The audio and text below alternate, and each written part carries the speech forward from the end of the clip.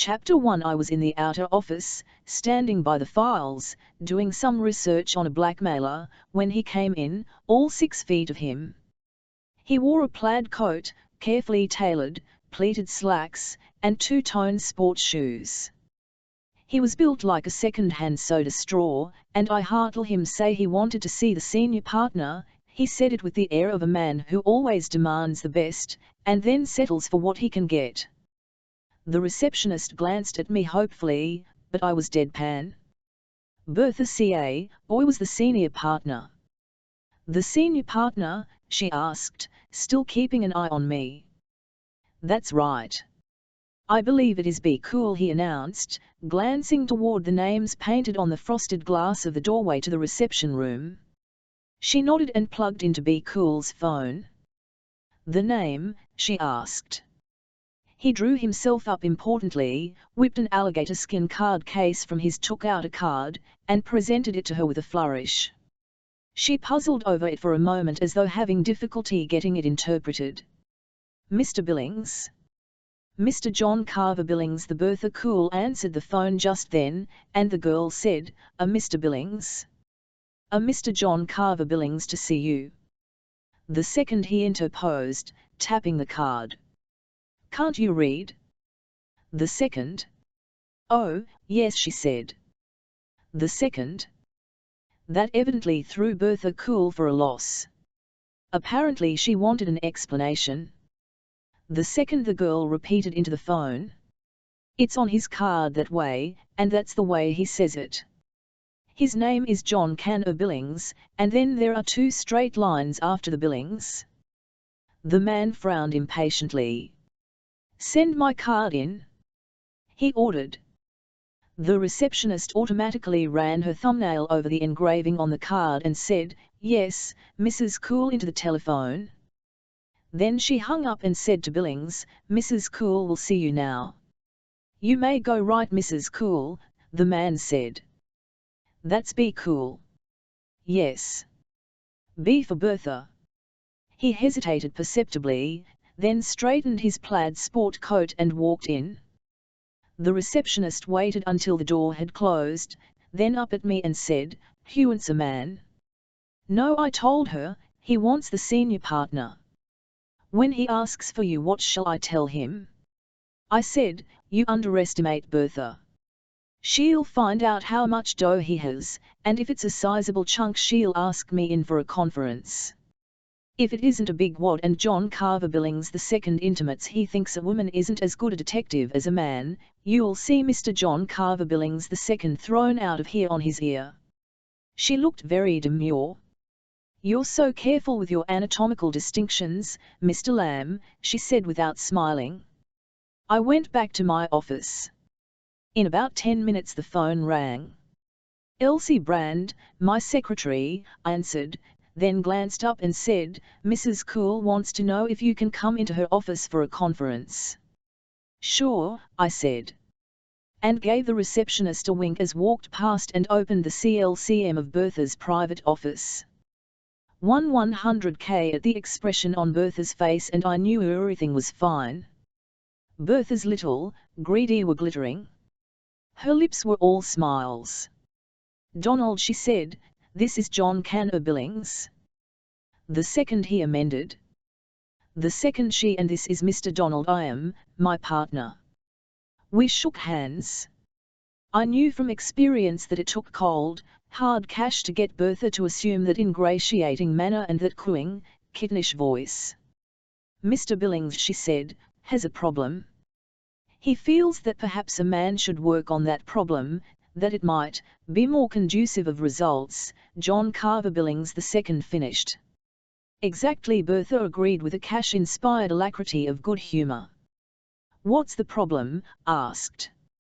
Bertha's chair squeaked as she moved her 165 pounds around so as to pick up the newspaper clipping on the far corner of her desk. She handed it to me without a word. I read, "Night Days column, Day and Night Blonde Beauty disappears. Friends fear foul play. Police skeptical. Maureen Auburn, the blonde beauty who was with Gabby Garvonza at the time he was shot, has mysteriously disappeared. Friends have asked police to make an investigation. The police, however, who feel that the young woman was considerably less than cooperative during their investigation into the shooting of the mobster, or inclined to feel that Miss Auburn, who kept her own counsel so successfully a few nights ago, is about business of her own. So far as police are concerned, her failure to pick up milk bottles from the doorstep / her swamped little bungalow in Laurel Canyon is a matter of official indifference. In fact, officers pointed out quite plainly that Miss Auburn resented having police stick their noses into her private life a few days ago, and the police intend to respect her desire for privacy whenever possible.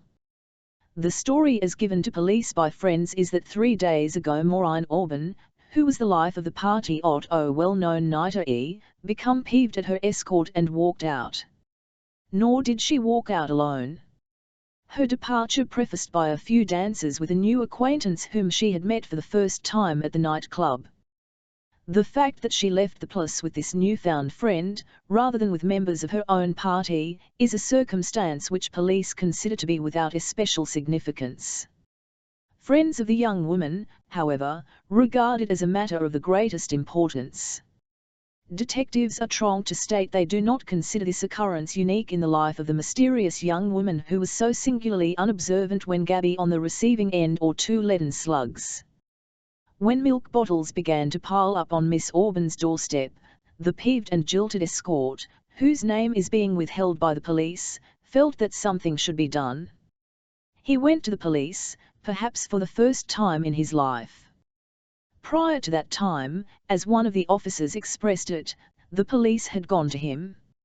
In the meantime, Garvanza, who has so far recovered that he has been definitely pronounced out of danger, continues to occupy a private room at a local hospital and, despite his convalescence, continues to employ 3 special nurses. After coming out of on anesthetic at the hospital following the operation which resulted in removing 2 bullets from his body, Gabby listened patiently to police inquiries, then, by way of helpful cooperation, said, "I reckon somebody who had it in for me must have taken a couple of shots at police." Consider this a masterly understatement of fact and point out that as an aid to investigative work it is somewhat less than a valuable contribution. There was a distinct feeling at headquarters that both Gabby Garganza and Miss Auburn could have been much more helpful. I dropped the clipping back on Bertha's desk and looked at John Carver Billings II. "Honestly," he said, "Elle never knew who she was." "You're the pickup?" I asked. He nodded. "And Maureen left the night with you?" "It wasn't a nightclub. This was late in the afternoon, a cocktail rendezvous, food and dancing. I said to Bertha, we might not want to handle this one." Bertha's greedy eyes flashed at me. Her jeweled hand surreptitiously strayed toward a cash drawer.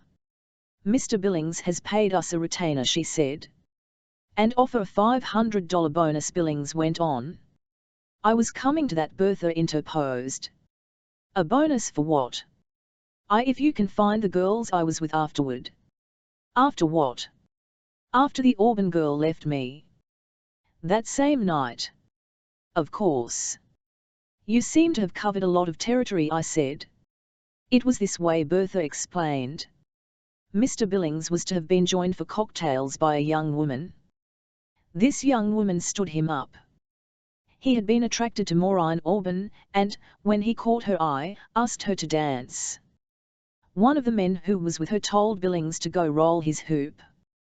Miss Auburn told the guy he didn't own her, and he said he knew that. He was watching the premises for the man who did. It looked like the party might get rough, so Billings, here, went back to his own table. A few minutes later Maureen Auburn came over to his table and said, "Well, you asked for a dance, didn't you?" So they danced, and, as our client says, they clicked. He was nervous because her escorts looked like tough mugs. He suggested she shake them and have dinner with him. She told him about another place she liked. They went there. As far as Billings knows, she's still powdering her nose. "What did you do?" one asked Billings. "I stuck around, feeling like a sap." Then I noticed two girls by themselves. I made a play for one of them and got the eye. We danced for a while. By that time I realized, of course, Maureen had stood me up. I wanted one of these girls to ditch the other one so we could go places. No dice. They were together and they were going to stay together. I moved over to their table, bought them a couple of drinks, danced with them, had dinner, paid the check, and took them to an auto court. What? I stayed all night. Where? In this motor court. With both of them. They were in beds. I was on a couch in the front room. Platonic. We'd all had quite a bit to drink. What? About 10:30 in the morning we had tomato juice. The girls cooked up a breakfast. They weren't feeling too good and I was feeling like hell. I got away from there, went to my own motel, took a shower, and went down to a massage and, well, from there on I can account for my time. Every minute of it. Every minute of it. Where was the motor court? Out on Sepulveda. Got shaved and Bertha said, "You see, Donald, these were a couple of San Francisco babes on an auto tour. Mr. Billings thinks they knew each other pretty well, that they may have been relatives, or may have been working together in an office somewhere. Apparently they'd planned an auto tour of the country on their vacation. They wanted to see a Hollywood night spot and see if they could get a glimpse of a movie star. When Mr. Billings offered to dance with them they were willing to play along, but they were playing the cards close to their chest and wouldn't let the party split up. Mr. Billings offered to drive them in his car, but they said they were going to drive their own car. He didn't want to say MGHT too soon." Billings looked at me and shrugged his shoulders. "One of these had gone for me, and I'd gone for her," he said. "Elle thought I might get rid of the chaperone if I tagged along. I didn't. I'd had a little more to drink than I thought. When we got out to the motor court I proposed a nightcap and, well, either they loaded it on me or I'd already had too much. The next thing I knew I was all alone, and then it was daylight and I had a beautiful hangover." "How were the girls the next morning?" "And cordial. Affectionate. Don't be silly. They weren't in the any more than I was. We'd all of us been seeing the town. And what do you want?" "I want to find those two girls." "Why?" "Because Bertha said, he's uneasy now that Maureen Auburn has disappeared." "Why beat about the bush?" Billings said. "She's Cabby's mole. She knows who pumped the lead into him. She didn't tell the police, but she knows. Suppose someone should think that she told me. Any particular reason why she should tell you?" I asked. Or he said hastily, "Suppose something's happened to her? Suppose the milk bottles keep on piling up on her porch. Did Maureen Auburn give you her name?" "No. She just told me I could call her Maury. It was when I saw her picture in the paper that knew what I'd been up against. The guys with her must have mobsters. Think of me barging up and asking for a dance. Do that sort of thing often?" I asked. "Certainly not. I'd been drinking, and I'd been stood up. And then you went out and picked up these two babes." "That's right, only they made it remarkably easy for me. They were on the prowl themselves, just a couple of yanes on a vacation looking for a little adventure." "What names did they give you?" I asked. "Just their first names, Sylvia and Millie." "Who was the one that you fell for?" "Sylvia, the little brunette." "What did the other one look like?" "A redhead who had a possessive complex as far as Sylvia was concerned. She knew all the answers and didn't want me asking questions. She built a barbed wire fence around Sylvia and kept her inside of it. She may have loaded my drink with something besides liquor. I don't know. Anyway, she produced the bottle for a nightcap and I went out like a light."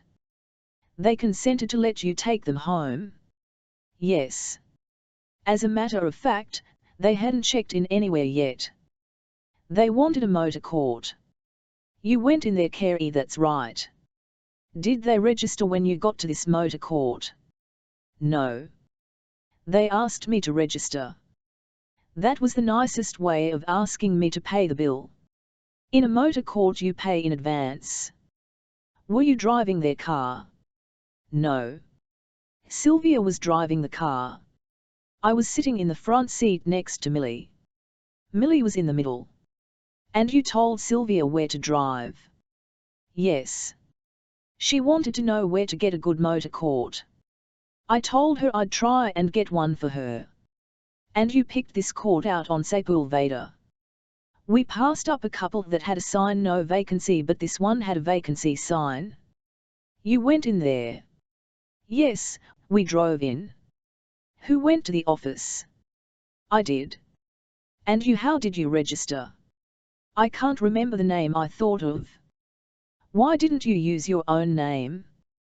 He looked at me and said, you're a hell of a, would you have used your name under the circumstances? When it came to putting down the make and license number of the automobile, what did you do?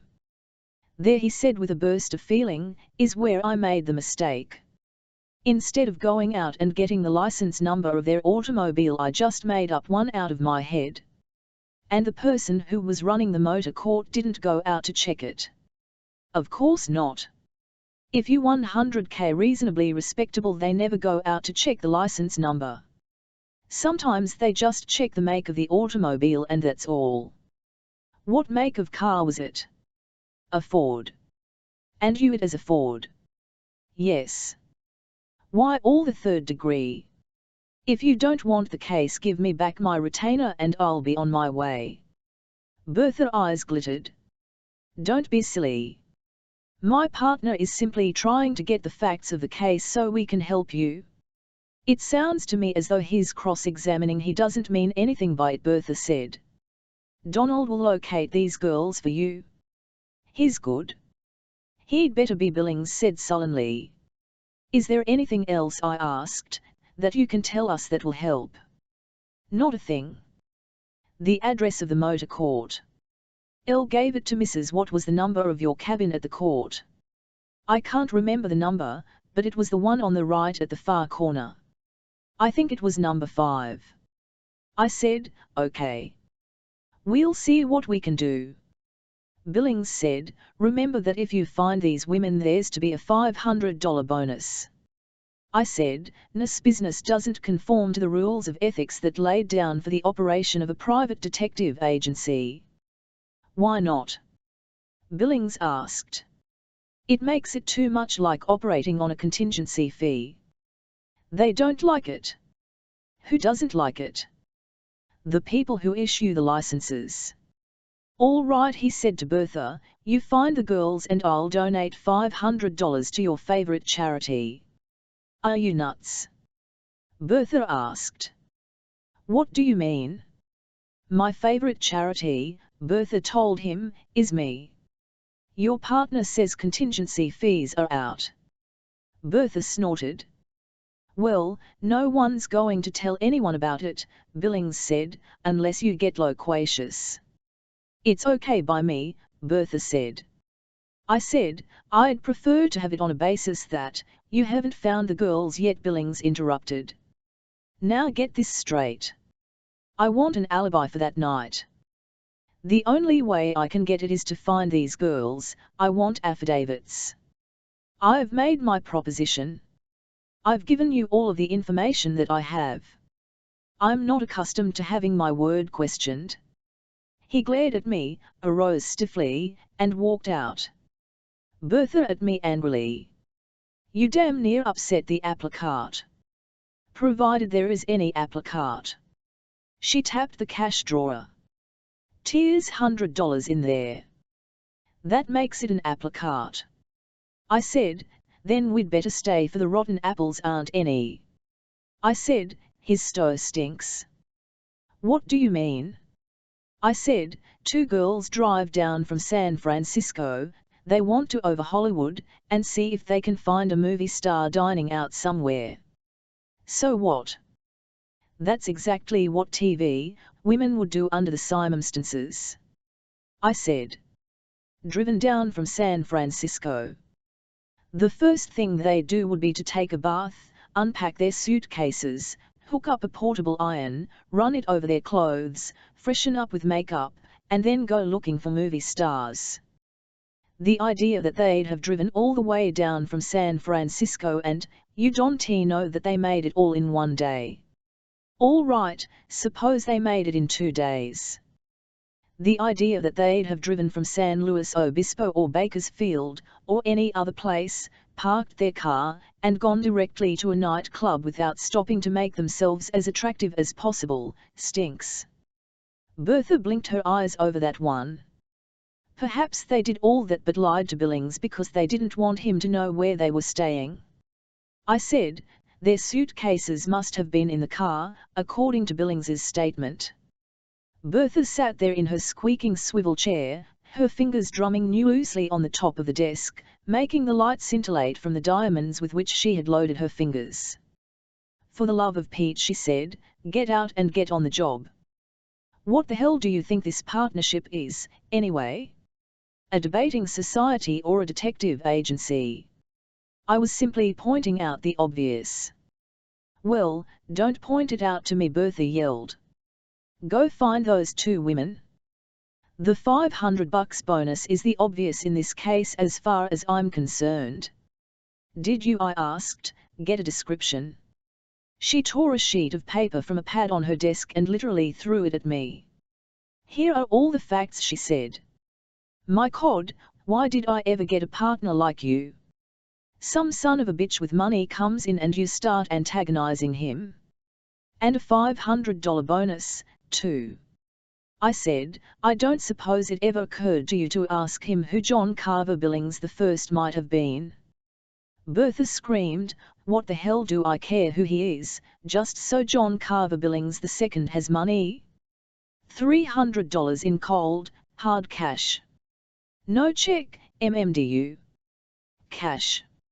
I moved over to the picked out who's who and started running through the Bertha narrowed blazing eyes at me for a moment, then moved to look over my shoulder. I could feel her hot, angry breath on my neck. There was no John Carver Billings. I reached for VVH0S who in California. Bertha beat me to it, jerked the book out of the bookcase, and said, suppose I do the brain work for a while and you get out and case that motor court. Okay, I told her, starting for the door, only don't strain the to a point of irreparable damage. I thought for a moment she was going to throw the She Didn't. Chapter 2 Elsie Brand, my secretary, up from her typing. A new case.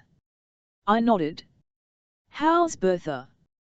Her same old irascible, greedy, profane self.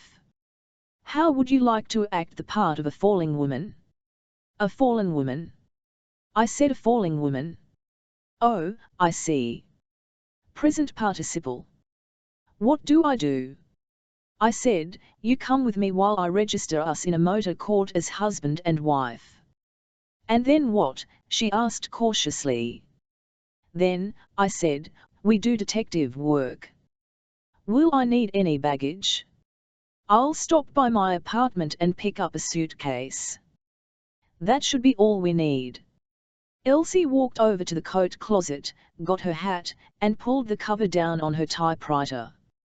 As we left the affix, I said, you might be looking this over, and handed her the description of the 2 women which Bertha Cool had scrawled on the paper in her heavy-fisted writing. Elsie studied the slip of paper on the way down in the elevator and said, evidently the man fell for Sylvia and hated Millie. How did you know? Why, good Lord. Listen, she said. A Sylvia, attractive brunette with dark, lustrous eyes, sympathetic, intelligent, beautiful, 5 feet 2, weight 112, swell figure, around 23 or 24, fine dancer. Millie, red-headed, blue-eyed, snippy, smart, maybe 25 or 26, average height, fair figure. I grinned. Well, we'll now try to find out how much information those women left behind in a motor court that's been occupied 3 times since they were there. Suppose the people who run it can tell us anything. That's why I want you along, I said. I want to find out whether it's a careful motor court or whether it isn't. Thanks for the compliment. Don't mention it, I told her. I picked up the agency Heap at the parking lot. We stopped at my apartment. Elsie sat in the car while I went up and threw a few things into a suitcase. As an afterthought, I brought an overcoat along. There was a leather bag for cameras that could have been used by a woman, and I stuck that under my arm. Elsie the over curiously. Evidently, she said, "We're traveling light." I nodded. We went out Sepulveda and I drove along slowly, studying the motor courts. At this hour they all had signs in front announcing vacancies. "That's the one we want," I said to Elsie. "The one over there on the right." We turned in. The doors were wide open on most of the units. A Negro maid was hauling out linen. A rather attractive girl wearing a cap and apron was also working around the place. It took 5 minutes to locate the manager. She was a big woman about Bertha's build, except that where Bertha was as hard as a roll of barbed wire, this woman was soft, all except her eyes. They were Bertha's eyes. "How about accommodations?" asked. She looked past me to where Elsie was sitting in the car sighing to Virtuous. "For how long?" "All day and all night." She showed surprise. "My wife and I explained, have been driving all night. We want a rest and then we want to look around the city and pull out early tomorrow morning. I have a nice single at $5. How about cabin number 5 over there in the corner?" "That's a double." "You wouldn't want that." "How much is it?" $11. "I'll take it." "No, you won't." I raised my eyebrows. She said, "I don't think you'll take anything." "Why not?" She said, "Listen, I'm running a high-class place. If you know this girl well enough to go into a single cabin as man and wife and you have the money to pay for it, that's okay by me. If you're selling her on the idea that you're getting a double cabin, I know what thought means." I said, "Won't be any noise, there won't be any rough stuff. You can have $20 for number 5. Is it a deal?" She looked Elsie over. "Who is she?" she asked. I said, "She's my secretary. I'm not going to make any passes. If I did, I wouldn't get off. We're traveling on a business trip and okay," she said. $20. I handed her the 20, got the key to the cabin, and drove the car into the garage. We unlocked the door and walked in. It was a double cabin, with a little sitting room and 2 bedrooms, each with a shower and toilet. "You going to get any information out of her?" Elsie asked. "I don't think so," I said. "If she knew anything she wouldn't tell. She isn't the type that gabs, and she doesn't want to have attention focused on the motor court." "It's a nice place," Elsie said, walking around and looking it over. "Clean as a pin and the furniture's nice." "Uh-huh," I said. "Now let's get busy and try and find something that will give us an idea as to the identity of 2 women who had this cabin 3 nights ago." "Did I hear you say $20? She asked. "That's right. She didn't want to rent it at the regular price. Bertha will certainly scream over that when she sees it on the expense account." I nodded, looking around the place. "Isn't this something of a wild goose chase?" she asked. "It's all a wild goose chase," I told her. "Let's start, we might even find the golden egg." We prowled the place and found nothing except a maple of bobby pins. Then when I pulled a bureau drawer all the way out, I found a piece of paper that had slipped into a crack in the back of the drawer. "What's that?" Elsie asked. I said, "That seems to be the gummed label that has slipped off a prescription box. It's a San Francisco prescription made to Miss Sylvia Tucker. It says, 'Take 1 capsule for sleeplessness. Do not repeat within 4 hours,' and it's a prescription that can't be refilled." "With the name of a San Francisco drugstore on it," Elsie said. And I pointed out a number and the name of a doctor. And Sylvia from San Francisco is one of the women we want. That's right. How fortunate, Elsie said. How very, very, very fortunate. She looked at me. What do you mean by that? I observed. I mean that it's very, very fortunate. Well, what about it? The girl was here. She gave John Billings a little shot of sleepy by medicine. When she did, the label came off the box with the prescription number on it. I said, Sylvia was the girl he liked. It was the other one who gave him the bye-bye. What he thinks. John Carver Billings II may not be such a knockout as he thinks he is. Anyway, the other gal could have a capsule from Sylvia without her knowing it. I stood there, studying the label. What do we do now? Elsie asked. Now, I said, we go back to the office. Then I take a plane to San Francisco. This was a short honeymoon, she told me. Are you going to tell the manager she can have the apartment? No. We'll keep her guessing, I said. Come on, let's go. I saw the puzzled eyes of the woman who managed the place at us as we drove out. Back in the office, I put through a phone call for a correspondent in San Francisco who checked with the DMG store and had the information for me within an hour and 20 minutes. Sylvia Tucker lived in the Truckee Apartments out on Post Street. The apartment number was 608, and the prescription had been for sodium amytal. She was employed as a manicurist in a barber shop on Post Street. Elsie got me a plane reservation and I stopped M2D in to tell Bertha I was headed for San Francisco. How are you doing, Donald, lover? She asked with her best cooing manner. As well as was well. What the hell does that mean? Are we going to get that $500 bonus? Probably. Well, don't go running up a lot of expenses. He's paying them, isn't he? Sure. But if it's going to be a long drawn-out job, it isn't going to be too long drawn out. Don't solve it too fast, Donald. That's why he offered the bonus. He didn't want us stalling in order to get more per diems. Who the hell said anything about stalling? You didn't. She glared at me. Did you look up John Carver Billings I? Now that was a swell idea of yours, Donald, dear, she said. I have to hand it to you for that one. It gives us background. Who is he? Some banking buzzard from San Francisco. President of half a dozen companies, 52 years old, a rich, eligible widower, commodore of a yachting club, lousy with dough. Does that mean anything to you? It means a lot to me, I told her. It means the sun came by it honestly. The money? She asked complacently. Sport coat, I told her. Bertha's face darkened, then she laughed. You have to have your smart crack, don't you, Donald?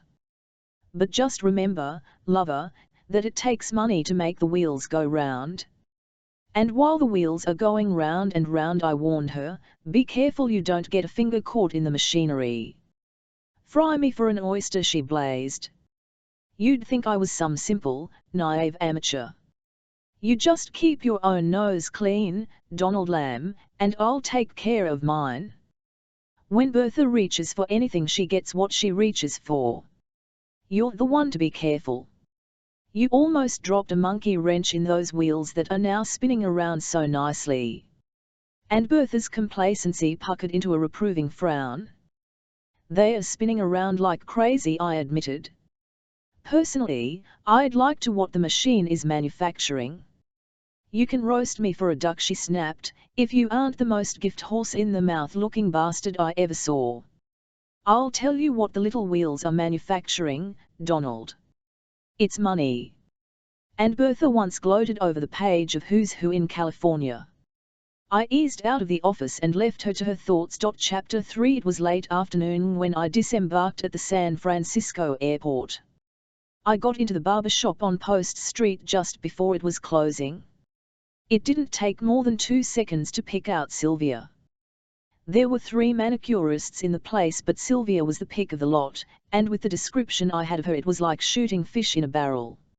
She was busy when I walked in, but when I asked her if she'd have time for one more before closing, she looked at the clock, nodded, and started making her fingers really fly over the nails of a big lug who glared at me resentfully.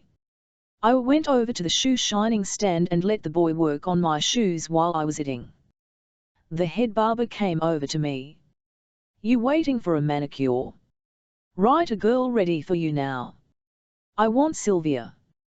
This other girl's just as, in fact a little better than Sylvia." "Thanks, I'll wait." He went back to his chair. "Sounds a little unfriendly to Sylvia," I told the boot black. He grinned, glanced cautiously over his shoulder, said, "She's sure in the doghouse." "What's the matter?" "They don't pay me to gossip." "Perhaps they don't, but I will." He thought that over, bent low over my said guardedly, "He's jealous. He's been making a big play for her. Tuesday she phoned she had a headache and couldn't work, then she never showed up again until this morning. He thinks she was out with a boyfriend. Don't think she's going to be here long." I slid $2 down to him. "Thanks," I said. "I was just curious, that's all." The man Sylvia had been working on got up and put on his coat. Sylvia nodded to me. The boy finished my shoes, and I went over to Sylvia's table. The head barber kept his face averted. With one hand in the bowl of warm, soapy water, I sat relaxing, letting Sylvia's soft, competent fingers hold my other hand while she started tiling my nails. "Been here long?" I asked after a while. "About a year." "Set any vacations on this job?"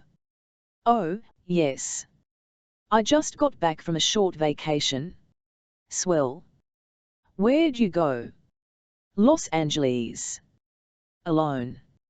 "Fresh. I was just asking. I had a girlfriend with me. We had always wanted to take a 100K through Hollywood and see if we could see some of the movie stars in one of the nightclubs." "Did you?" "What you?"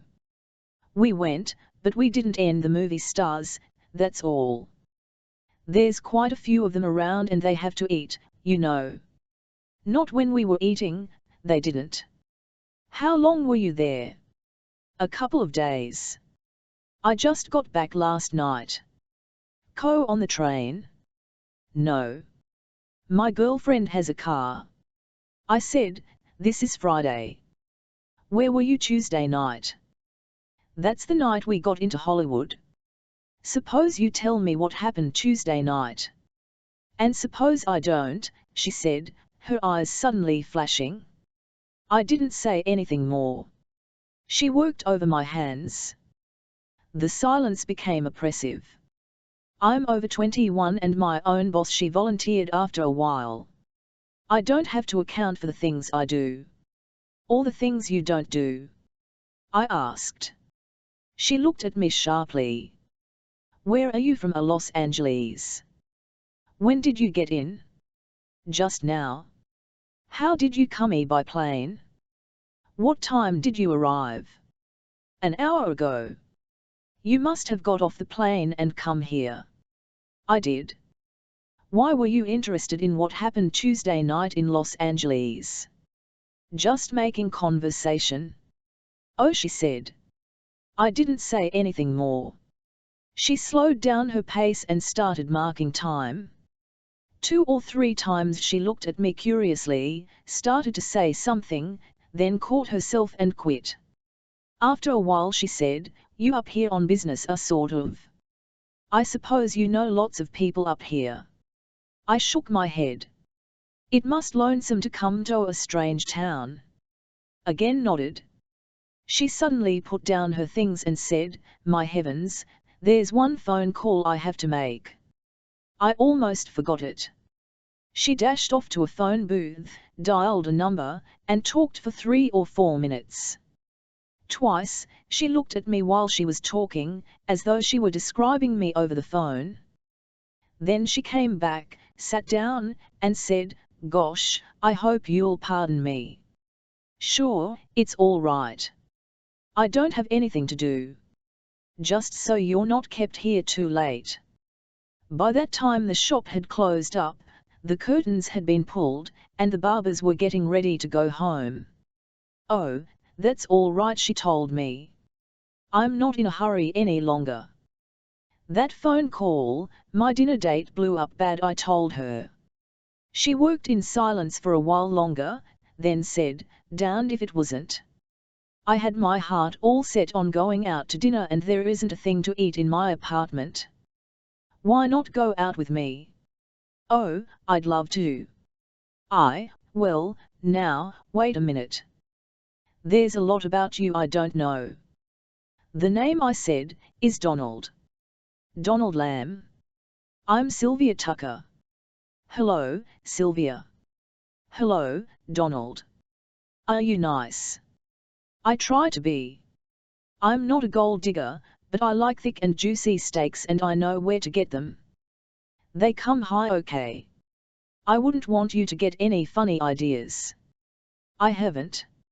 After all, you know, this is, well, you must think it's an easy pick-up." "Elle hadn't thought of it as being a pick-up," I said. "I have to eat somewhere, you have to eat somewhere. Why be lonely, a nice way of looking at it. I think you're a square shooter." "I try to be." She said, "Ordinarily I don't pick up. I just have a few friends, but, well, I don't know, you're different, somehow. You don't seem to be on the make the way most of them. Is that a compliment?" "Oh, I didn't mean it that way." "You're not, oh, you know what I meant." She laughed. "I'll bet you have a terrific line, but, well, what I meant was that you weren't like so many of them. You don't take it for granted that a girl will date just because she happens to be working at a job of this kind." I didn't say anything. She worked in silence for a while, then said, "The last pick-up. I certainly had one funny experience on AHA," she said brightly. "My girlfriend was with me and the fellow was certainly amorous. I had some sleeping medicine the doctor had given me, and without my knowing anything about it she slipped one of the capsules in his drink. He went out like a light." "Why did your girlfriend do that? Didn't she like the guy? Or did she feel that your virtue had to be protected at all hazards?" "Not at all. She's a funny girl, a cute little redhead. And I don't know, perhaps she was a little peeved this fellow wasn't falling for her. You never can tell about women. He was a nice boy, too." "What happened?" "Oh, nothing. I said, "Aha," and kept quiet. She finished with my hands, doing a lot of thinking. "I'll have to run up to my apartment," she said. "Okay. You want me to come along or shall I pick you up there later?" Why don't you come on up?" "Why, promise you won't give me any sleeping pills." "I'll promise." She laughed. "Millie won't be there. She's the one that did the dirty work." Must have been quite a joke. It was. I was half mad at the time because liked this boy, but honestly, Donald, it certainly was funny. He was very much the man about town and the daddy of the party. He was just beginning to get really interested in me when this drink took effect. Then he started to make me a decision in a sleepy sort of a way and went bye-bye right in the middle of it.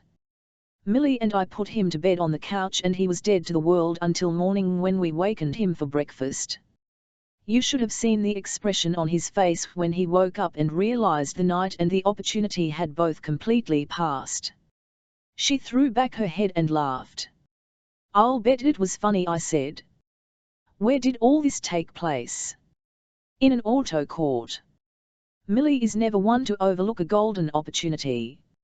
She asked this fellow about where the good auto courts were, so of course he volunteered to take us out and show us, and that meant he registered, and that meant he paid the money. Well, at least he got a good night's sleep for his investment, I commented. That made her laugh again. "Come on, Donald. I'll take you up to my apartment and buy you a drink. Then we'll go out. Do we walk or take a cab? It's about 6 blocks, she said. We take a cab, I told her. We walked out to the curb. While we were waiting for a cab, I asked casually, where was this court? Out on Sepulveda. When was all this? Why, let's see, why, Donald, that was Tuesday night. Are you sure? Why, of course. Why, what difference would it make? Oh, I don't know. Was just wondering about your vacation. Well, that's the way it was. A taxi pulled into the curb. Sylvia gave him the address and we settled back in the cushions. At that time of night, running 6 blocks involved a lot of stopping and starting. The 3 of you in the one cabin?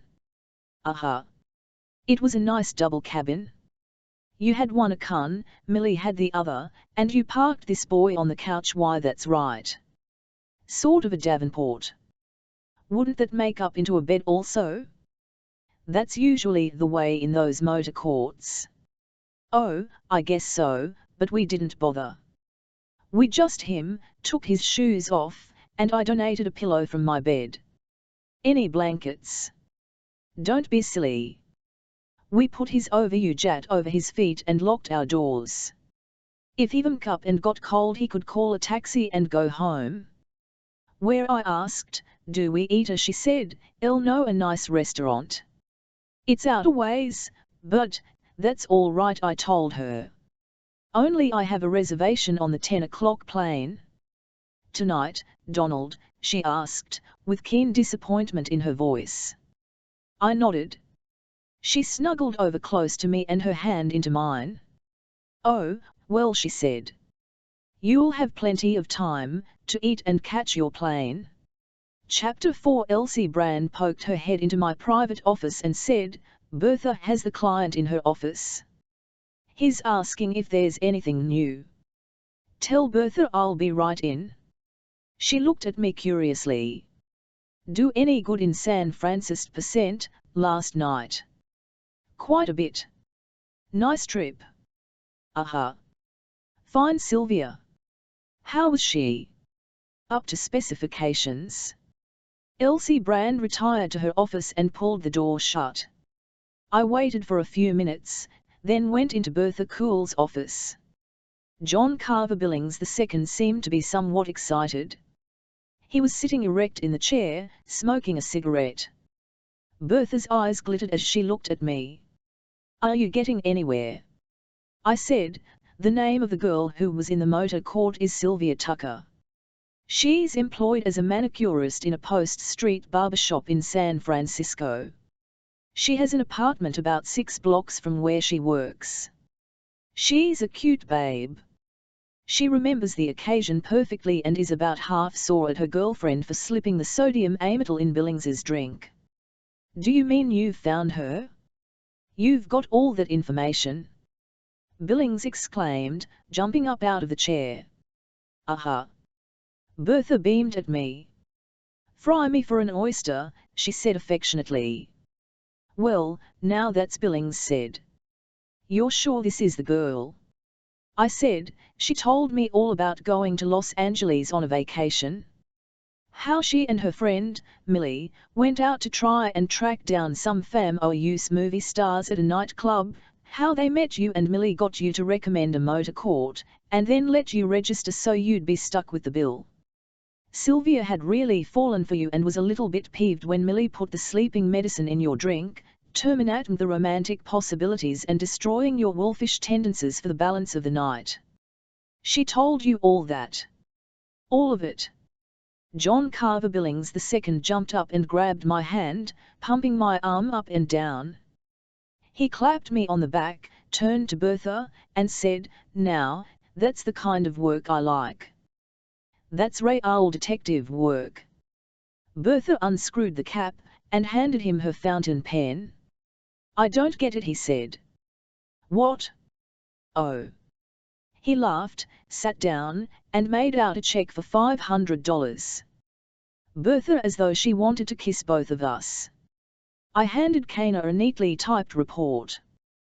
This tells how we found Sylvia Tucker, I said, what her story is, where she works, and her home address. It also has the story she told me about what happened last Tuesday evening.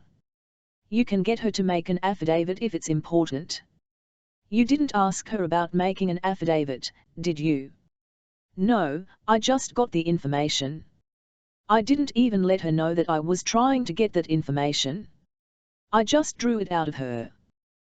That's swell. I'm glad you didn't tell her it was important. We figure our job is to get information, not to give it. Capital, he exclaimed. Lamb, you're all right. That's fine. He folded the report, put it in the pocket of his sport coat, shook hands once more all around, and walked out. Bertha beamed at me. You're crazy as a loon, she said. And sometimes I could kill you, but you sure as hell do bring home the bacon. Aha. That was fast work, Donald, lover. How did you do it? I said, I followed the paper trail. What do you mean? The paper trail. I followed the clues that had very carefully left for me to follow.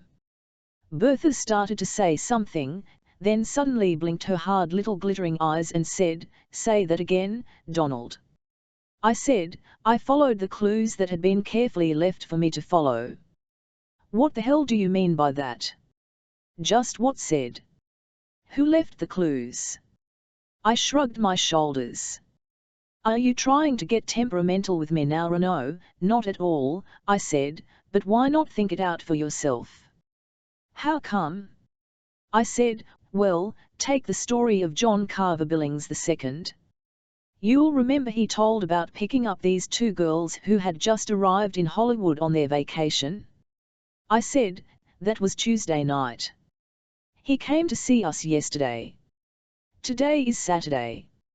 Well, I found a label off a prescription box in the drawer in the motor court. I went to San Francisco and called on the girl. She said she'd just got back the night before and had gone to work yesterday morning. Well, what's wrong with that? I said, according to her story they left San Francisco Monday evening at 5 o'clock. They drove as far as Salinas, stayed there that night, then drove down to Hollywood the next day.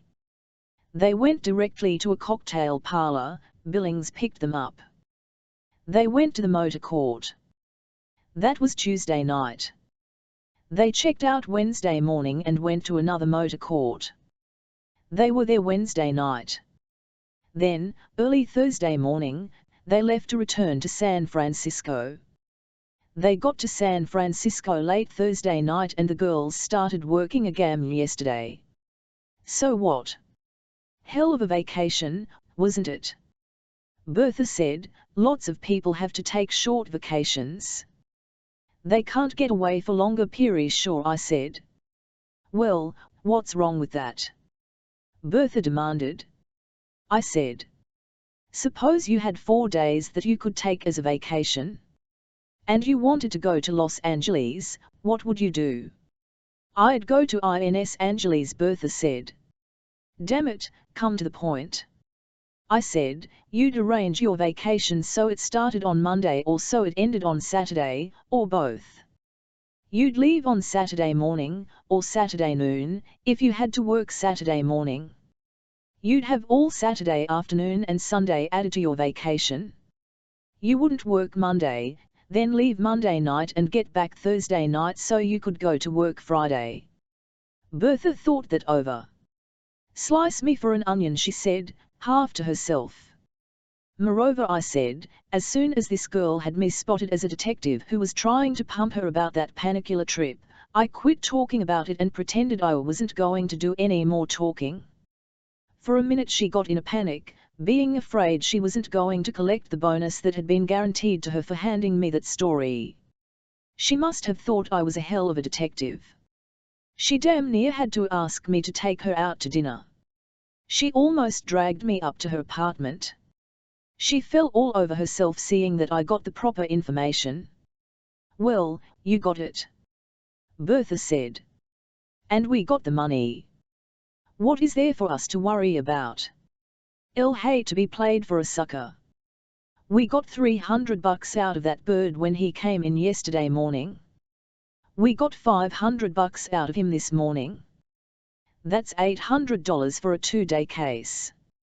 And if they want to play Big Bertha for a sucker to the tune of $400 a day, they can move right in. Bertha banged her jeweled hand down on the desk by way of emphasis. Okay by me, I told her, got up and started for the CLCM. Say, Bertha said, as I had my hand on the knob, do you suppose that whole damned alibi is faked, Donald? I shrugged my shoulders. You've got the money.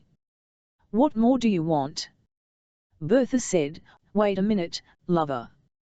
This may not be so, I said. What's wrong about it? Why, if there's anything phony about it, that bastard paid out $800 just for the privilege of having us fronting for an alibi that could be phony as hell. Well, I told her, you said you didn't mind being played for a sucker at $400 a day. You'd better put $200 into a sinking fund. What for? To buy a bail bond with, said, and went out. Chapter 5. I turned my car into the driveway on the Sepulveda Motor Court. The manager looked up as I entered the office. Her eyes became angry. What kind of a shenanigan were you trying to work on me? Nothing, I said. She said, you rent a double cottage and are in there for about 15 minutes. If it was going to be something like that, why didn't you have the decency to at least tell me when you were pulling out so I could have rented the apartment last night? Elle didn't want you to rent it. I paid you enough for it, didn't Elle? That's neither here nor there. If you weren't going to use it, I said, let's quit beating around the bush and suppose you tell me what you know about the people who were in there Tuesday night. Suppose I don't? I don't discuss my guests. It might save you some unpleasant publicity. She looked up at me and then said, thoughtfully, so that's what it is. It's a wonder I didn't realize it before. That's what it is. What do you want? I want to see the registration for Tuesday night, and I want to talk with you. Is this the law? I shook my head. She started drawing a red, lacquered fingernail across a sheet of letter paper on the desk, then carefully studying the indentation marks the nail had made. Apparently that was the most absorbing thing to do that she had found all day. I stood there and abruptly, she looked up. Private. I nodded. What you after? I want to know who stayed there Tuesday. Why? I smiled at her. She said, I don't give out information like that. Running an auto court is a business in itself. Sure it is. I'd have to know why you wanted to know. I said, my business is confidential, too. Yes, suppose so. She went back to tracing patterns with the point of her fingernail over the paper. Abruptly she asked, could you keep me out of it? I said, you live here. We live here. I wouldn't come out to see you this way if I was going to give you a double cross. I'd get the information some other way. How? Having a friendly newspaper reporter or police officer come out. She said, I wouldn't like that. I didn't think you would. She opened a drawer in the desk, reached in, and after a moment's search pulled out a card. It was a card. It showed that the cabin had been rented Tuesday night to Ferguson L. Hoy and Party, 551 Prince Street, Oakland, and the rental had been $13. I took a small copying camera from my briefcase, set it up on a tripod, turned on an electric light so there would be good illumination, and took a couple of pictures. That all? She asked. I shook my head. Now I want to know something about Mr. Hoy. She said, Elle can't help you much there. He was just another man, as far as I'm concerned. Young. I wouldn't remember him to Come to think of it, it was one of the women with him who came in. She got a registration card and took it out to him. He was in the car. He signed it and sent back the $13 in exact change. How many people in the party? 4, 2 couples. You didn't this man well enough to remember him if you saw him again. That's hard to say. I don't think so. I said, I was out here yesterday about 11. She nodded. I said, someone had been in that cabin shortly before I arrived there. She shook her head. That cabin had all been cleaned up and someone had in there shortly before I arrived, I interrupted. I don't think so. Someone who was smoking a cigarette, I said. She shook her head. Do the maids smoke? I said, there were cigarette ashes on the top of the dresser, just a few that had spilled there. I don't think, well, I don't know. The maids are supposed to wipe off the tops of the dressers when they clean up. I think this had been Will M2D. The cabin was slick as a pin. I took my billfold from my pocket and held it so she could see it. Let's get one of the maids, I said. The manager stepped to the door of the office. They are down there at the far end. I don't want to go away where I can't hear the telephone. If you want to go down to the far end, you might ask one of them to step in here. I'd like to have you question her in front of me. We can take them one at a time. Okay by me, I told her. I walked out. She started to move, even was out of the door. The colored maid was a good-looking, intelligent young woman who seemed to have a good deal of savvy. The manager wants to see you, I told her. She gave me a searching ICHK and said, what's the matter? Is something missing? She didn't tell me. Just that she wanted to see you. You aren't accusing me of anything? I shook my head. You were here yesterday in number 5. That's right, I told her. And there's no complaint, but the manager would like to talk to you for a minute. I turned and started to the manager's office, and after a moment the girl followed me. Florence, the manager said, when she entered the icon, was anyone in the cab before this man was in there yesterday? Number 5. No, You're sure? Yes, I sat over on a corner of the desk and let one hand move over as though searching for something I could hold on to as a brace. The telephone was there. I let my fingers close around the receiver. It was still warm. The manager had telephoned someone while I'd been down at the far end of the court. I said to the maid, wait a minute, I don't mean someone who stayed there. I mean someone who came in just for a minute, probably someone who said he'd forgotten something, and oh, she said, that was the gentleman who stayed there Wednesday night. He'd forgotten something. He wouldn't tell me what it was. Just said to let him in and he did it. Told him didn't think there was anything in there, but he handed me $5 and, Lord, I hope I didn't do anything wrong. That's all right, I told her. Now, I want you to describe him. Was he a tall drink of water, about 25 or 26, wearing a sport coat and slacks? He, Lord. No, she interrupted. This gentleman was wearing a leather coat and a cap with lots of gold braid. Military, I like the swells on yachts, she said. But he sure was tall and string bean-like. He gave you $5, why that's right. I gave her $5 and said, there's the mate to it. How long was he in there? He wasn't in there more than long enough to just turn around and come back.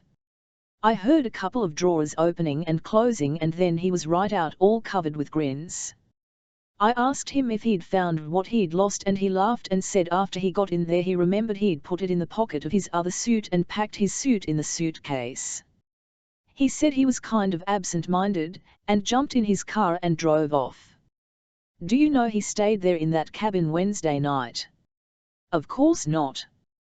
Go off VMRK at 4:30 in the but he said he'd stayed there Wednesday. The manager looked at me. Anything, I turned to the maid. You'd know this man if you saw him again, or I'll tell the world I'd know him, just like I'd know you. $5 tips don't grow on bushes on this job. I went back to the agency Heap, drove to the nearest pay station, telephoned Elsie Brand, and said, "Elsie, I won't be around for the weekend. I'm going to be in San Francisco. Tell Bertha, in case she wants to know, that whatever we're working on is going to be in San Francisco," she asked. I said, "Because a 6-foot string bean with a yachtsman's cap has been down here in our Huntington cottage." "Some Huntington," she retorted. "Give Sylvia my love." Chapter 6 Millicent Rhodes was engraved on a strip of cardboard which had been neatly cut from a visiting card and inserted in the holder opposite the push button on Millie's apartment out on Guion Street. I pressed the bell button. Nothing happened. I pressed it again for a long ring, then 3 short rings. The made noise. "A girl's," I said protestingly. "Go away." "I have to see you," I said. "And it isn't morning.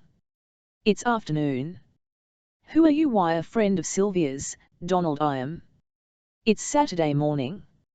She didn't give assent specifically, but after a second or two the electric buzzer on the door signified that she had pushed the button which unlatched the door for me. Millicent had apartment 342.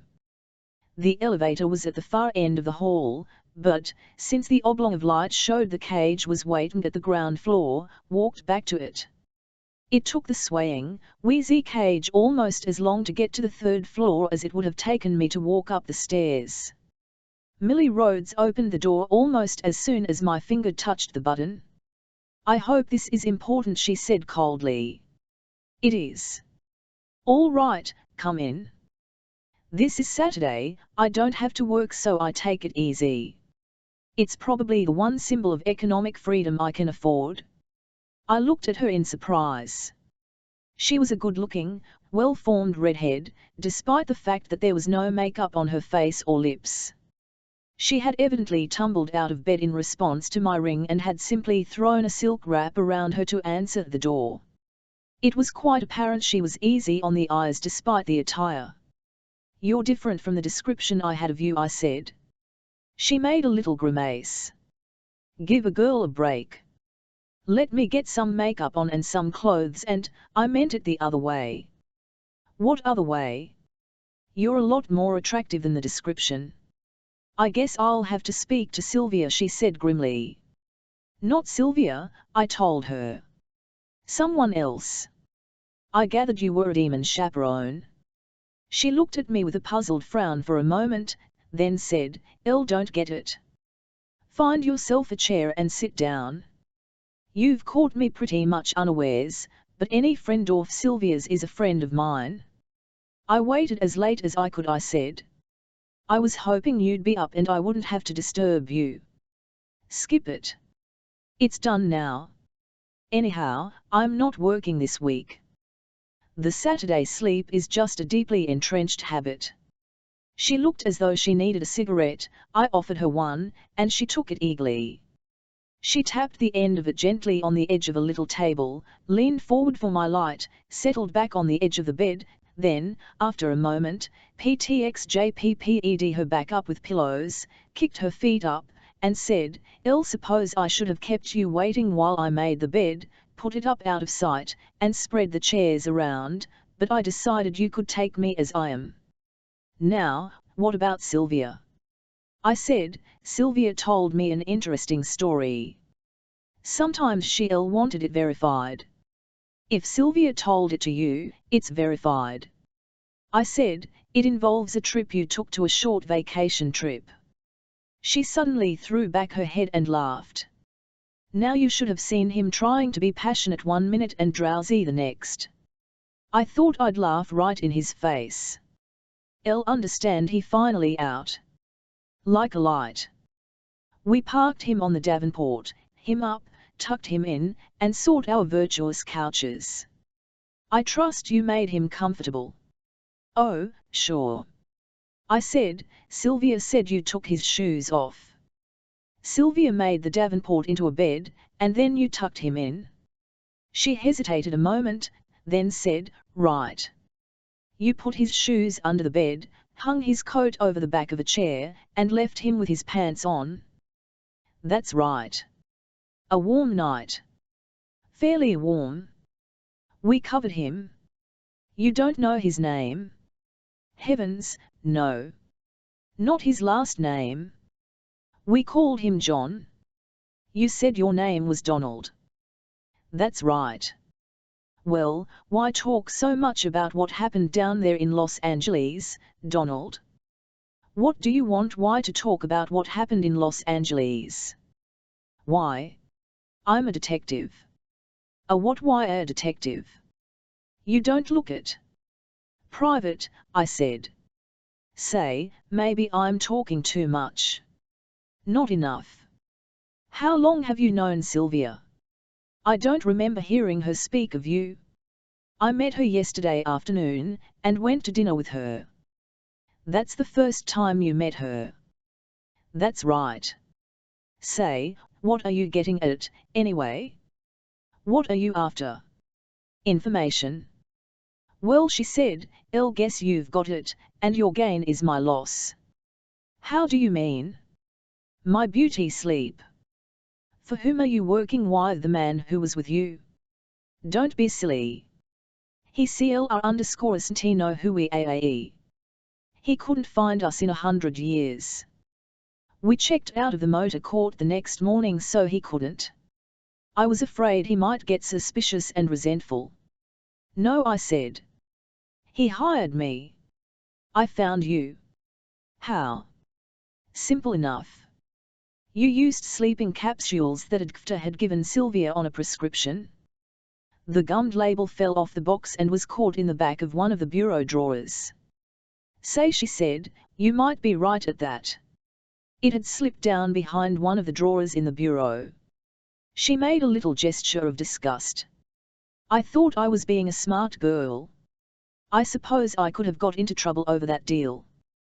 What's this guy going to think? Does he know he was drugged? I nodded. He figured you'd pulled a fast one on him. Before the label was found or afterward? Before. He wasn't such a bad sort, only he was a little too obvious and impulsive. I guess he has money. That's probably half the trouble with him. He feels that just because he buys a girl a good dinner and a few drinks he has the right to move right in and share her life. I didn't say anything. Who is he, Donald? I said, suppose you tell me what you know about him. Any reason why I should? No. Any reason why you shouldn't? She hesitated a moment, looking at me from under long lashes, and said, you seem to cut your cake in big pieces. Why do things halfway? Asked. She laughed. I guess you don't have to. I remained silent. She said, Sylvia and I were on the prowl. Sylvia is more impulsive than I am. This fellow was on the make. We needed an escort and we needed someone to pay the check. Don't, Millie, I said. Don't what? Don't go on with that line. I thought you wanted to know.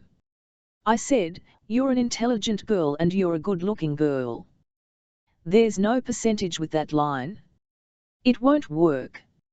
How much is Billings paying you? What do you mean?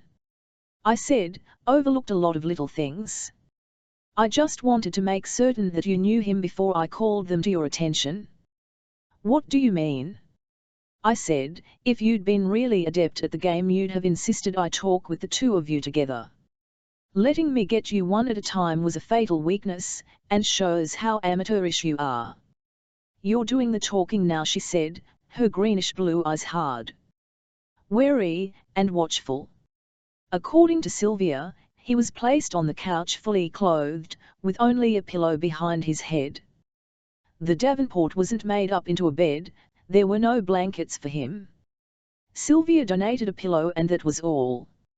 She hesitated a moment, then said, give me another cigarette, Donald. I gave her one.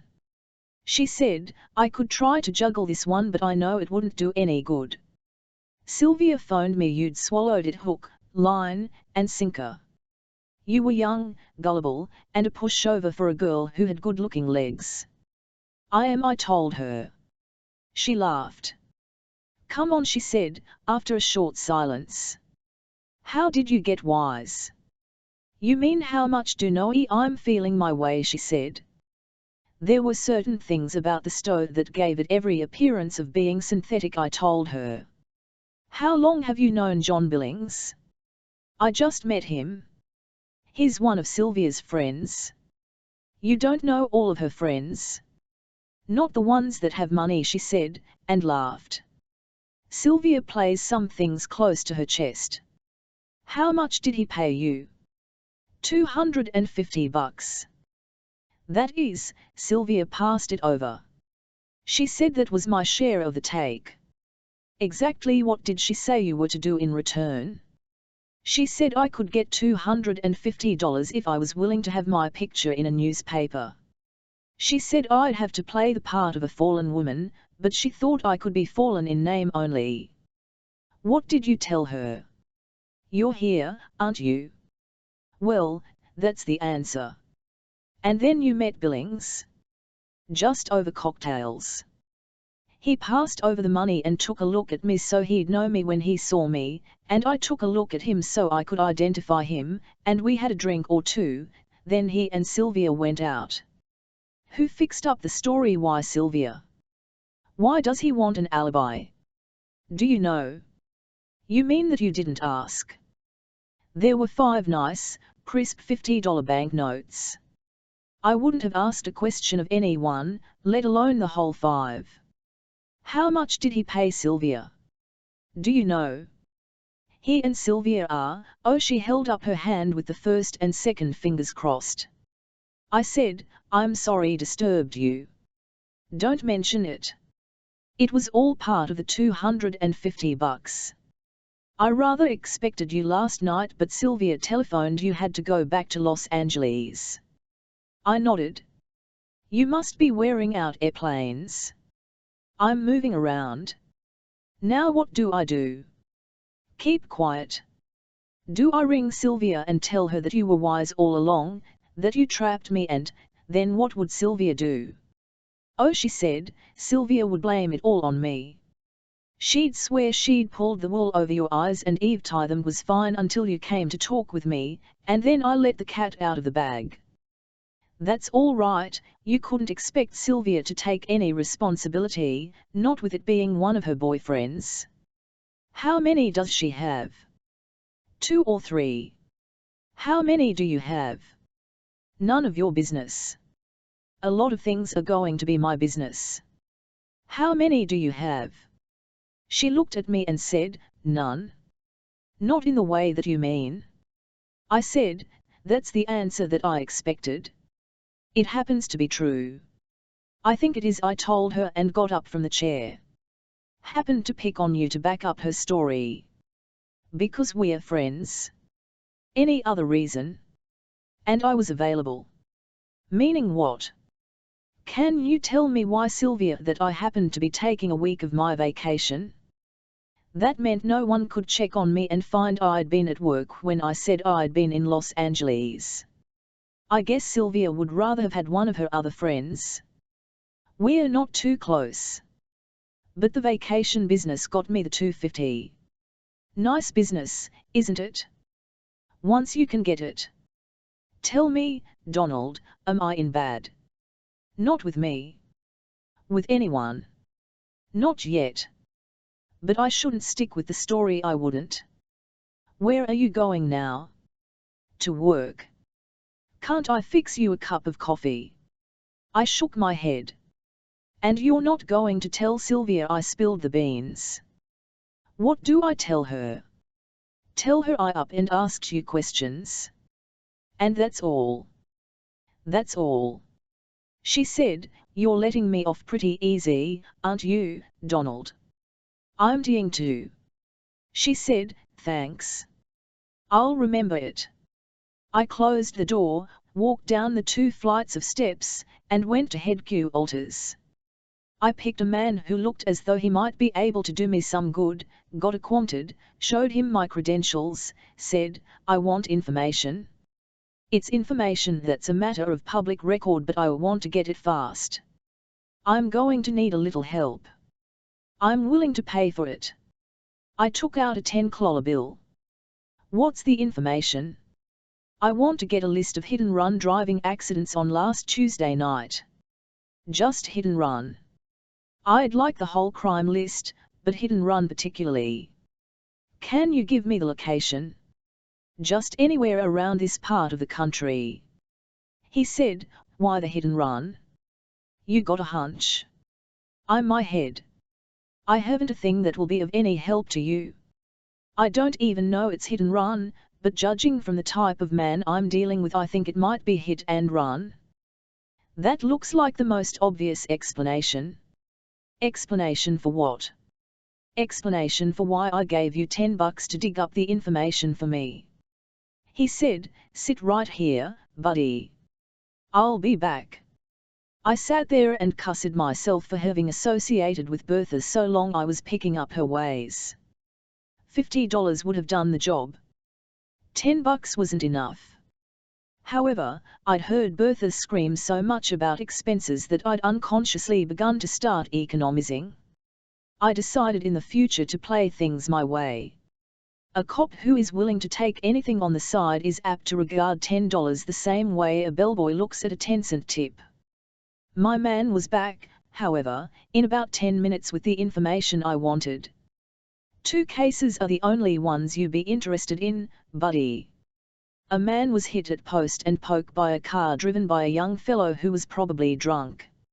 A Jane was sitting next to the driver and, according to spectators, had amalgamated herself pretty thoroughly with him. She was crawling all over him. He was driving pretty fast. He hit this pedestrian, broke a hip, an ankle, and a shoulder, knocked the guy over to the curb, slowed for a stop, then evidently remembered how many drinks he'd had and went away from there fast. He got a break. No one seems to have taken his license number. It happened pretty fast, you know. A car bemmed him, halfway down the block, saw the whole thing and took after the hit and run. He had good ideas, but his execution wasn't so hot. Another car was just pulling out from the curb. They tangled. There was a smashing of fenders and cracking of glass. The road was blocked, no other cars could get through. Any physical clues? I asked. Elle told you the guy was lucky. The second accident took place right close to where the pedestrian had been hit. We've got quite a few assorted pieces of glass and some bits from a broken grill. So far, the assorted junk all came from one or the other of the cars that were in the collision. The car that hit the pedestrian doesn't seem to have shed anything. If it did, it was mixed up with other stuff. I nodded. What was the other case? The other case I don't think you're going to be interested in. A man was driving a car and was pretty drunk. He's out on bail. I got up and said, well, I guess that does it. He grinned at me and said, hell it does. What do you mean by that?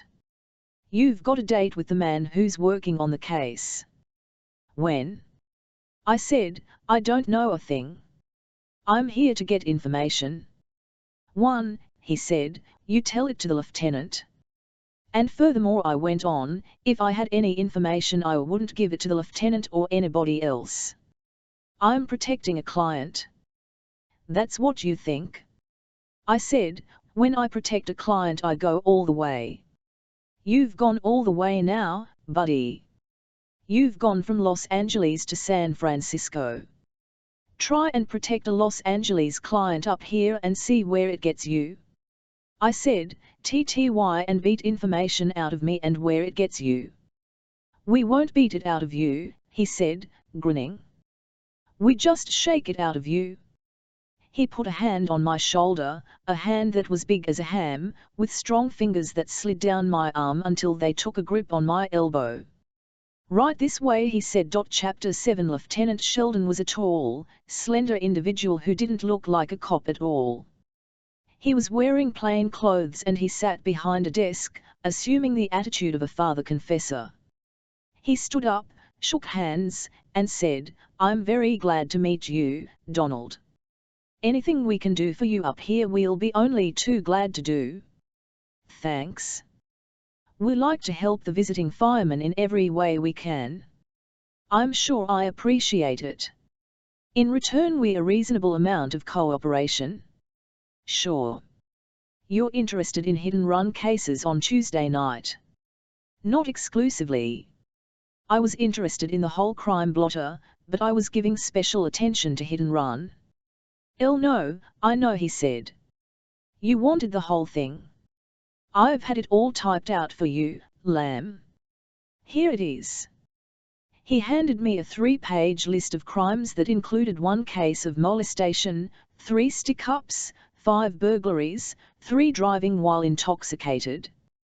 The list went on with solicitation, prostitution, gambling, and a charge of obtaining money under false pretenses. I didn't get to read it all. Lieutenant Sheldon started talking. Fold it and put it in your pocket, lamb. You'll have an opportunity to study it at your leisure. What do you know about the hit-and-run? Nothing. You have a client, perhaps, who has an automobile that's been smashed up a little. You're a shrewd operator. You want to know just what you're getting into before you represent him, don't you? You should. It'll mean I don't have a client who has a broken-up automobile. Tut tut, Lieutenant Sheldon said. Let's not spar around with each other, Donald. I'm not sparring.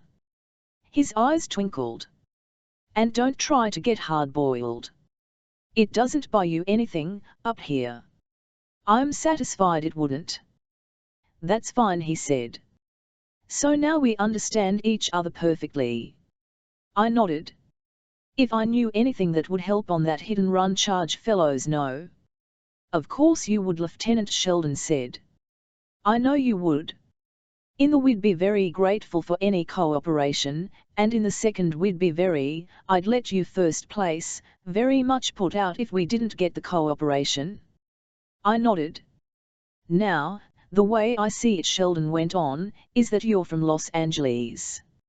You have a detective agency down there and somebody came to you and said, L00K, I had a little trouble when was up in San Francisco.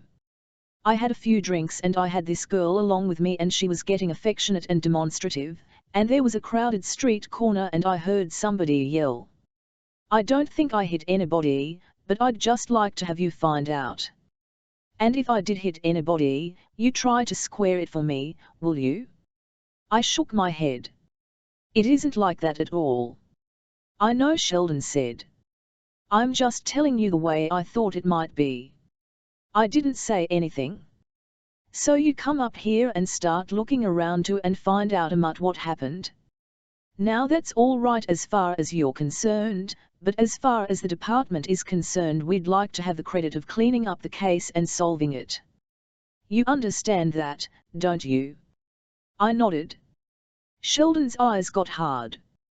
So he said, if you know anything about it, you tell us and we'll all cooperate and play polsy-wolsey, but if you don't cooperate, Donald, your man will be in one hell of a fix.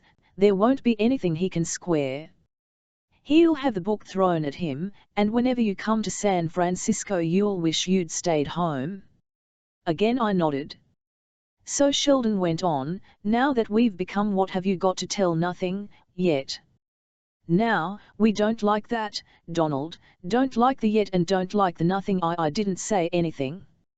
He said, you're going to want some cooperation at this end before you get done. Now's the time to lay the foundation for it. I said, you could be all cockeyed in your surmises.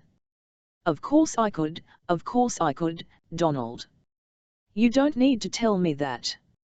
Good heavens, some man could have walked into your office and said, look, Donald, my boy went up to San Francisco and when he came home I'm satisfied he'd been in trouble of some scut.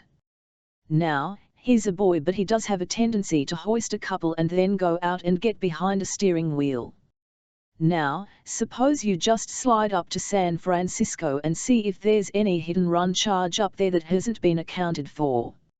Or Lieutenant Sheldon went on, some man might have come to you and said, I saw a hit-and-run job up there in San Francisco. I was out with a woman who wasn't my wife and I simply can't afford to get mixed into it, but I'll give you a little information about what I saw and perhaps you can use it to locate the driver of the car and he'll take care of me in some way. It could be any one of 101 things. I said, I have a client. I haven't the faintest idea whether he knows anything about hit and run or not, but I'm interested in finding out. When I go back to Los Angeles I'm going to see that client. I'm going to put it up to him. Those mixed up in any hit and run he's going to try and square it, and if he tries to square it he's going to come to you first. Now, how's that? Lieutenant Sheldon got up, came around the desk, grabbed my hand, and pumped it up and down. Now, Donald, he said, you're beginning to understand how we work in San Francisco, the way we try to cooperate with you fellows when you're up here. You don't try to do any squaring on the side.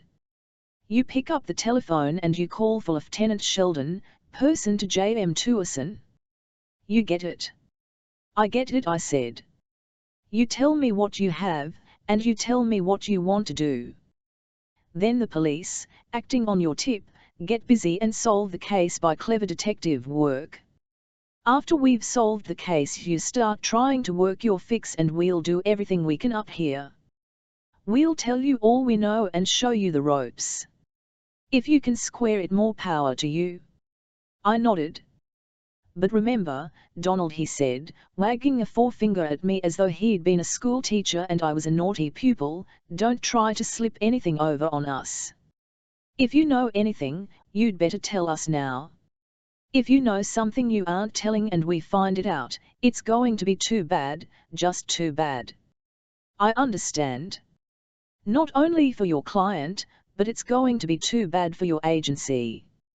We cooperate with people who cooperate with us, and we don't M2 rate with people who don't cooperate with us. Suits me, I told him. Here's a list of the witnesses on that hit and run, he said, handing me a typewritten list of names and addresses. That's all we have to work on at the moment. But I feel sure you're going to help us get more, Donald. I feel certain of it. You'll want it squared up, and you're not dumb.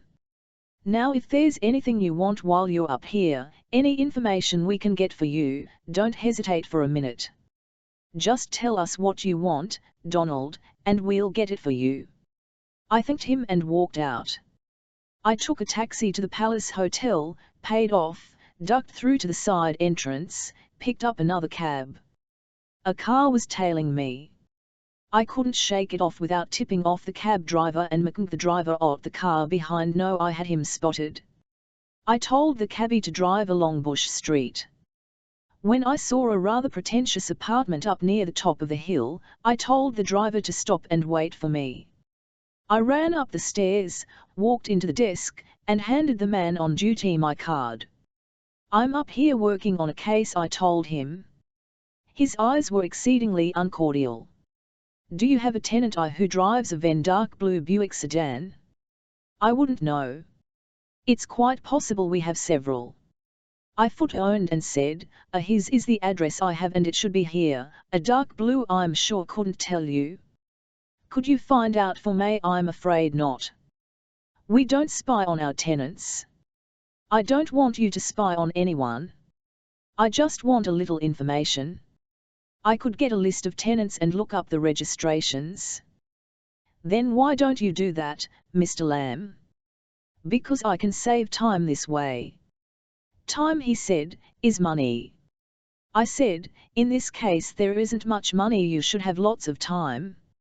I said, I'll see what I can do and come back. Do that. I walked out, got in the taxicab, and went back to my hotel. I went up to my room, waited 10 minutes, got in a cab, went out to Citro Baths, and had myself a nice swim. When got out of the baths I took a cab and started back along Geary Street. When I reached the cross street I wanted I paid off the cab and walked around the block. When I made sure no one was following me I stepped into a drugstore, called another cab, and went to the address of John Carver Billings. A maid answered my ring. I said, I'm Donald Lamb from Los Angeles.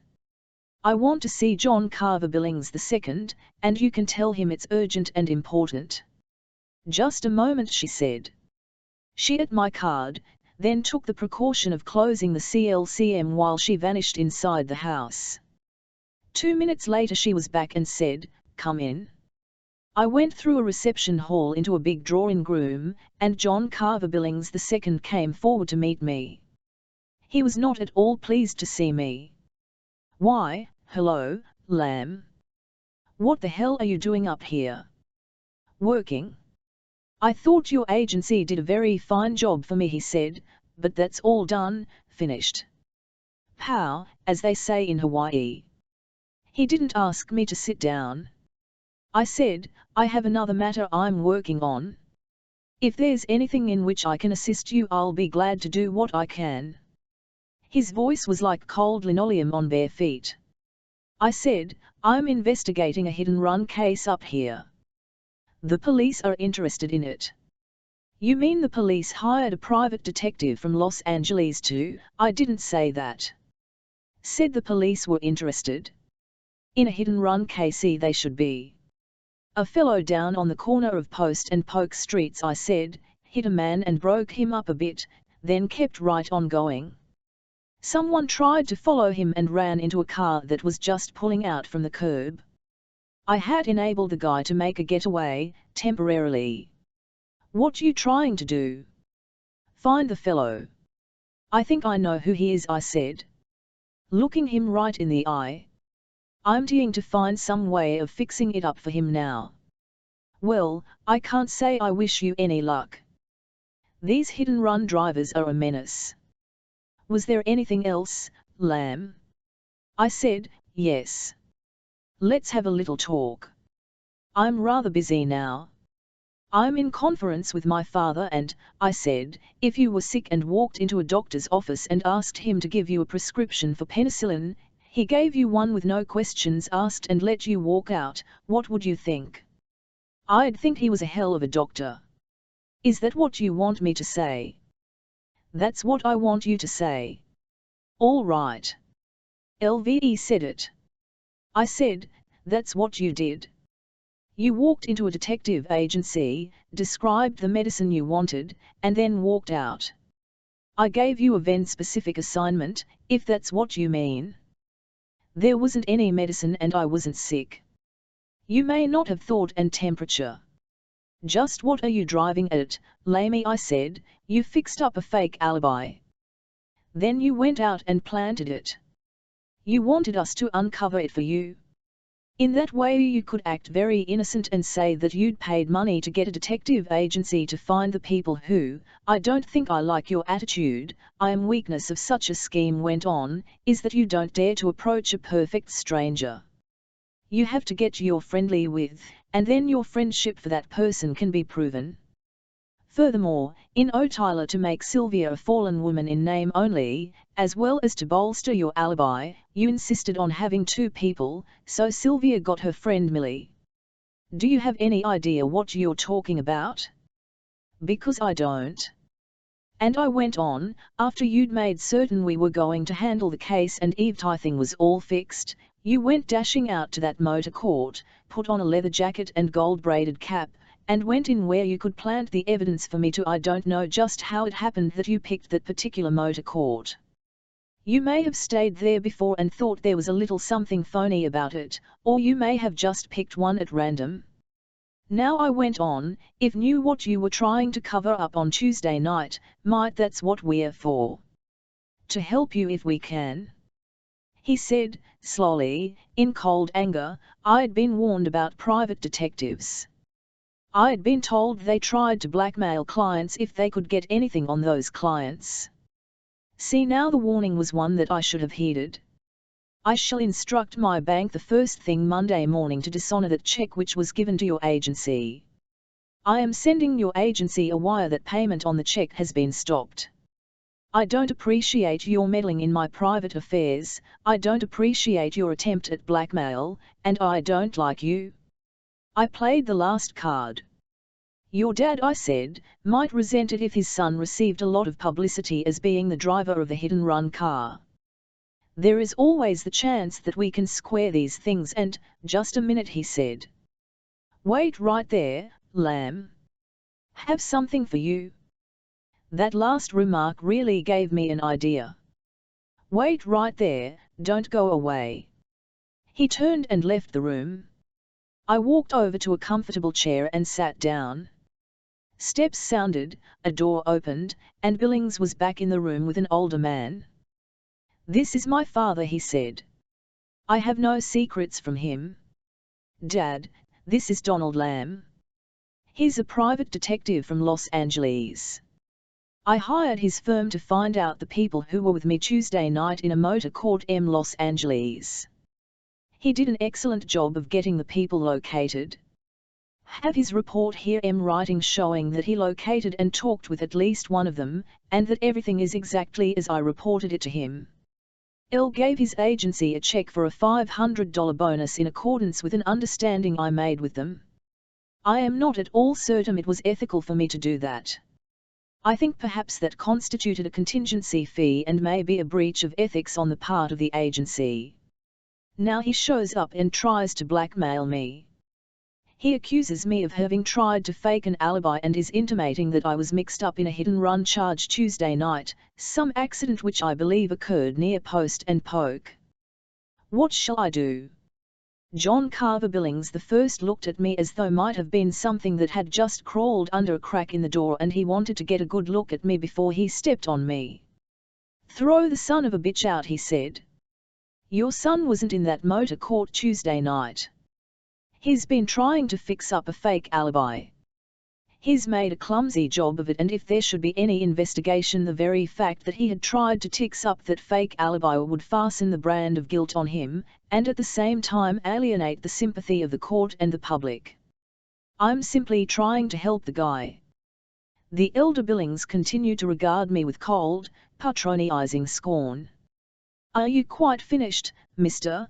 Lamb? Donald Lamb. Are you quite finished, Mr. Lamb? Quite. Billings to his son. Just what's this all about, John? John moistened his lips with his tongue. Dad, I'll tell you the truth. I was on the loose in LA. I picked up a girl. All did was ask her to dance. After that she picked me up. Then she stood me up. It turned out this girl was the mole of a notorious gangster. Now she's disappeared. After she stood me up, I fell in with a couple of nice girls from here. I didn't know their names. The three of us spent the night in a motor court. I hired this man to find out who the girls were so I could, if necessary, prove that I wasn't with this moron Auburn. He did a GCWD job of finding them. Now he's trying to invalidate the result of his own investigation. He may have been given money, or he may want some. Or it may be that one of the girls who hated my guts has lied to this man so she can cut herself a piece of cake. That's all you have to tell me, John. So help me, Dad, that's all. Billings to me. There's the door. Get out. I smiled at him. Now, I said, you interest me. He walked over to the telephone, picked it up, and said, Police headquarters, please. I said, Lieutenant Sheldon is the man you want to ask for. Sheldon is investigating a hit-and-run accident that took place on Post and Polk Streets Tuesday night at about 10:30. John Carver Billings I never turned a hair.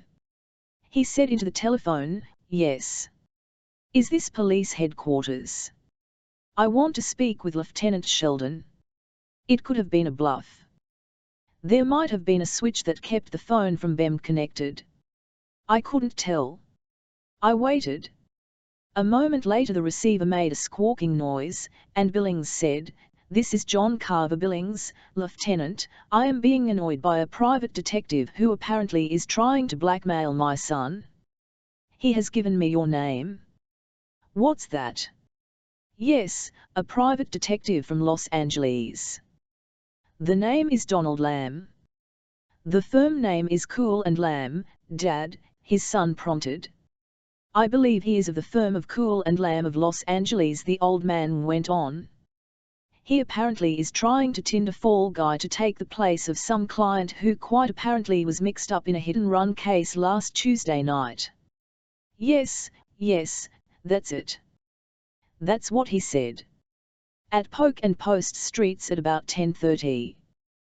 That's the one. What shall I do? Shall very well, I'll try to hold him until you can get here. I didn't wait to hear any more. If it was a bluff, they had more blue chips than did. And they sure as hell had pushed theirs into the center of the table, the whole damn stack.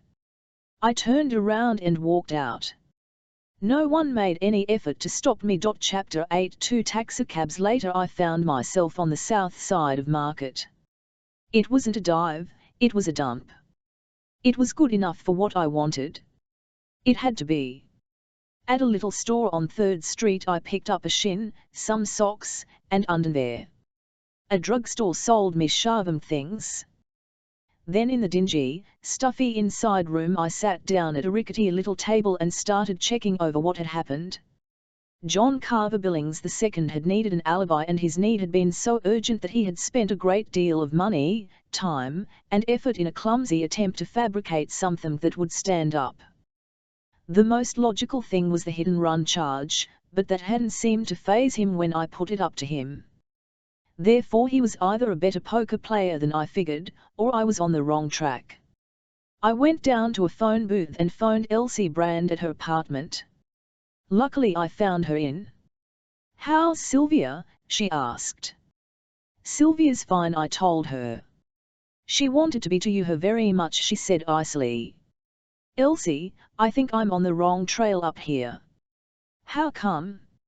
"I don't know. It bothers me. I think perhaps the answer may have him to Ian in Los Angeles, after all. I wish you'd stand pulling wires down there and get a list of all of the crimes that were committed in Los Angeles on Tuesday night. That's going to be quite a list. Specialize first on the hit-and-run charges," I said. "I'm looking for a case where a pedestrian was hit, badly injured, and the car wasn't hurt enough so there were any clues left on the spot. Do you get me?" "I get you," I said. "That also might cover anything in the immediate vicinity of Los Angeles. Oh, say, within 50 or 100 miles. See what you can do, will you?" "Is it urgent?"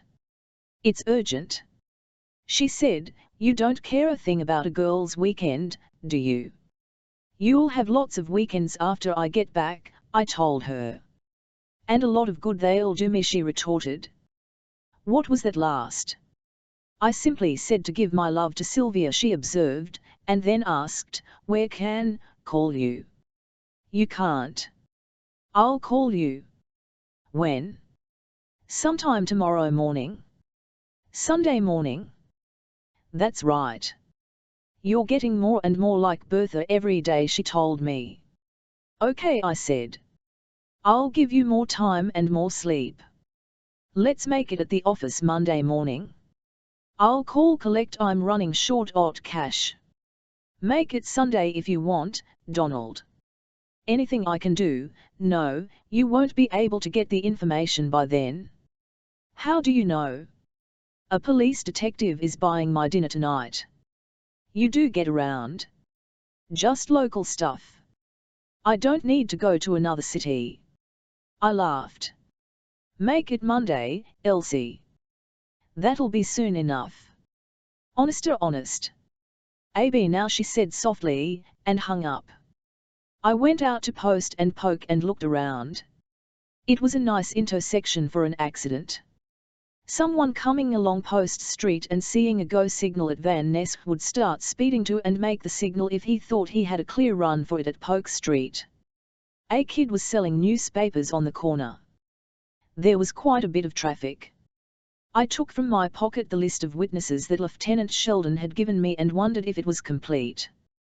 There was a woman whose occupation was listed simply as a sales lady, a man who worked in a nearby drugstore, a motorist who saw it all from a place midway in the block, and a man who ran a little cigar stand had heard the crash, and run out to see what it was all about. There wasn't anything about a newsboy. I started thinking that over, then I walked up and bought a paper, gave the kid 2 bits, and told him to keep the change. "This your regular beat?" I asked. He nodded, his sharp eyes studying the and the traffic, opportunity to sell another paper. "Here every night." He nodded. "Looking for an," I said suddenly. "How come you didn't tell the 1M, Lice what you knew about that hit and run case last Tuesday night?" He would have started to none if I hadn't his arm. "Come on, kid," I said. "Let's have it." He looked like a trapped rabbit. "You can't come busting up and start pushing me around like this." "Who's pushing you around?" "You are." "You haven't anything yet," I told him. "How much money did they pay you to clam go roller hoop?" "That," I told him, "is what is known as compounding a felony." "I've got some friends on the phone here," he said. "Fellows that aren't going to stand for having me pushed around." "You may have some friends on the force," I said, "but you're not dealing with the force now. Do you know any good judges?" I saw him wince at that. "Of course," I said, "a friend who is a judge might help you. This isn't the police. I'm private, and I'm tough." "Or, what are you picking on me for? Give a guy a break, can't you?" "What difference does it make to you?" Why, I asked him. "Did somebody give you money?" "Of course not." "Perhaps trying a little blackmail?" "Or, have a heart, mister?" "Gee, I was going to play it on the square and then I realized I couldn't." "Why couldn't you?" "Because I was in trouble down in Los Angeles. I skipped parole. I ain't supposed to be selling papers. I'm supposed to be reporting to a probation officer every 30 days and all that stuff. I didn't like it and I came up here and been going straight." "Why didn't you report the hit and run?" "How could I? I thought I was going to be smart. I took down the guy's number and figured I'd make a grandstand with the cops, and then I suddenly realized what it would mean. The DA would call me as a witness and the smart guy who was defending the fellow would stand ripping me up the back and down the front and show that I had skipped out on parole. The jury wouldn't believe me, and I'd get sent back to LA as a parole violator. Pretty smart for a kid. Aren't you?" "I ain't a kid." I looked down into the prematurely wise little face with the sharp eyes sizing me up, studied me for a weak point where he could take advantage of me, felt the bony little shoulder under my hand, and said, "Okay, kid. You play square with me and I'll play square with you. How old are you?" 17. "How are you getting along up here?" "I'm doing good. I'm keeping on the straight and narrow. The trouble down in LA had too many friends. I'd get out with the gang and the VD start calling me sissy if I didn't ride along." "What were they doing?" "Believe me, mister, they were getting so they were doing damn near everything. It started out with kid stuff, then when Butch got to be head of the outfit he said the only fellows who could run with the gang were the ones who had guts enough to be regular guys. I mean he's tough. Why didn't you go to the probation officer and tell him all Thor think I was going to rat? Why didn't you just stay home and mind your own business? Don't be silly. So you were powder and came up here?" "That's right. And you're going straight like a string. Give me the license number and I'll try to keep you out of it." He pulled a scrap of paper from his pocket that had been torn from the edge of a newspaper. On it was scribbled a number, written with a hard pencil so that it was all but illegible. I studied it carefully. He went on in an eager, whining voice. "That's the car that hit the guy. The driver came tearing down the hill and almost hit me. That's when I got so mad started to take his number. He was a fat, middle-aged guy with a little blonde plastered up against him. She started to kiss him just as they got to the corner, or he was kissing her, or they were kissing each other, I don't know which. What did you do? Elle jumped out of the way and thought the guy was going to crash into the curb. I took his number, that is, I got out the pencil and was writing it down on the edge of the paper when he smacked right into this guy. Then what? Then he slowed down for a minute and I thought he was stopping, then the wren said something to him and changed his mind. He stepped on it. No one after him? Sure. A guy tried to nail him just as some swung out from the curb. They smashed up and littered the street with broken glass. By that time people were running around giving help to the old man, and all of a sudden I realized that I was in a spot, that if I told the police who the fellow was I'd be a gone coon. Who was he? I'll tell you I don't know. All I know is he was driving a dark sedan, he was going like hell, and he and this babe were pitching woo right up to the time they hit the street intersection. Drunk. How do I know? He was busy doing other things besides driving the automobile. Now I've given you a break, mister. Let me go. I handed him $5. Go buy yourself a Coca-Cola, buddy, and quit worrying about it. He looked at the $5 for a moment, then swiftly crumpled it and shoved it down into his pocket. All? He asked.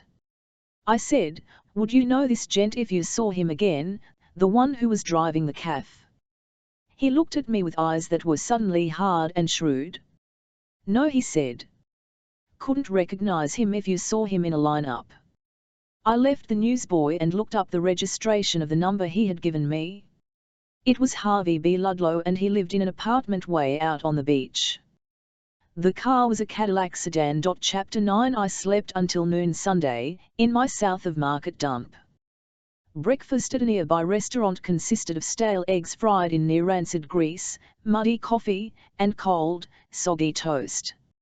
I got the Sunday papers, and went back to my stuffed room with its threadbare carpet, Hatley chair, and stale stench. Gabby Garvanzar had made news of a sort. He discharged himself from the hospital, and his departure had given every indication that he was a worried, apprehensive man.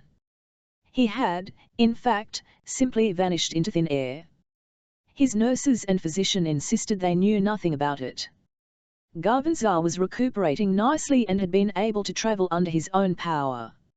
Attired in pajamas, slippers, and bathrobe, he had announced his intention of walking down the hall to the solarium.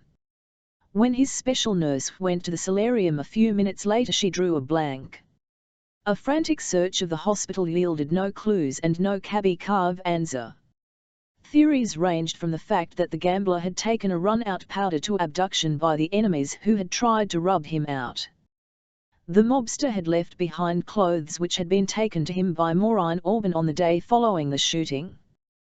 The $350 suit of clothes, the silk shirt, and the dollar hand-painted tie which he had been wearing on the night he was shot, had been impounded as evidence.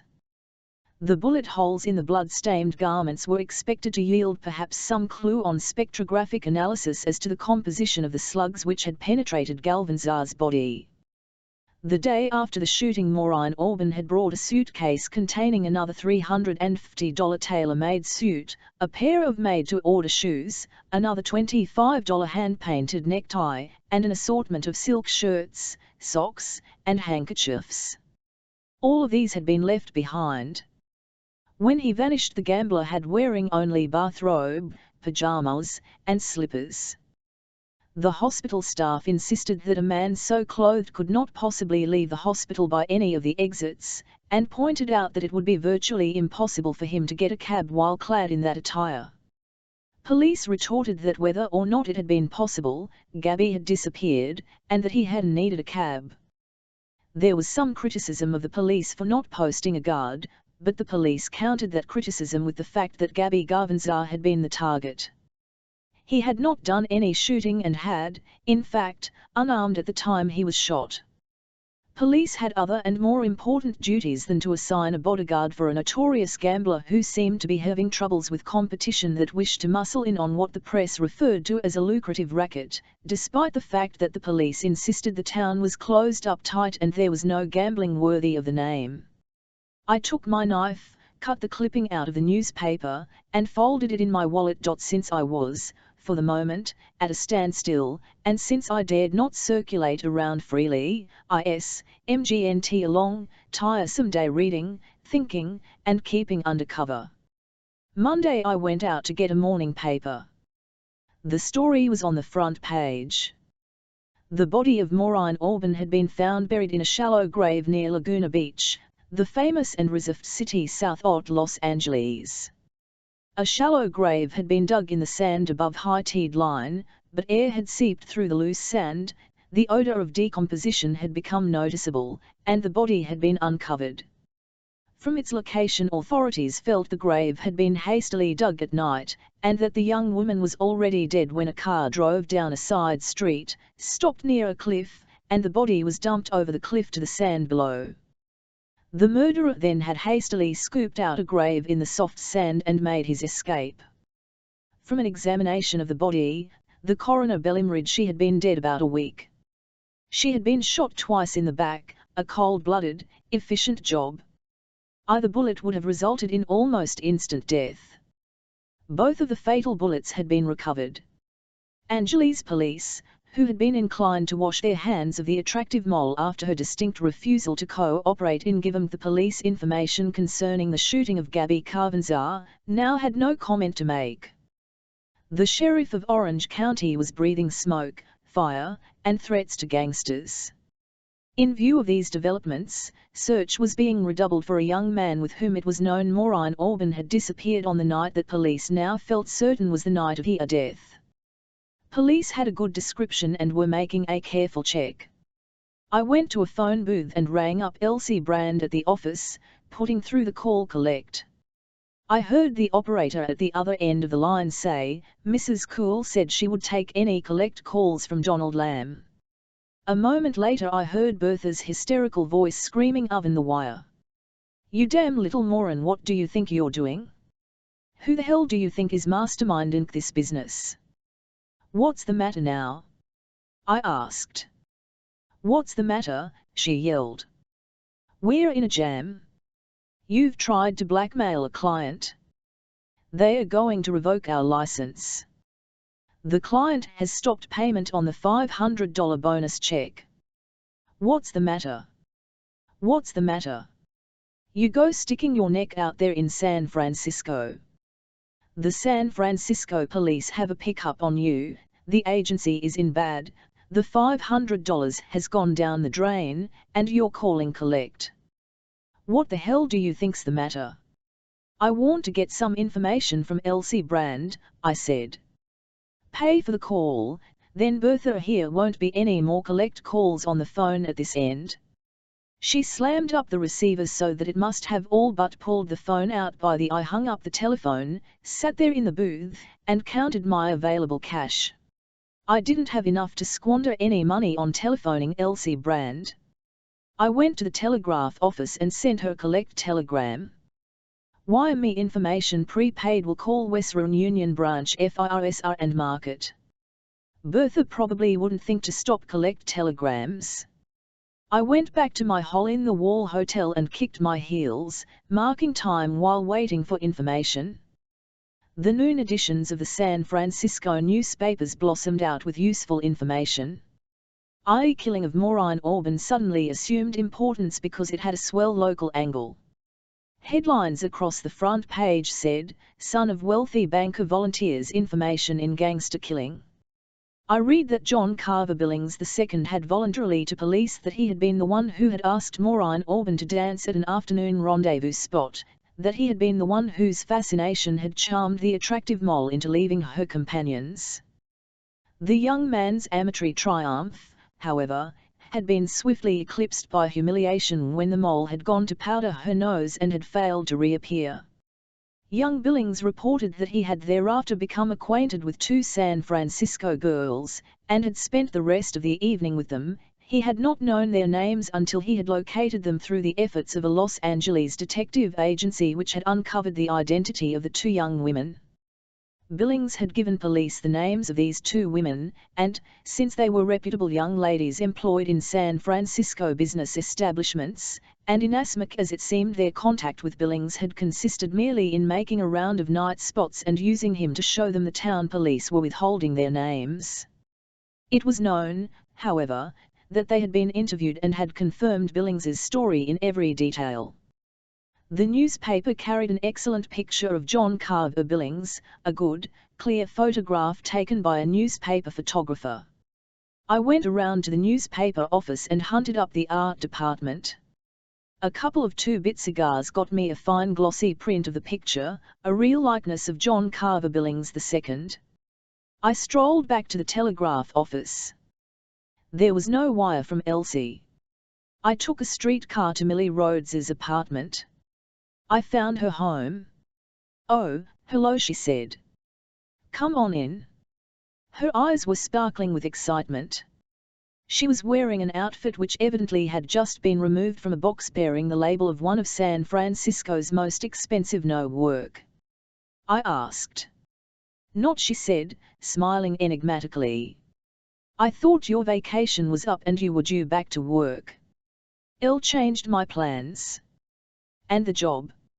"I'm a lady of leisure." "Since when?" "That's telling." "Like it?" "Don't be silly. You're burning bridges, Millie." "Let 'em burn. You might want to go back." "Not me. I'm going places, not going back." "Ever a new suit?" "Isn't it? Isn't it divine? It does things for me. I found it and it fits me as though it had been made for me. It didn't need the slightest alteration. I'm crazy about it." She had been standing in front of the full-length mirror. Now she raised her hands slightly and turned slowly around so I could see the lines. "It's a nice job," I said. "It does things for you." She sat down, her legs, and smoothed the skirt over her knees with a caressing motion. "Well," she said, "what is it this time?" I said, "I don't want you burning bridges." It was all right to lie to me about the John Carver Billings alibi. John Carver Billings II, she amended with a smile. "The second," I admitted. "Lying to me was one thing, lying to the police is another." "Look, Donald," she said, "you look like a nice boy. You're a detective. That makes you have a nasty, suspicious mind. You came here and intimated that I was lying in order to give John Carver Billings II an alibi. I rode along with you in order to see what you'd say. I said, you broke down on cross-examination, and couldn't tell a consistent story." She laughed as though the whole thing was very amusing. "I was just sounding you out, Donald, riding along with the gag." She moved over to the Davenport and sat down beside me, put one hand on my shoulder, said softly, "Donald, why don't you grow up?" "I've grown up." "You can't buck money and influence, not in this town." "Who has the money?" I asked angrily. "Right at the moment," she said, "John Carver Billings II has money." "All right. Who has the influence?" "I'll answer that question." "John Carver Billings." "You left off the second," I told her sarcastically. "No, I didn't." "You mean that?" She nodded. "I'll mean John Carver Billings, the old man. He's calling the turns." I thought that over. She said, "You stuck your neck out. You did things you shouldn't have done. You said things you shouldn't have said. Why didn't you ride along, Donald?" "Because I'm not built that way. You've lost $500, you've got yourself in bad with the police, there's an order out to pick you up, and you're in a sweet mess. Now, if you wanted to grow up and your age, you could have that all straightened out. Police would withdraw their pickup order, the $500 check would be reinstated, and everything would be hunky-dory. So you've gone back to the alibi story." "I never abandoned the alibi story." You did to me. That's what you say. You know you did. She said almost dreamily. John Carver Billings II, Sylvia Tucker, and I all tell the same story. You come along and claim that I changed my story to you. I deny it. John Carver Billings II says you tried to blackmail him. Police say you were snooping around trying to get something which you could use to blackmail a client. That's not being smart, Donald. So you've decided to sell me out. No, LVE decided to buy me in. You can't get away with it, Millie. Don't try it, I pleaded. You run your business. I'll run mine. Millie, you can't do it. You can't get away with it. Within 2 minutes of the time I started to cross-examine you, you had yourself all mixed up. Try cross-examining me now. What good would it do if I trapped you again? You'd simply be that much wiser and you'd lie out of it. I'm wise now, Donald. Why don't you get wise? I said, you're dealing with a bunch of amateurs. They think they can fix things up. You're a nice girl, Millie. I hate to see you get mixed up in this thing. You could get in pretty bad over this. You're the one who's in bad now. I started for the door and said angrily, stick around and see who's in bad. She came turning to me. DCMT leave like that, Donald. I pushed her to one side. Her arms were around me. Look, Donald, you're a swell guy. I hate to see you get in bad. Your bucking power and influence and money. They'll crush you flat and throw you to one side. You'll be discredited, convicted of extortion, you'll lose your license. Donald, please. I can fix it all up for you.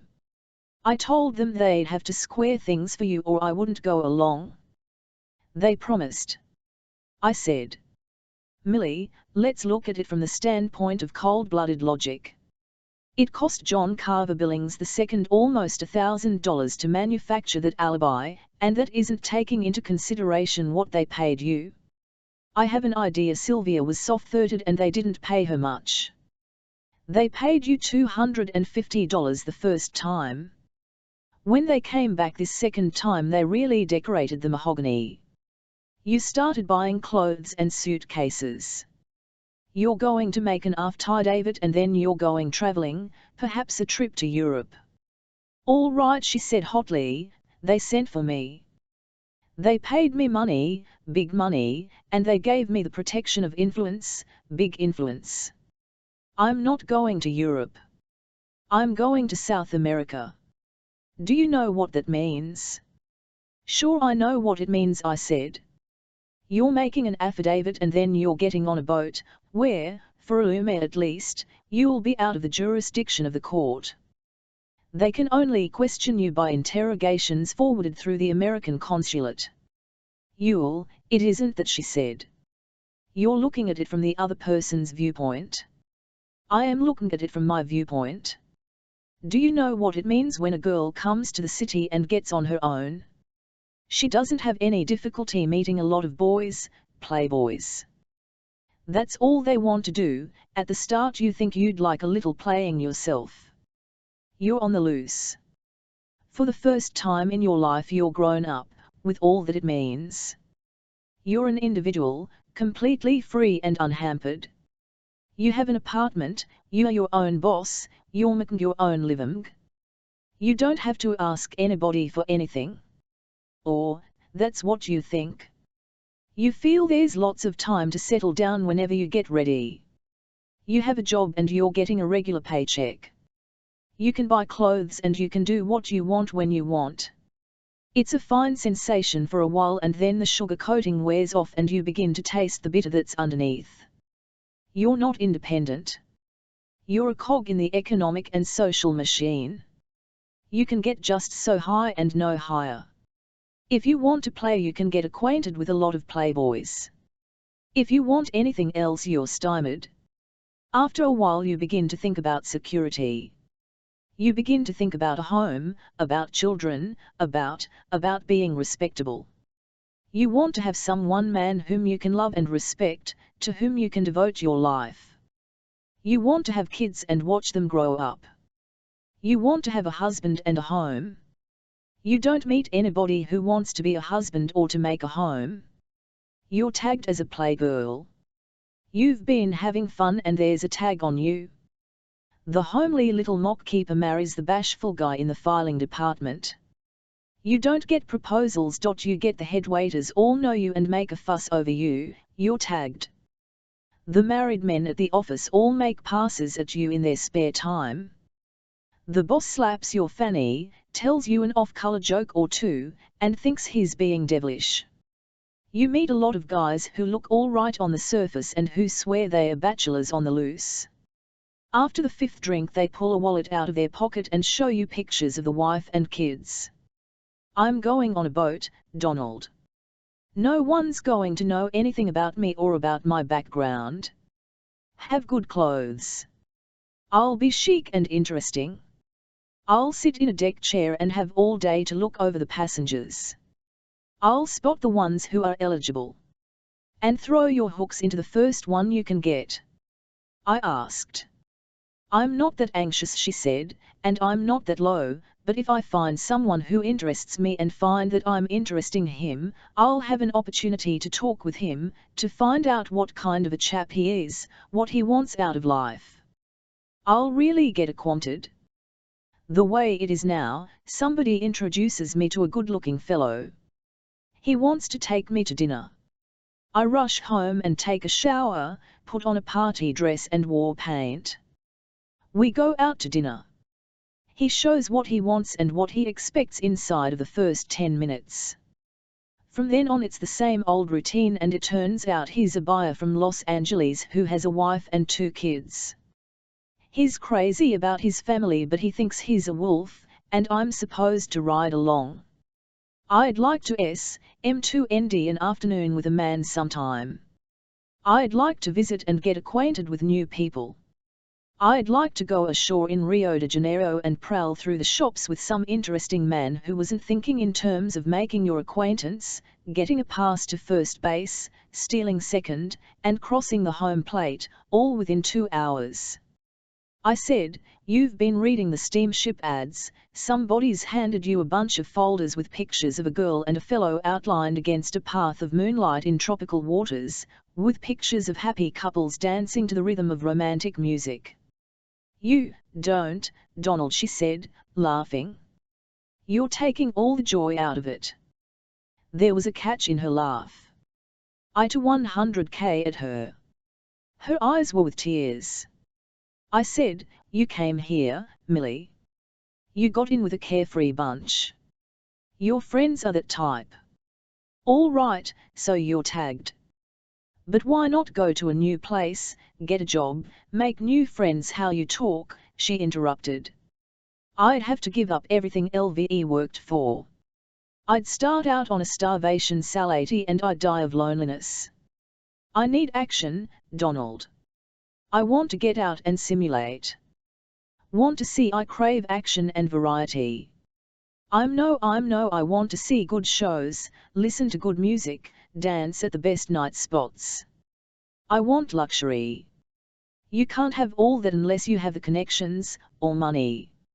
I can if I travel first class. I said, it's a swell air castle, Millie, but you can't get away with it. Don't tell me I can't get away with it. You'll wind up facing a charge of perjury. Don't throw cold water, Donald. I've made a date with fortune. I'm going to keep it. Lots of times in my life I've been tempted not to do the things I wanted to do because of things that conceivably could happen. I've always found out that lots of things happened, but none of the things I was afraid would happen. If you don't do something you want to do, you very definitely haven't done it. That's final and complete, and you'll probably regret it. If you do what you want to do, you may get into a mess, but getting into the mess and getting out of the mess is better than shutting yourself up in a closet and hiding from life. Donald, I'm going through with it. I'm leaving for Rio. When? Asked. She smiled. When and the how are secrets I'm not supposed to discuss, but I'm going and you'd be surprised if you knew how soon. Okay, I told her. It's your funeral. Wrong, she said. It's my wedding. Send me an invitation, will you? I will. Donald, Donald. What? Are you married? There was a wistful half-smile on her lips. No, I said, and opened the door. I knew that would do it, she said as I stepped out into the corridor. I went to the Western Union office and sent Elsie Brand another wire collect. All crimes excfear MLRDFR. Stakes too big for anything smaller, reply rush. Chapter 10 I had a bowl of chili and went to the telegraph office. A wire was waiting for me. No murders actually, C0 murd but one the farfnft in the office you have of col RSF read about Maureen. Could this be F the answer, or is that too simple? Love. Elsie. I was putting the message in my pocket when the 01 grater said, wait a minute, Mr. IM, here's another one coming in for you. It's longer. I sat around and waited while one of the operators took tape from a teletype and pasted it on a message. When they finally handed it to me, I saw the clerk looking at me with that type of curiosity the average public reserves for famous criminals, private detectives, and prostitutes. Sign here, she said. I signed. The message read, for your information, CG Who powder from hospital is aboard United Airlines flight number 665 leaving Los Angeles 3 arriving Francisco Airport 4:30 today. He is traveling under NXME George Junby and thinks he is all covered. LP_1 got IT from connection mentioned on phone, so keep confidential. Bertha blowing top every 30 minutes like old Eat 11 FUL geyser in Yellowstone. You must be low on money. El Nibel chisel from firm bottom sending you loan from private savings. Try to make RRIASI as there isn't any more. All my love to Sylvia. Yours. It was signed, Elsie. Do you, asked the person the counter, have anything to show your identity? A business card, a driving license, things of that sort. I showed her my driving license and my business card as a private investigator. Sign here, she said. I signed. She started counting out money. $350 in 20s and 10s. It was one of the most welcome sights I had ever seen. Gabby Carvanzar's plane would already in, but I made a list of 5 of the principal hotels and started calling, asking if they had a Granby registered. In the 3rd hotel I struck pay dirt. George Granby was registered and was in. I waited on the line until a voice that sounded sullen and a little resentful said, "Hello." I said, "I want to talk to you about the Maureen Auburn case. I'm a private detective from Los Angeles. I've been cutting corners and the police have issued a pickup on me. I don't want to picked up and I don't want to be quoted. I want to talk." Gabby Carvanzar lived up to his reputation of being taciturn. "Come up," he said, and slipped the phone back on the receiver. I took a taxi to the hotel and went up to George Granby's room without being come in. A voice called as I knocked on the door. I hesitated. "Come on in, the door's unlocked." I opened the CLCM. The seemed empty. I stepped inside and could no one. Abruptly the door was kicked shut. The heavy-set gorilla who had been standing behind the door came toward me. The bathroom door opened and a sallow-looking man, who was evidently Gabby Carvanzar, closed in from the other side. "Up," the heavy-set man said. I elevated my hands. He was a big, burly fellow with a cauliflower ear and a face which the ravages of conflict. He gave me a complete and thorough frisking. "He's clean," he said. Gabby Carvanzar said, "Sit down. Tell me who you are and what the hell you want." I sat down and said, "I'm interested in finding out what happened to Maureen Auburn." "Who isn't?" I said, "I'm a private detective. I'm working on a case." I handed him a card. He barely glanced at the card, tossed it to one side, then thought better of it, took it up, looked at it again, gave it thoughtful consideration, and pushed it in his pocket. "You've got a nerve, lamb." I said nothing. "How did you find me?" "I'm a detective." "That doesn't tell me anything." "Think it over and it will." "I don't like to think." "You do it." I shook my head. Out loud. "I'm supposed to be undercover," Gabby went on. "If it's that easy to lift the cover, I want to know about it." I said, "I'm here. Therefore it's that easy." "How?" "I don't know. I only know I have connections. They know I'm protecting them." He said, "You talk big as hell for a little guy." "That makes for a fair average," I told him. He laughed at that and said, "I'll like your guts." "Thanks." "What's your problem?" Gabby asked after a minute. I said, "It involves John Carver Billings II, the fellow who said he was with Maureen when she walked out on the party she was with." "Go on." "That's all." He shook his head.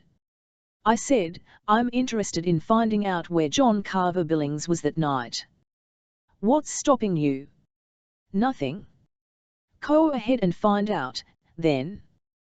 "That's what I'm doing." "You're not getting very far here." I lit a cigarette. The bodyguard looked at Gabby, questioning him with a glance whether I should be tossed out of the window or kicked out into the corridor. I blew out the match and said, "Young Billings says he picked up Maureen and then went out to a nightie and she went into the powder room and never came out." "Sound reasonable to you?" he asked. No one said. "Keep talking," he invited. I said, "The way I size it up, Maureen Orban was out with fellows that know their way around. They were giving her protection.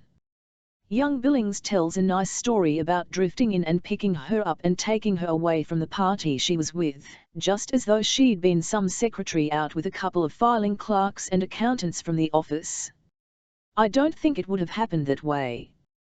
"Keep on thinking," out loud. So I said, "I hate to see young Billings getting in bad over something he didn't do, something he couldn't have done. And I wondered if perhaps you came up here to question him." Gabby Garvanzar laughed. I quit talking. "Go on," Garvanzar said. "All there is." "There's the door." I shook my head and said, "I want to know whether you're going to question young Billings, whether you're going to check up on him, whether that's why you came up here, whether—" "Go pedal your," the bodyguard said. I sat still. Gabby Galvanzar nodded his head. The bodyguard came toward me. I said, "Il might be in a position to do you a favor sometime." "Hold it," Gabby said to the bodyguard. "Not now," I told him. "Later." "How much later?" "When find out why a man should jump into the frying pan." "Well, why did he?" "There's only one simple reason, to get out of the fire. What air?" "That's what I'm looking for." "When and if you find it, you could get the hell burned out of your fingers." "They've been burned before." "I'm wearing gloves." "I don't see 'em. I had to take them off to come here." "I'll say you did." Gabby Gawanza thought things over, then said, "You haven't any idea how uninterested I am in this Billings guy. His story indicates you should be interested. His story stinks." "You don't believe it." "Why?" Gabby said. "You're a credulous guy. A Hollywood sport in +4s comes in and tells you about how he walked into a lion's den, grabbed a chunk of horse meat away from a lion, slapped his face, and walked out. And so you go to ask the lion if it's true. Are you the lion?" Gabby met my eyes and said, "You ask too many questions, but your nerve interests me. I've told you all I'm telling. Now get the hell out of here." The bodyguard jerked the door open. I went out. Going down in the elevator, I did a lot of thinking. John Carver Billings II must have picked a murder case that he thought he could beat because he was afraid that otherwise he might get mixed up in a mutilation case he couldn't beat. There wasn't any murder recorded in San Francisco on that date, but I felt certain I'd been overlooking a bit. I decided to check the list of missing persons. There was just a chance I might find someone who had disappeared on Tuesday night. I called our San Francisco correspondent, told him I was undercover, to check the list of missing persons, with special reference to Tuesday night, and bill the Los Angeles office.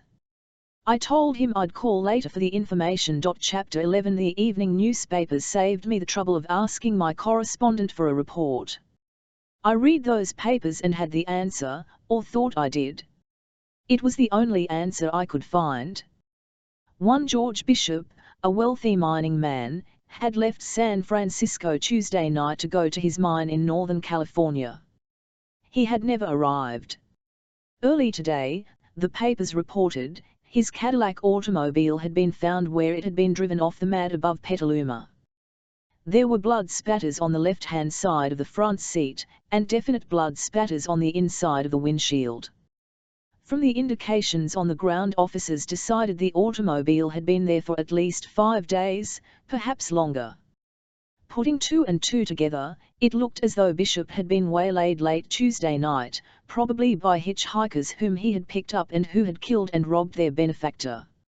It was known Bishop was in the habit of carrying large sums of cash with him on his business trips. On this trip he had expected to drive nearly all night in order to reach his mine in Siskiyou County early Wednesday morning. In the trunk of the car, police found a suitcase and leather handbag, both of the most expensive design, and filled with George Bishop's personal and toilet articles. Bishop's wife had made a positive identification. Police were now making an intensive search for Bishop's body in the vicinity of the automobile. Judging from the position of the bloodstains, it was assumed he had been killed by bullets fired by someone sitting in the back seat of his car. This led police to believe Bishop had picked up more than one hitchhiker. They reasoned that a lone hitchhiker would have been sitting in the front seat beside Bishop. If there had been 2 or 3, however, the back seat would have been occupied. From the nature of the blood spatters, police were not at all certain 2 people had not been killed. At least one of the homicide experts felt that someone seated on the driver's right had either killed or seriously wounded. Police, trying to reconstruct Bishop's trip, felt that the car might have been driven some little distance after Bishop's body had been out in Asmak, as there was no sign of the body anywhere near the car. The most intensive search was along the main travelled highway, the assumption being that the murderers would have disposed of the body as soon as possible, and only after that had been done would they have driven the automobile up the little-used side road and then down the narrow lane to the place where it had been found. The murderers hardly dared risk driving any great distance with the body in the car, according to police reasoning. The paper published a photograph of Bishop's wife making an identification of the contents of the suitcase. The picture showed that she was a grown-looking babe, and while she was supposed to have been overcome with grief, she had, nevertheless, been carefully conscious of the camera angles at the time the picture was taken, or else the photographer had been pretty clever about JMSing her. The address was out in Berkeley and I decided to have a $100K for myself. Bertha would have approved of I was trying to keep Elsie Brand's money as intact as possible. I went by bus. The bus let me off within 3 of the place, and when I got to it I found there were 2 official-looking automobiles parked in front of it. I waited for nearly half an hour, prowling around the neighborhood. The place was quite some mansion, a half-hillside sweep of grounds with a big house, a view, and a back lot where tons of crushed rock had been dumped into a fill. I felt there was a good big $75,000 in real estate and improvements, and a lot more money was going to be M2NT on the place. At the end of about a half hour the last car was driven away, and when it was out of sight around the terraced turn in the road, I went boldly up the front steps and rang the bell. A maid answered the door. I didn't waste any time. I flipped a careless hand toward the left lapel of my coat, said, "Tell Mrs. Bishop I want to see her," and pushed on in without taking my hat off. The maid said, "She's pretty tired now." "So am I," said, and, still with my hat on, walked over to slide one hip over a mahogany library table. I felt certain no one was ever going to say anything to me about impersonating an officer. Could well imagine the chagrin of the police department if the Mald got on the stand and said, "Yes, sir." I knew he was an officer from the way he acted. He didn't tell me nothing. He just walked in with his hat on, so I knew he must be an officer. The woman who entered after about 3 minutes was tired to the point of being mentally numb. She wore a simple, dark-colored dress that had a V in front low enough to emphasize the creamy smoothness of her skin. She was brunette, slate-eyed, nice-figured, in the mid-20s, and ready to drop in her tracks. "What is it?" she said, without even bothering to look at me. "I want to check up on some of your husband's associates." "That's been done already a dozen times." "Did he know anyone by the name of Meredith?" I asked. "I don't know. I haven't heard him speak of any, man or woman." "Man?" "I haven't heard him speak of any Meredith." "Billings?" I asked. For a swift instant I felt there was a startled flicker of expression in her eyes, then she said in the same flat, weary voice, "Billings, that name is familiar. I may have heard George use it. Can you tell me a little something about his trip? But we've gone over this, over and over and over." "Not with me, you haven't." "Well, what's your interest in it?" I said, "I'm trying to solve the case. I'm going to save you a little trouble." "We don't know there is any case yet," she said. "They haven't found anything to justify their conclusions. George may be working on some sort of a secret deal and he might go to almost any lengths to conceal what he was doing." Waited for her to look up from the carpet, then I said, "Do you seriously believe that, Mrs. Bishop?" "No," she said. Her eyes started to lower, then she raised them to mine once more. "Go on," she said, and this time I could see that her brain was coming out of the mental fog of weariness in which it had been wrapped. "He has a mine up north. Siskiyou County. A paying mine. I don't know much about his business affairs. And he left Tuesday." "That's right. Along about 7 in the evening. Wasn't that rather late?" "He planned to drive most of the night." "Did he make a habit of picking up hitchhikers?" She said, "You going over and over the same things?" "Who are you, anyway?" Name told her, Islam, and threw another question at her quick she had a chance to think that over. "Just what did he say to you prior to his departure?" She didn't fall for it. Her eyes kept fastened on me. "Just what's your capacity, Mr. Lamb?" she asked. "Sometimes a quart." "The results are usually disastrous." "I take it your husband was away a good deal of the time?" "I'll mean what's your capacity with the police force?" 00.0. "If you'll answer my questions, Mrs. Questions, we'll get finished a lot faster." "If you'll answer my questions instead of throwing more terminate the interview a lot faster," she said, angry. "Now who are you?"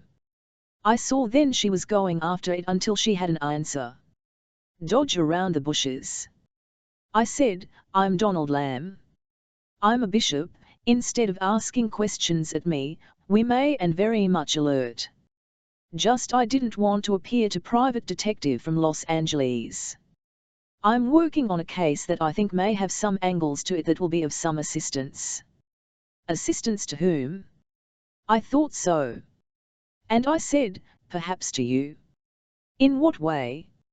I said, "Just because you're beautiful is no sign you're dumb." "Thank you. But you can skip all that stuff." I said, "Your husband was wealthy." "What if he was?" "The newspaper gave his age as 56.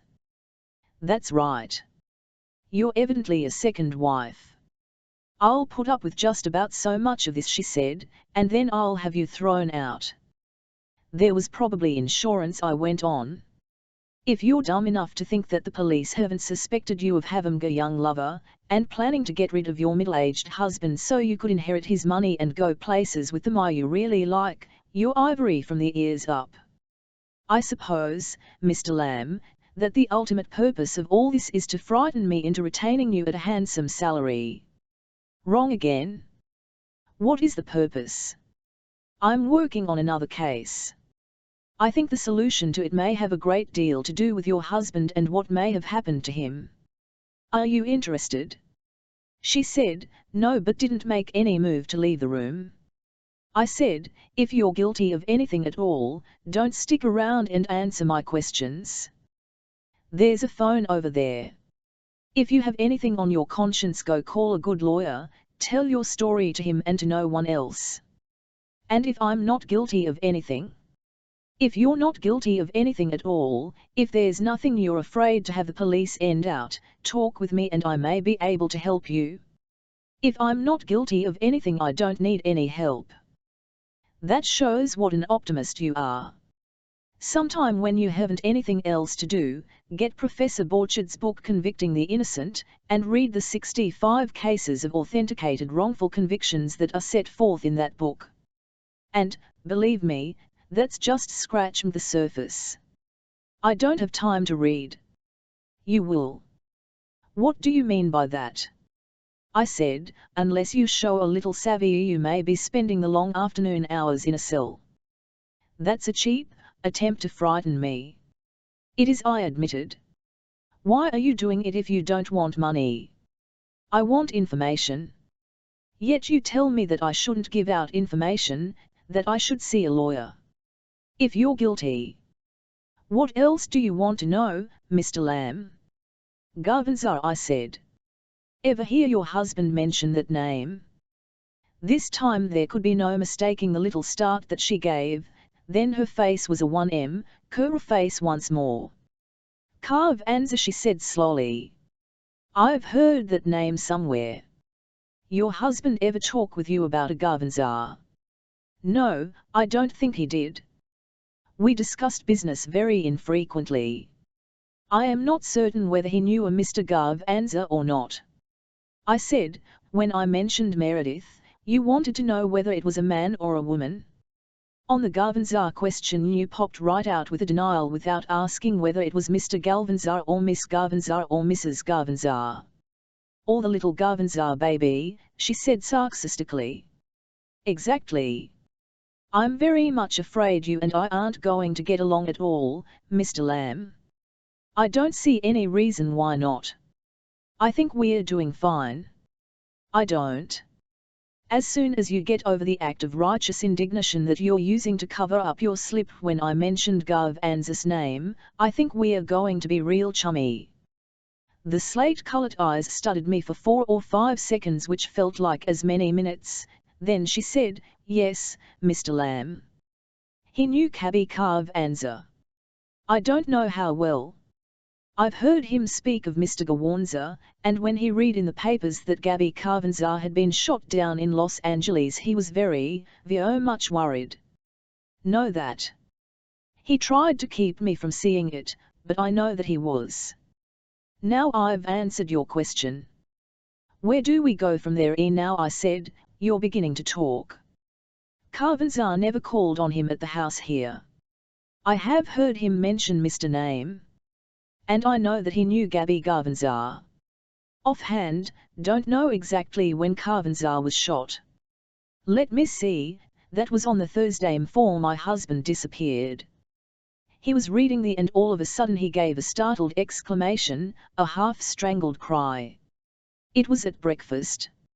I looked up at him and thought he might have something stuck in his throat. He coughed and reached for the coffee cup as though to take a swallow of liquid, then kept on coughing, putting on an act of having choked over something he'd eaten. What did you do? I played right along. I got up and patted him on the back a few times, told him to hold his head down between his knees, and then, after a while, he quit coughing and smiled at me and said that a piece of toast had gone down his windpipe. You knew he was lying? Of course. So what did you do?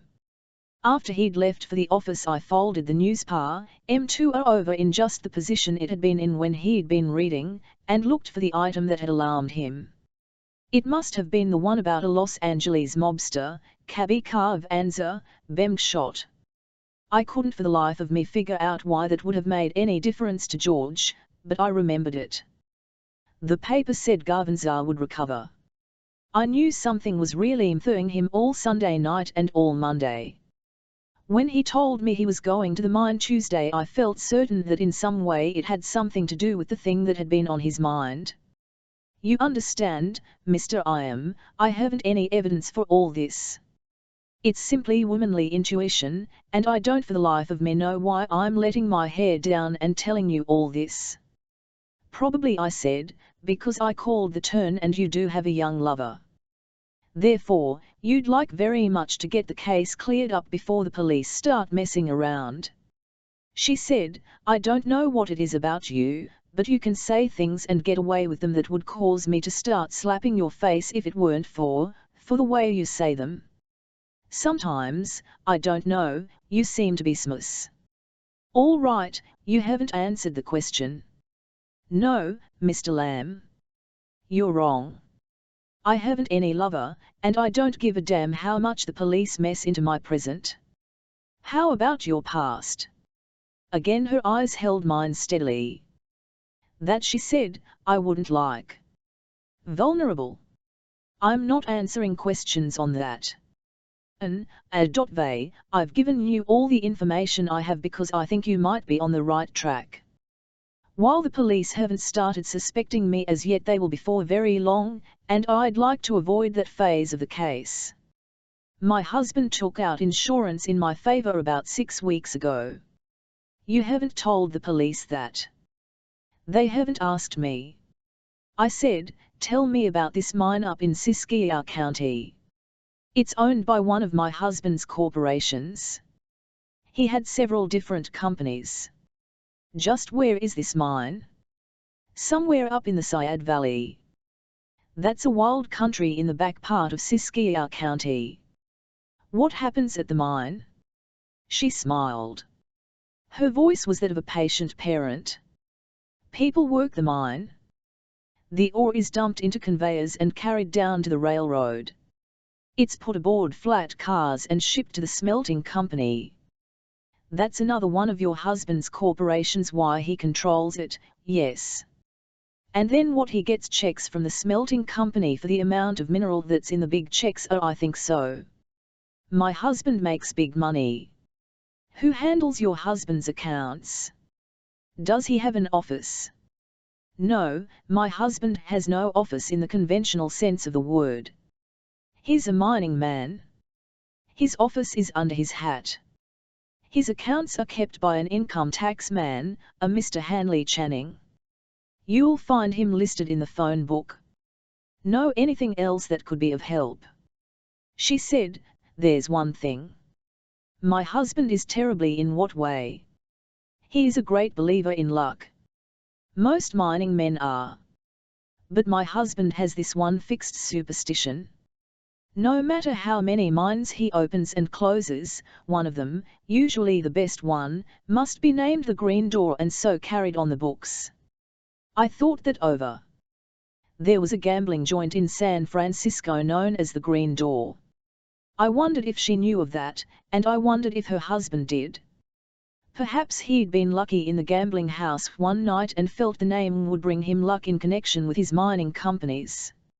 Anything else? I asked. Well, yes, in a way, go on. When my husband left Tuesday evening, he knew that he was going into danger. How do you know? He was always a little apprehensive about leaving me alone. I've tried to figure that one out, too. I think it's largely because he was an older man and I was so much younger and, well, I think under those circumstances a man gets a little more possessive than would otherwise be the case, and is, shall we say, a little more apprehensive. So what? So he made it a point to keep a gun in the bureau drawer. He had carefully instructed me how to use it. When he left Tuesday he took that gun with him. It was the first time he'd ever done that when he went on a trip, but he intended to drive all night. A good part of the night. Wouldn't it be natural for him to take the gun? He'd driven all night lots of times before, but had never taken it. He'd always left it here for me. Did your husband tell you he was taking the gun? How then do you know it was gone? Because when looked in the bureau drawer after he had left, the gun wasn't there. It had been there before. A couple of days before. I know that much. You don't know whether your husband was carrying it with him or whether he put it in a suitcase. Now, you identified the contents of the suitcase. How, when and where? They took me to Petaluma. The car was being held there. It was your husband's car. Where do the Berkeley police get in on it? She said, DCMTB silly. They are investigating all angles. If I'd had a young lover, as you suggested, and had conspired to kill George off, the conspiracy would have taken place here in this county and the lover would be here. Therefore, the Berkeley police are working on it. They pretend that it's a matter of cooperation with the sheriff of Sonoma County, but I've known all along what they were up to. Tell me about the suitcase. It was just exactly as I had packed it. You packed your husband's things, was one of the wifely duties I took over when married him. How long have you been married? About 8 months. How did you happen to meet him? She shook her head. Was Bishop a widower? No. There was a first Mrs. Bishop. What happened to her? He bought her off. When? After she began to get suspicious. There was a divorce. A final decree. Certainly. I tell you we're legally married. You wouldn't have taken a chance otherwise, would you? She looked me straight in the eyes. Would you? I don't know. I'm asking. She said, I have had my eyes open for a long time, and went into this with my eyes open. I also went into it with the determination to play square in the event I got a square deal. Did you get a square deal? I think I did. Do you ever get jealous? Not. I don't think there's anything to get jealous about, and even if there were, I wouldn't run up my blood pressure over something you can't help, something that's well, avoidable. Okay, I said. I'll you later. How much later? I don't know. She said, for your information, I think the INJIICE will be having the house watched. They too think there's something pretty shady about the situation. They've handed me a good and now they are going to keep a watch and see if George comes back home or if some other man should happen to come here. In that case, I said, they've probably got me tagged already. Perhaps, she said. Your line will be tapped, I told her. You say your husband's things were just the way you had packed them? He had nothing. Then no one else had unpacked them? What do you mean? No one had searched the suitcase or the bag. I don't think they had. Do the police have any idea you know what they are up to? I can't tell. Have they questioned you about your life? They've questioned me, but not about that. How much money did your husband carry with him? He always carried several $1,000s in a money belt. You don't know anything else that would help? Nothing except what I've told you. Thanks, I said. And started for the door. You won't say anything about what I've told you to the police about Carvanzar? I shook my head. After all, it's only a hunch, a vague suspicion. That's all. But somehow, she said, I think I'm right.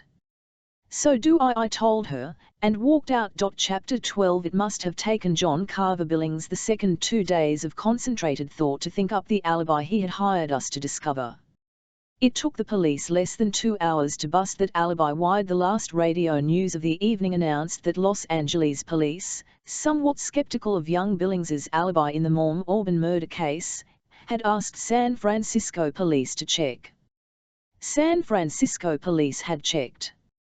The 2 girls who had been located by a private agency for John Carver Billings II had been sought by police. one of the young women had purchased a new wardrobe and started on a vacation trip for South America. She was not immediately available. The other one, Sylvia Tucker, 23, employed as a manicurist in a local barber shop, had at first sought to substantiate the alibi, but when police confronted her with proof that she had been in San Francisco on the Tuesday in question, she broke down and admitted that the whole alibi was phony, that she and her girlfriend had been well paid by the banker's son to an alibi which would protect him for Tuesday night. She didn't know why. John Carver Billings II branded this as a brazen falsehood, an attempt on her part to get him into trouble, but from extraneous evidence police were convinced hers was the correct story and young Billings was caught in a trap of his own devising.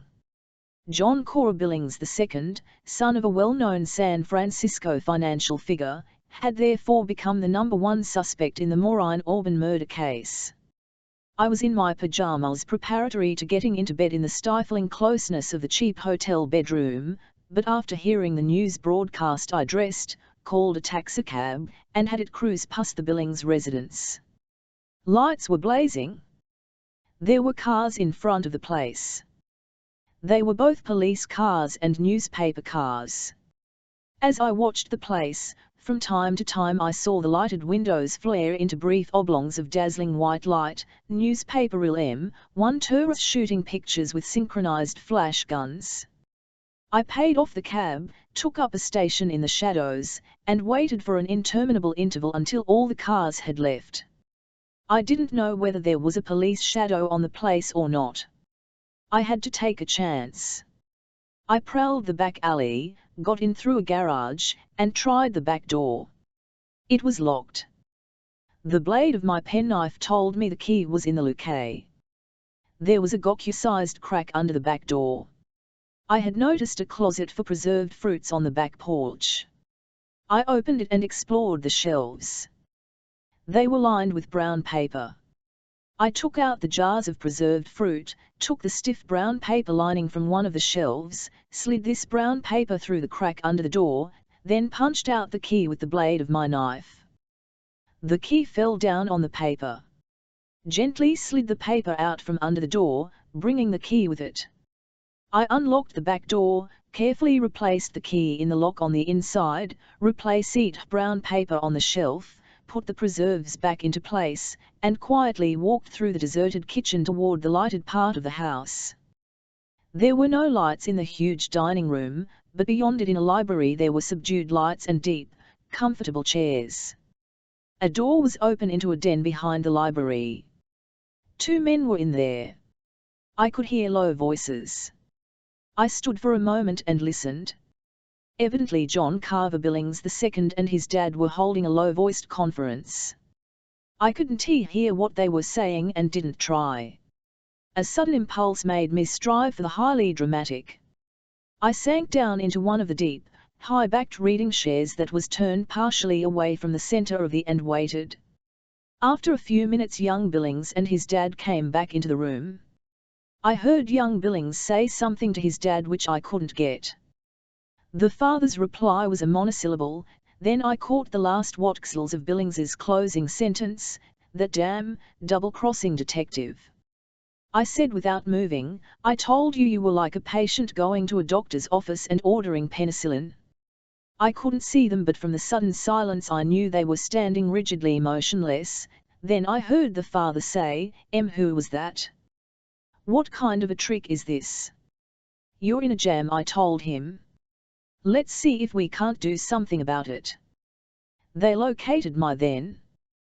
The son ran around the table so that he could confront me. "You damn CRCH-K," he blazed. I lit a cigarette. Young Billings took a threatening step toward me. "Damn you, lamb. This much pleasure I'm going to have out of this situation."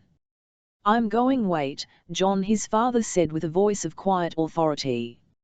I said, "If you folks had put the cards on the table in the first place and asked us to clear you in the Bishop case, we'd have saved a lot of time."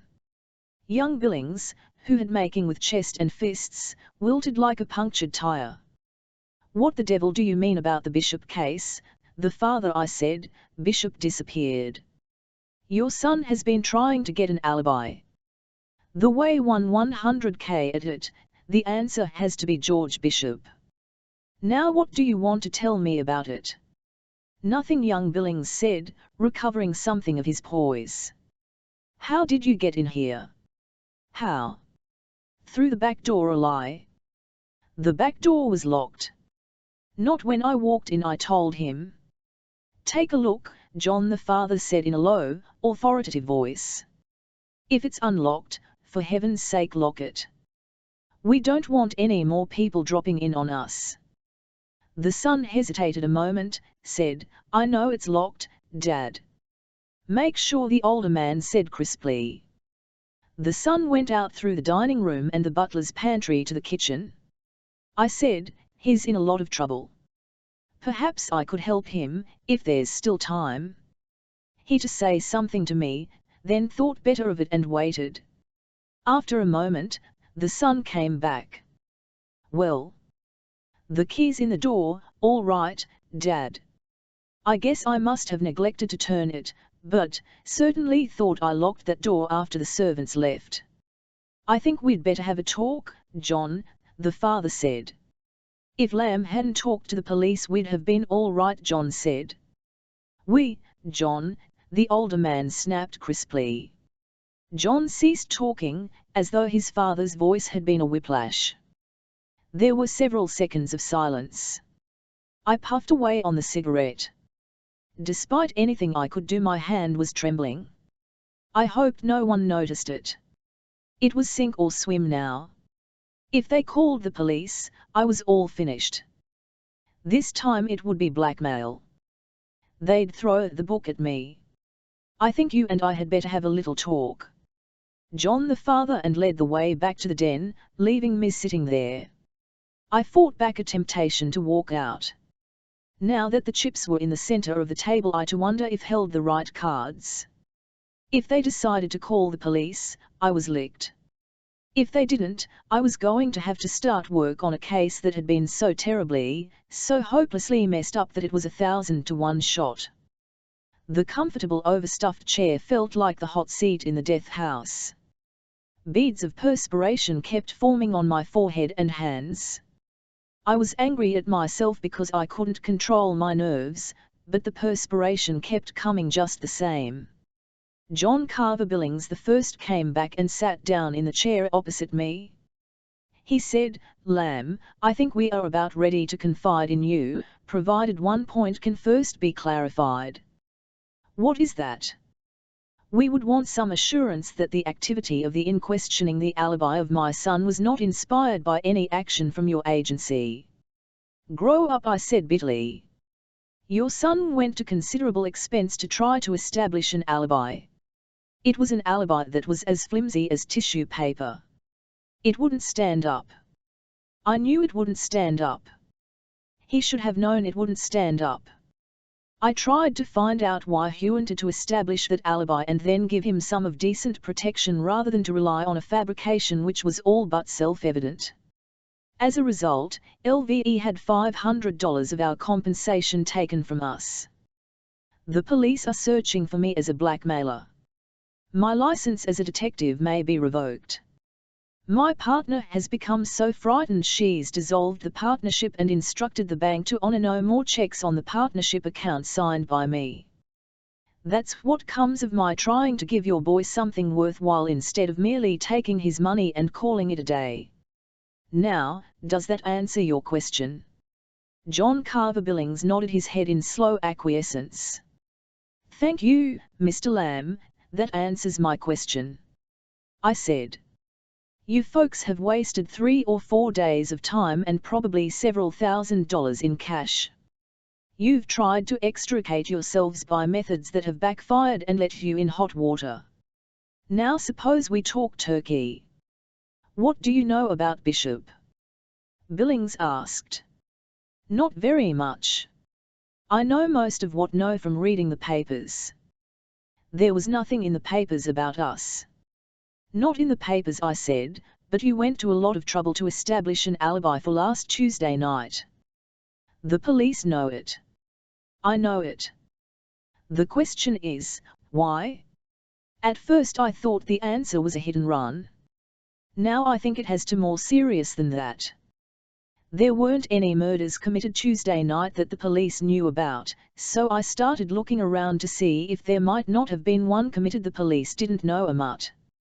And you found? I found Bishop. You mean you found him, you found? No, I interrupted. Don't get me wrong. I unearthed the Bishop case. I went to Mrs. Bishop about it. What did she say?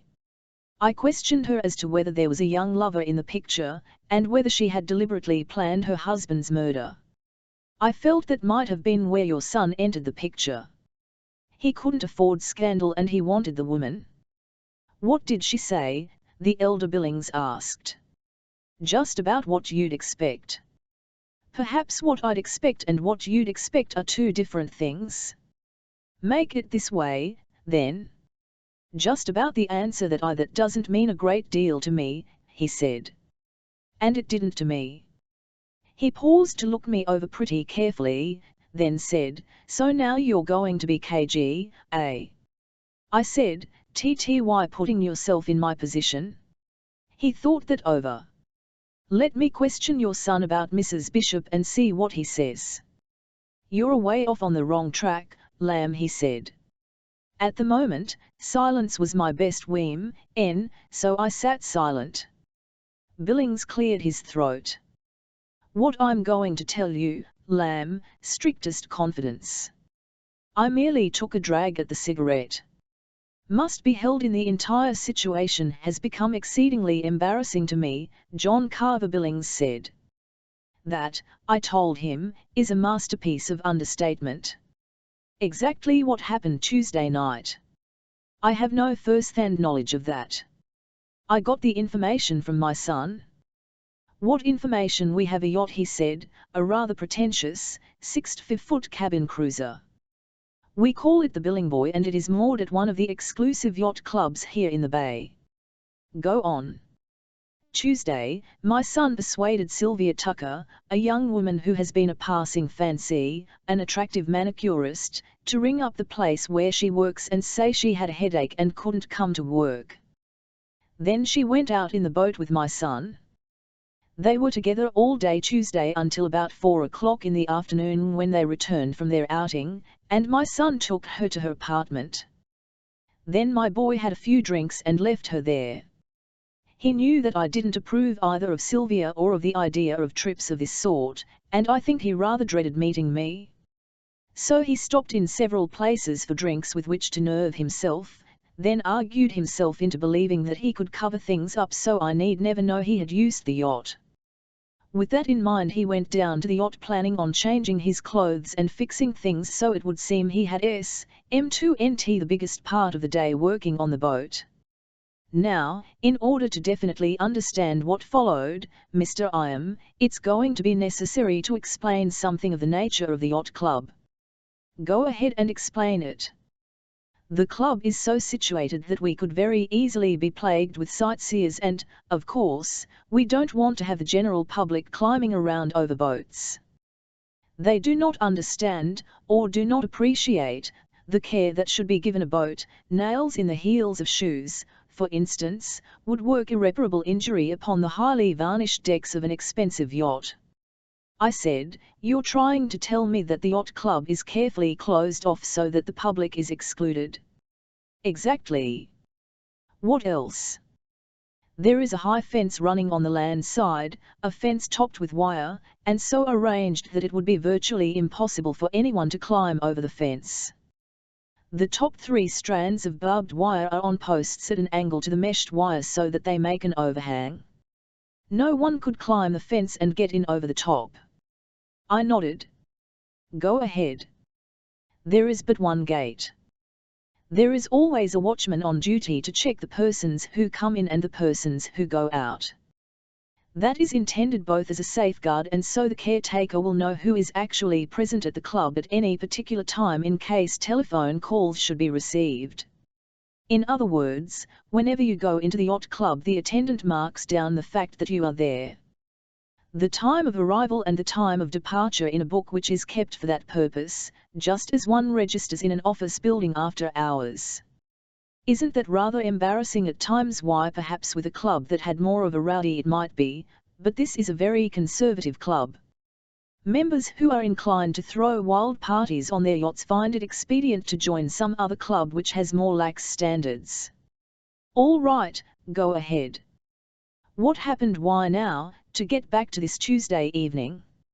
My son went down to the yacht, planning to arrange things so I would think he had been working on it all day, and therefore when he found that the watchman at the gate was engrossed for the moment in a telephone conversation, with his back turned, it seemed like a providential opportunity, so my son slipped on through the gate.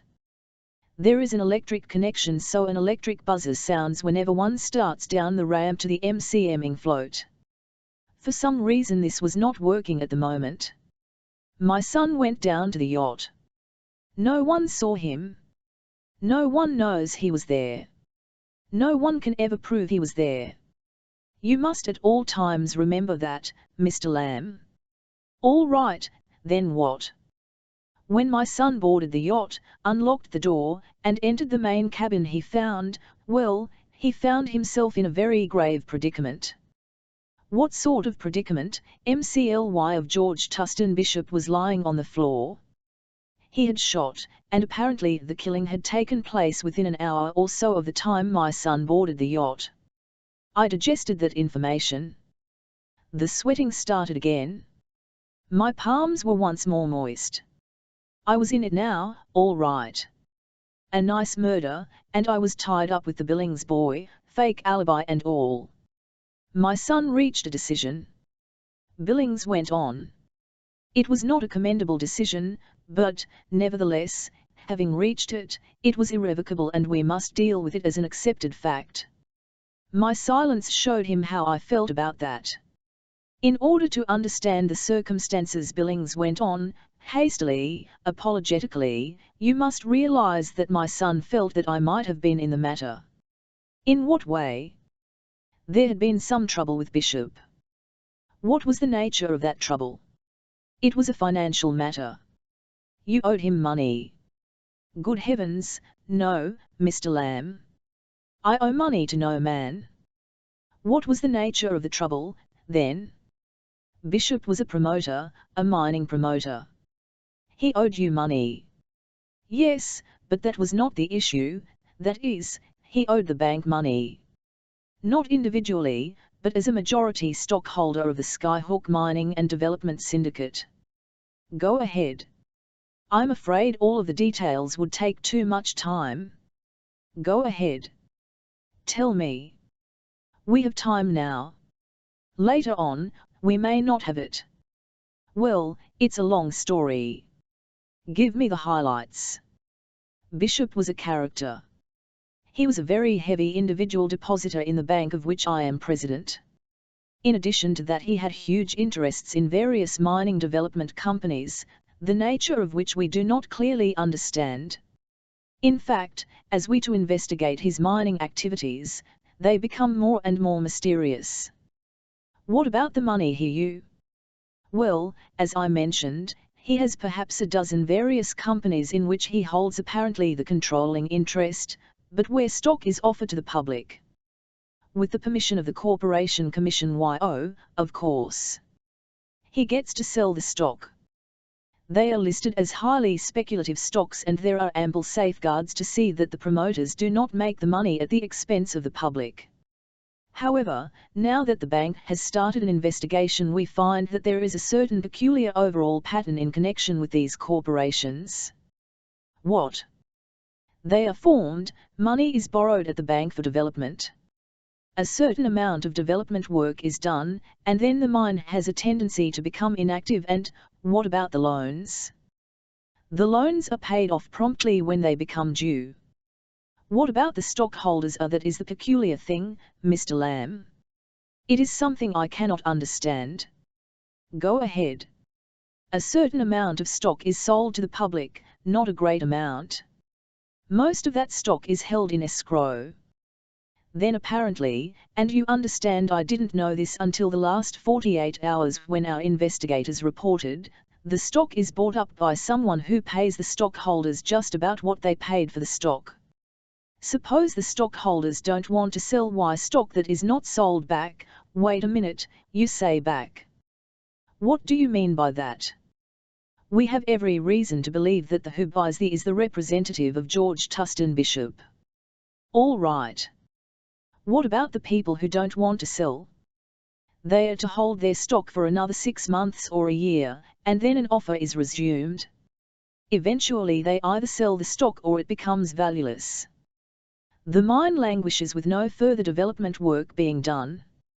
Now, what I asked, would be the idea of making a wash transaction of that sort. There must be considerable overhead. There is. Not only are there legal expenses, but there is the selling commission. There is, however, no great drive to sell the stock. A prospectus is put out and the stock is sold in even instance entirely by mail. After a small percentage has been sold, selling activities are discontinued. Then the corporation goes through a quiescent period, after which the stock is mutt back.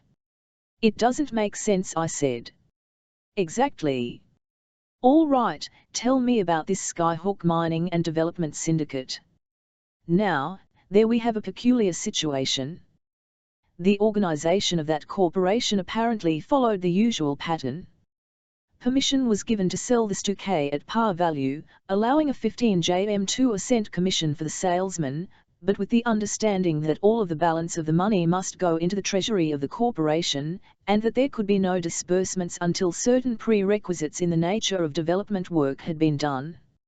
How was the money secured for the development work? The understanding of the Corporation Commission was that the sales of the stock would be handled by a syndicate, and that the 15%, together with contributions made in the form of a loan by the organizers, would go toward the initial development. So that the stockholders would be getting a free ride. If you want to put it that way, yes. And that was done.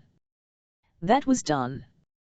The corporation was permitted to endorse a note, which was signed by George Tustin Bishop, with the understanding that every penny of the proceeds would go into the treasury of the corporation.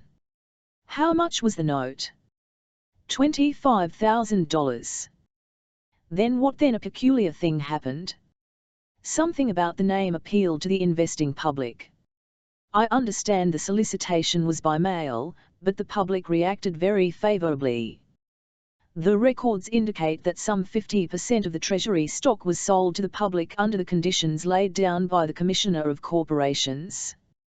That was a departure from the usual pattern of the Bishop corporations. Yes, sir. Very much so. And then what happened? Then Billings said, Bishop flatly refused to meet the note. He drew out every cent of money he had in our bank and stated he had no funds with which to meet that note, and that we would necessarily call upon the corporation as an endorser to make the amount of the loan.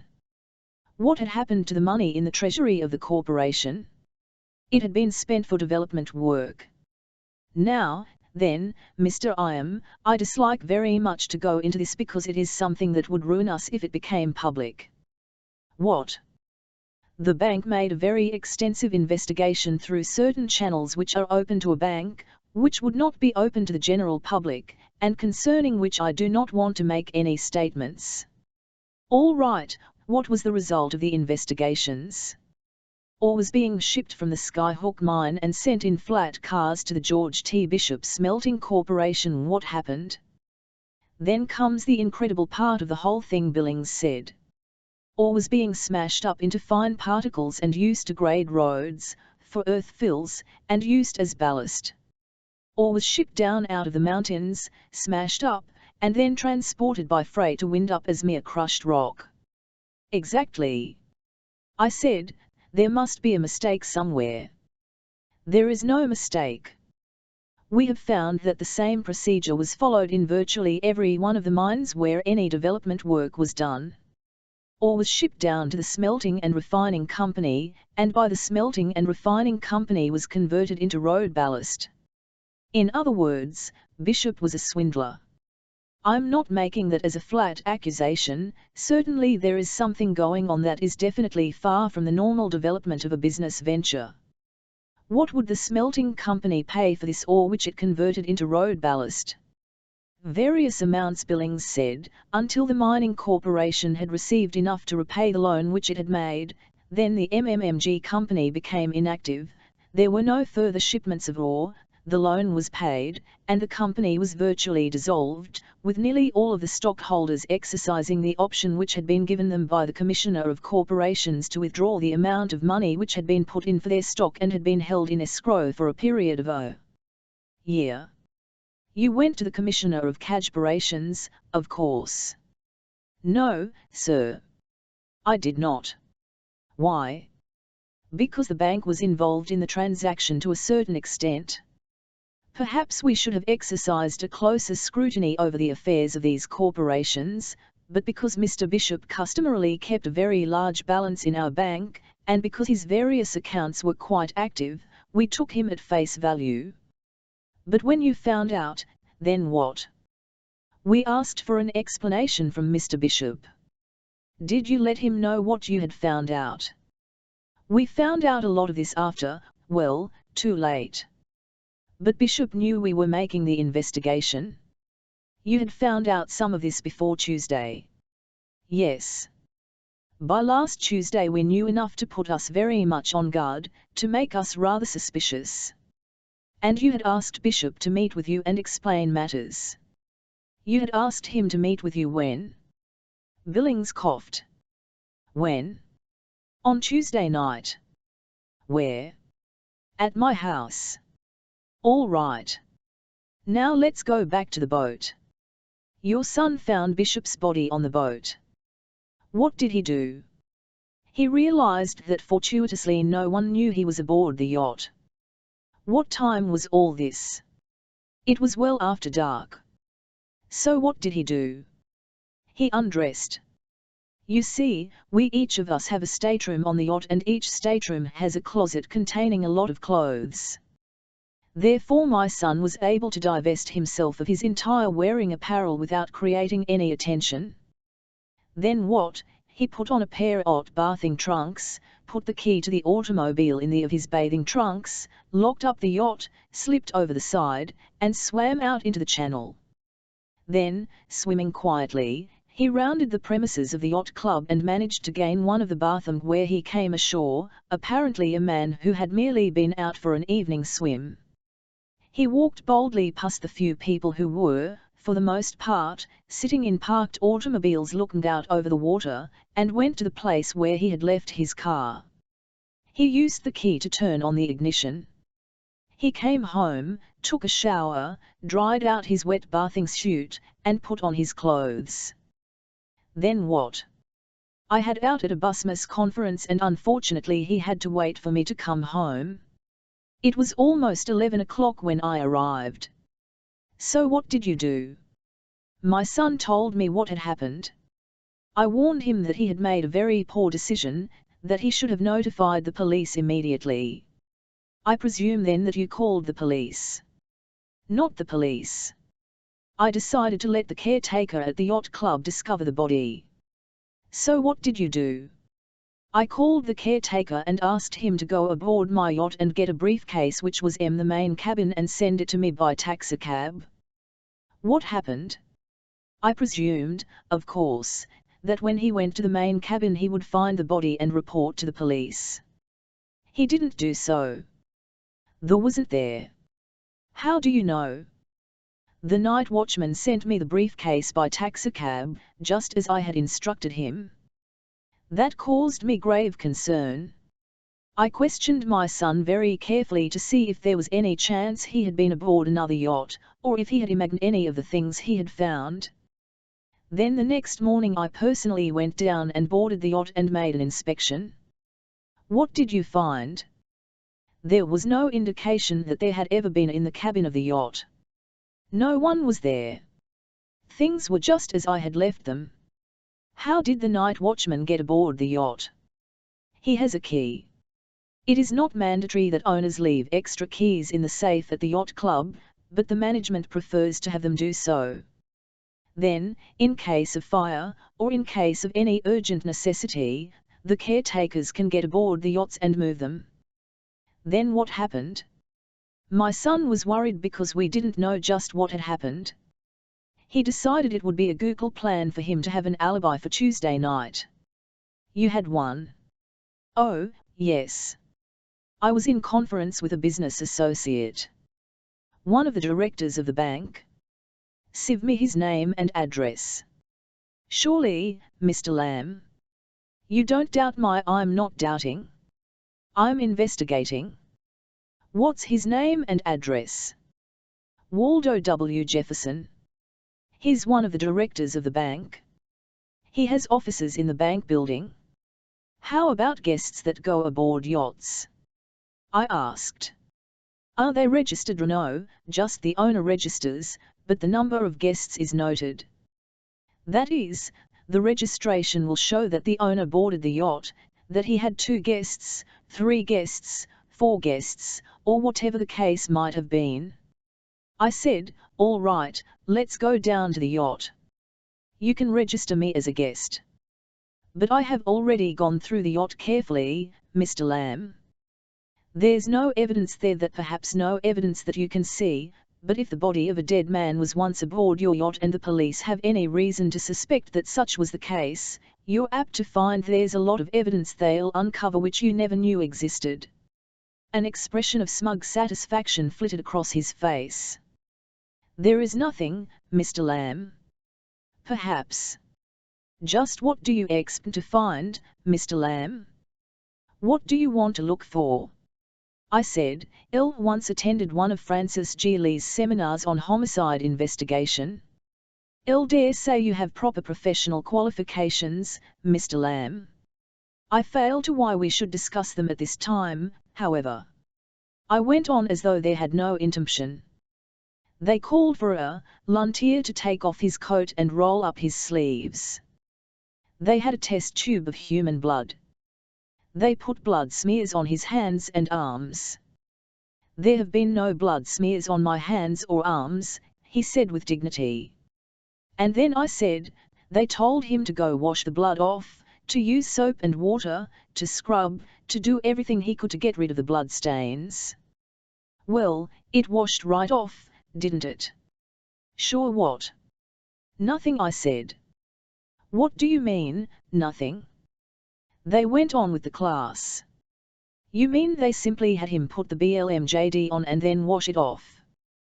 That's right. Don't your point, Lamb?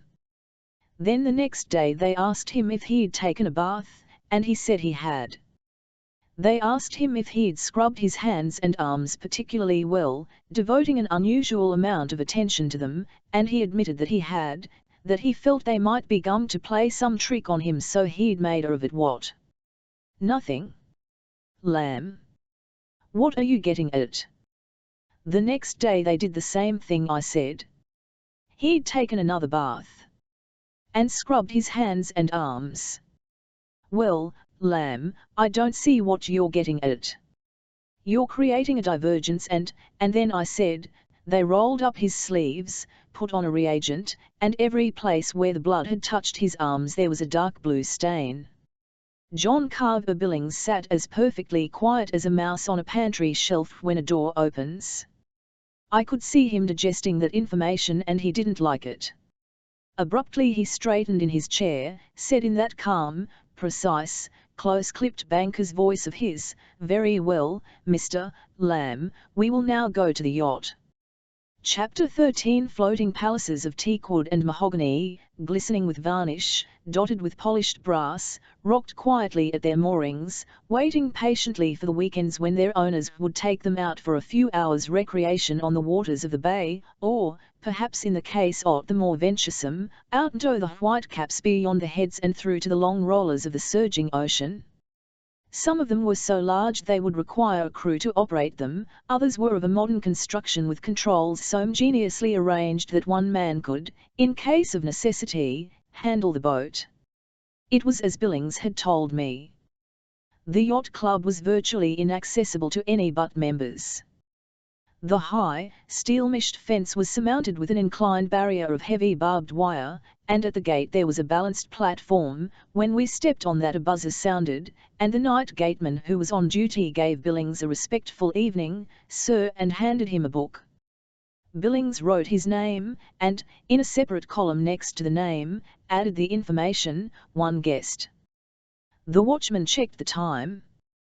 He wanted to say something else, but Billings cut him off with a curt "some other time," Bob, and piloted me down the long inclined ramp to the floats where we could hear the gentle lap of water and see the shimmering reflection of lights. Our feet on the float gave back BRHM warning echoes from the water below. There was a grim, eerie atmosphere clinging to the place. Neither one of us said anything. We came to a trim white hull surmounted by teakwood and brass. The upper cabin had square windows of heavy plate glass. There was a line of conventional round ports on the lower level. "This is it," Billings said. "Please keep on the mat and don't step on the deck with those shoes. I'll open up the cabin." We climbed aboard. Billings fitted a key to a padlock. A sliding panel opened up a companionway where rubber treads were munned with glistening brass. A light switch flooded a cabin into brilliance. "It was here," Billings said. I soaked up the luxurious atmosphere of the cabin. It fairly reeked with money. My feet moved over the car, M2T. I might have been walking on thick moss in a virgin forest. The color scheme of that cabin had been carefully carried out even to the last thread.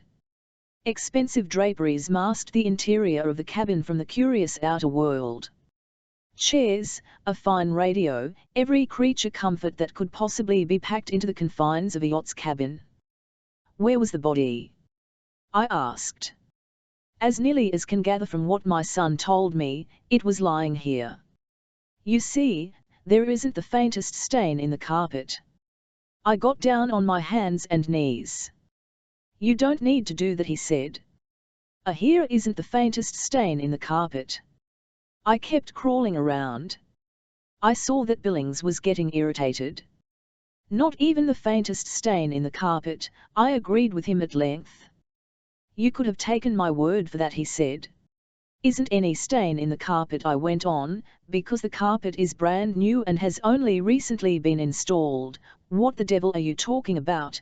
This carpet has been here ever since." I my head and moved one of the chairs about an inch. The place where the legs of the chair had made an indentation in the deep carpet were plainly visible. "The carpet," I said, "has been here ever since the chair was there. This is a very fine carpet. It returns to its original position very rapidly." "You will find that I know," I said, "but it's impossible to completely eliminate the marks of the chairs. You'll notice this same thing about every one of the chairs. What's more, you'll notice there's a photograph of you sitting in the cabin." Reading indicated a framed photograph. "You can't tell the color of the C.Advet from that picture, but you certainly can see the pattern. It isn't this one." There was dismay on his face as he at the picture. I walked around the cabin, looking in the dark corners, turning my fingers around inaccessible places. "You'll notice right here, Mr. Billings, there's a very faint smear here where something has been wiped with what evidently was a damp rag, and, wait a minute, what's this?" "What?" "Over here in the corner, about 2 feet up," I said. "I hadn't noticed it," he told me, bending down. "I'm satisfied you haven't, but you'd better notice it now." "What is it?" I said. "It's a small, round hole with a very peculiar dark ring around the outer perimeter. It's about the size of a .38 caliber bullet, and there's a very, very faint reddish-brown streak here which looks as though it might be a piece of animal tissue which was adhering to the bullet and which was carried partially into the hole made by the bullet." John Carver Billings looked at me in silence. "And now," I went on casually, "if, as you said, you had an appointment with Bishop for Tuesday night at your house, how did it happen you went over to spend the evening with Mr. Waldo W. Jefferson? How did you know Mr. Bishop wasn't going to be able to keep his appointment at your house?" Billings looked as though I'd thrown a bucket of cold salt water in his face. He gave one gasp, then simply stood there, jaw sagging. And in that instant I became conscious of sound. It was a peculiar pounding sound, as though made by many feet. Very plainly the hum of voices became audible, voices which seemed to be right outside the yacht, but which were muffled by the walls of the cabin so that they registered only as undertones of rumbling conversation in heavy masculine voices. John Carver Billings climbed the steps and slid back the hatch. "Who are you?" a voice asked. Before Billings had a chance to answer, I heard the of the gateman saying, "That's Mr. Billings, sir. John Carver Billings. He came aboard just a few moments before you arrived." "Going someplace, buddy?" a heavy voice asked. "Mr. John Carver Billings, the banker," the watchman's voice said. The heavy voice said, "Oh." The tone was deferential. Steps moved on. The watchman remained behind to explain. "There's been a bit of trouble, sir. I wanted to tell you about it but you didn't have the time to listen. There seems to have been a body found aboard the FEO." The night watchman was attracted by a very evident disagreeable odor. "The owner of the boat, you know, is away on a vacation. It seems that someone forced the lock and, I'm afraid it's going to make for a nasty bit of publicity, sir, but there was nothing the club could do except notify the police." "I see," Billings said. "The owner of the boat isn't here?" "Why no, sir. He's on a trip to Europe. The boat's been closed up and no one's borrowed it." "No, sir. No one." John Carver Billings said impatiently, "Well, go ahead, don't let me interfere. See that the police are given every assistance." He slammed the sliding panel shut and came back down to the cabin. His skin was the color of stale library paste. He avoided my eyes. I said, "I'm going to have to do a lot of work and I'm going to have to do it fast. I want some money." He pulled a wallet from his pocket, opened it, and started taking out $100. I said, "Your son stopped payment of a check that was given the partnership in Los Angeles, and I'm very, very sorry about that. That's a matter which will be rectified at once, Mr. Lamb." Instruct the bank to." "Don't instruct the bank to do anything," I said. "Payment of the check was stopped. Let it stay that way. But you can add $500 to what you're giving me as expense money." "Expense money?" "That's right. There's going to be a hell of a lot of expenses. You can add the $500 onto the other." He merely nodded and kept on dishing out folding money. Looking at the size of the wallet, I knew then that he'd carefully prepared for just such an emergency. This was getaway money, and there was a terrific wad of it. That, the bullet hole in the yacht, and the new carpet told me just about all I needed to know. Chapter 14. I'd once done a favor for this broker, a favor he couldn't very well, so when I called him at 8 o'clock in the morning he was eager to see that my business received top priority. I said, "I have $1,350 in cash." "Yes, Lama, I want you to invest $350 in of the Mining and Development Syndicate." "Never heard of it, Lamb." "Find out about it, hear about it. Locate the stock." "I want it. I want it fast." "Yes. And the other $1,000. "The $350, I said, goes in the name of Elsie Brand. I want $1,000 invested in the same stock, and that will be in the name of Cool and I am, a co-partnership. I want you to locate that stock, and I want you to buy it the first thing this morning." "And wait a minute," he said. "I'm looking through a card index now. Wait a minute, here it is." That was one of those mail order promotion things, Lamb. It may take a little while to find out who the stockholders are, and there isn't that much time, I said. It cleared through the Corporation Commission. The stock had to be placed in escrow for a year, during which time the purchasers could back out if they wanted to, and during the year certain development work had to be made, otherwise the sales were invalid at the option of the purchaser. "Well," I said, get in touch with the escrow holder.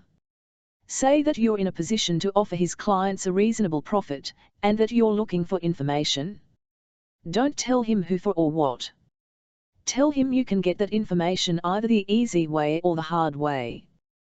Then start working on the long-distance telephone and buy up stock. How high shall I go? Up to twice the par value. If you can't get it for that, quit. And remember, there's a note of the corporation that's outstanding. The bank hasn't done anything about it because Bishop was on that note. Now he's dead, they'll have to do something about it. The escrow holder should know that. The stockholders should know it. If they don't, that they do. All right, he promised. I'll get busy. Ray, I'll busy, I insisted. Right now. I went back to the morning newspapers. They featured the story in big headlines. Mining man's body found on millionaire's yacht. It was a natural, and the crime reporters really went to town on it. Erickson B. Payne, the bachelor millionaire owner of the yacht, was on a vacation in Europe. There could be no question but that he had been out of the United States for the past 4 weeks, and, aside from the one duplicate key which was kept in the safe at the yacht club, there were no keys to his yacht. However, the police investigation disclosed that the padlock on the boat had evidently been smashed, and a new padlock had then been placed on the yacht so that the night watchman, in making his rounds, would not notice anything unusual. Police acted on the theory that the mining man had been murdered at some other point and the body had then been transported to the yacht club, but how the body could have reached the yacht club was a major mystery. I read the accounts for the third time while waited in the office of Hartley L. Channing. It was a nice office, with his name on the frosted glass, Hartley L. Channing, accounting. There was a nice receptionist who looked cool and comfortable, but very cute, with a peaches and cream complexion and wide, blue eyes. She had been reading a magazine when I entered the office. It was a magazine that was concealed in a desk drawer which she closed, and when I announced I would wait for Mr. Channing, she wearily opened another drawer, pulled out paper, which she ratcheted in the machine, and started a laborious job of copy work, clacking the keys of the typewriter with mechanical precision but without any particular enthusiasm. It had been 5 minutes past 9 when I entered the place and the girl typed steadily for 15 minutes. Hanley Channing came in promptly at 9:20. "Hello," he said to me. "What can I do for you? My name's Lamb. I want to talk about some tax work." "Very well. Come on in." He ushered me into his private office. The clacking of the typewriter stopped as soon as had crossed the threshold. "Sit down, Lamb. What can I do for you?" He was a breezy individual, well-dressed, well-groomed, with fingernails that had been manicured within the last couple of days, an expensive hand-painted cravat, a fine tailor-made suit of imported worsted, and SHR_AES that 1M, KED as though they could have been custom-made. I said, "You handled Mr. Bishop's work, didn't you?" His eyes instantly slipped colourless curtains between us. "Yes," he said, and volunteered no information. "Too bad about him. I understand there's some mystery. Seen the morning papers?" "No," he said, and I knew right then he was lying. "I've been busy on another matter. Isn't any mystery about him anymore." "What do you mean?" "The MDY was found aboard a yacht in one of the yacht clubs." "He's dead, then?" "His death is definitely established." "How did he die?" "2 bullet wounds. 1 bullet in the body and 1 bullet which went entirely through the head. Bad." "I'm very sorry to hear it. However, you had some matters you wanted to consult me about." "A tax matter." "What's the nature of it, Mr. Iam?" "I want to know how much you know about the flim-flam that Bishop was running." "What do you mean?" "Sir, if you kept his and tax affairs you know exactly what I mean." "I don't like your attitude, Mr. Lamb. May I ask if this is official?" "It's not official." It's personal and friendly. Who are you? I'm a detective from Los Angeles, a private detective. I don't think I have anything to discuss with you, Lamb. I said, look, buddy, the chips are down.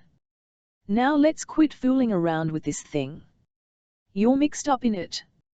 I want to know how deep. I am quite certain I don't know what you're talking about, Lamb, and I don't like the way you talk. I'm going to have to ask you to leave. I said, Bishop had a lot of activities. He was smart. He decided he'd report the income, but he wouldn't divulge the source of that income. So he engaged in a lot of mining activities that were a complete hoax. Bishop never swindled a man in his life. Of course he didn't. He was too careful for that. If he'd done that, he'd have been arrested, complaint would have been made to the corporation commissioner, and he'd have been out of business. He didn't swindle anyone. He simply swapped dollars with himself. He had a lot of companies and he reported income to those companies, and then he juggled funds and stock around so that nobody could tell just who was doing what. However, he was very careful to keep his nose clean on actually reporting the income. The thing he didn't want to report was the source of the income. Now, looking at it from my standpoint, there's just one answer to that. Channing picked up a pencil and began to fiddle with it nervously.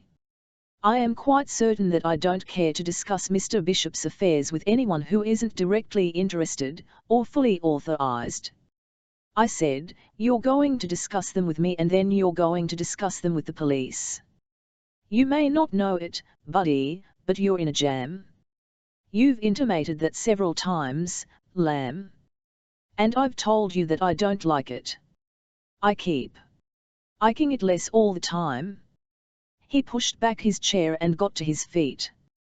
He was a big, athletic-looking chap, a little heavy around the waist, but there was also a lot of weight in his shoulders.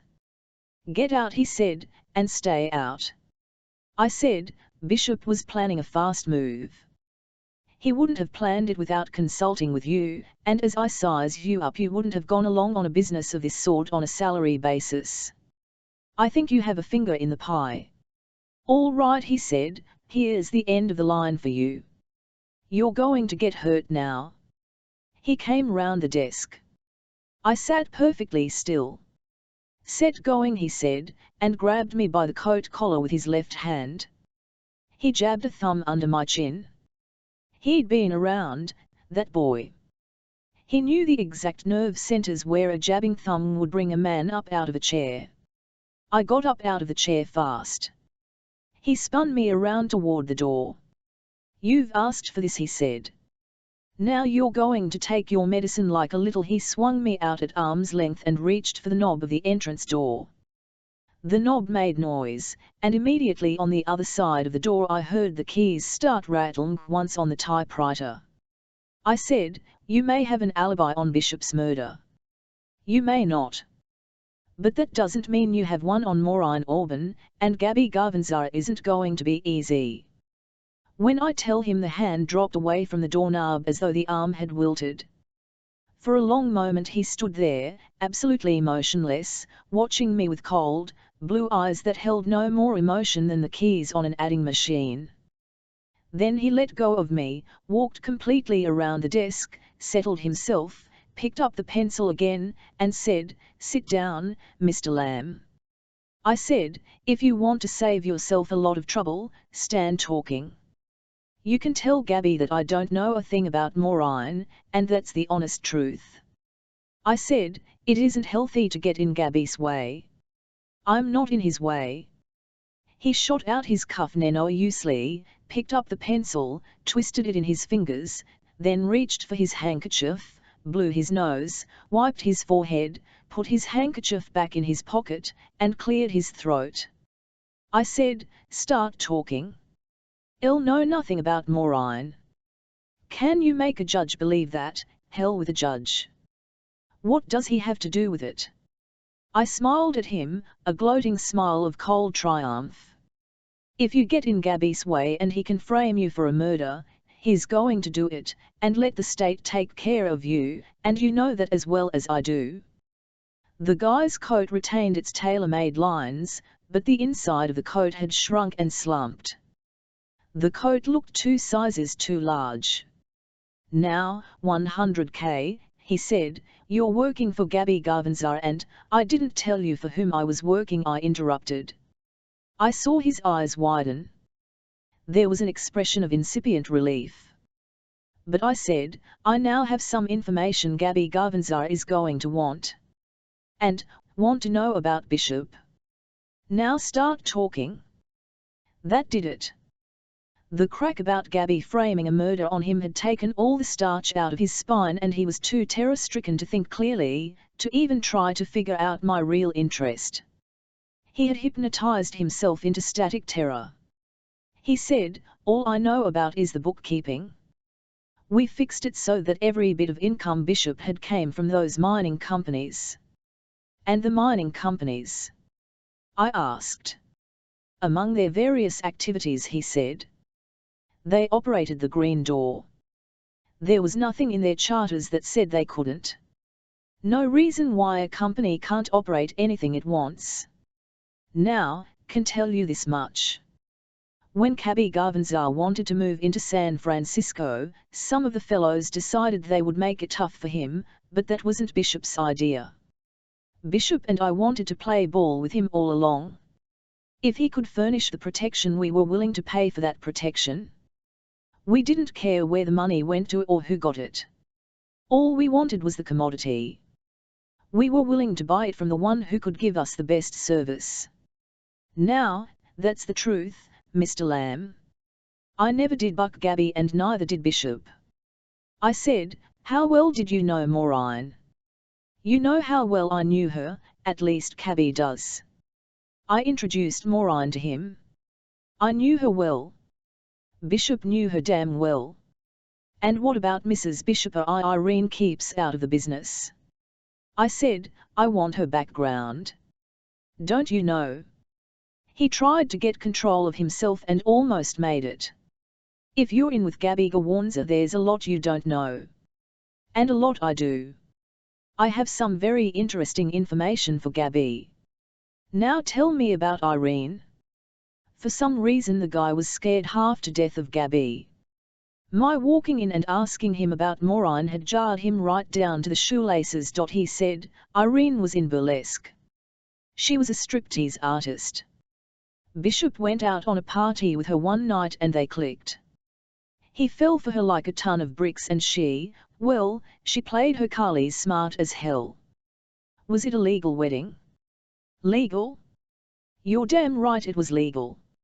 Irene saw to that. She had the smartest lawyer in town handle the whole thing. She insisted on a legal marriage. He had to buy his wife out. Irene may look dumb but she's smart. Who killed Maureen Auburn? I swear that I don't know, Lamb. I tell you honestly I don't know. I was absolutely, utterly shocked by it. I liked her. Who killed Bishop? I don't know. I wish I did. Put yourself in my place. I don't know where I stand. For all I know, someone may be trying to put the finger on me. That's not a nice feeling. You can tell Gabby that I want to see him. I've been trying to reach him. He can help. I sneered at him. He mocked his face again. What's going to happen to the Green Door now? There'll be no opposition as far as I'm concerned to anything Gabby wants to do. Provided, of course, he can fix it up with the others, and, well, I guess he can. What do you know about John Carver Billings? Billings is all right. He's the banker. We use him occasionally. He doesn't ask any questions just so we keep a good balance in his bank. Does he know any questions to ask? I don't think so. Had a stranglehold on him because of the my. What's all this business about wanting him to foreclose on the Skyhook Mining and Development Syndicate? Now, there, Channing said. You've got me. I told 100 times that was the most foolish thing he could do. It was apt to result in an investigation. It might even ruin the entire business structure. He didn't listen to you. No. He wanted that foreclosure filed. He said he didn't give a damn what he wanted the foreclosure filed. Tell Gabby I'd like to talk with him, any time. How about the widow? He laughed. What does she have to do with it? She might have a great deal. Channing said, make no mistake about this, Mr. Lamb. You can tell Cabby Carvanzar I am taking over the Green Door. What will Irene get out of it? Irene, he said, will share in the estate. She was a damn good burlesque stripper. Should what it takes, and she gave what she had, but she's small potatoes. She got hers and now she's out of it, as of tonight I'm taking over. Some of his assurance began to come back. And the corporations? The corporations will be all washed up in a smother of figures. I said, stay right here until 2 o'clock in the afternoon. Don't go out under any circumstances and don't give anyone any definite information. If Gabby wants to see you, he'll tell you where you can contact him. That frightened him again. The thought of walking into Gabby's clutches didn't appeal to him at all. Him to phone me. I thought you wanted to see him. I do, but I'm going to be terribly busy. Now that it's that George is dead, the police will be here, and I thought you wanted to see Gabby. I do, but I have other things. Shall tell Cabby too busy to see him? No. No. I didn't mean it that way. That way. Just put yourself in my position, Lamb. El sure as hell wouldn't want to do that, I told him, and got up and out while he was mopping his forehead. The typist was batting the keys at the She Didn't Even Up. Chapter 15. Mrs. George Tustin Bishop surveyed me wearily. You again, she said. That's right. There was a tired half-smile about her lips. The bad penny. I shook my head. The Boy Scout. I did my GRNJD turn yesterday. I'm doing another one today. With me. Purely disinterested, there was a touch of sarcasm in her voice. Wrong again? She said, look, Mr. Lamb, I've been up all night. I've been interrogated over and over again. I've had to view my husband's body. My physician wanted to give me a hypodermic and put me out of circulation. I told him I'd tough it through. You can't tell what they do while I was asleep, but I'm tired, terribly, terribly tired. I said, I'll think I can help you. There's no harm in trying. Your husband wasn't a mining man at all. Don't be silly. He had half a dozen mining corporations, all kinds of claims and locations, and I said, he used them as a mask so that he could report his income without telling where the income came from. Where did it come from, then? A place in San Francisco they call the Door. What's that? A gambling place. Sit down, she invited. I sat down. She took a seat me. I said, Hartley L. Channing is planning on taking over. He's always seemed very nice, she said.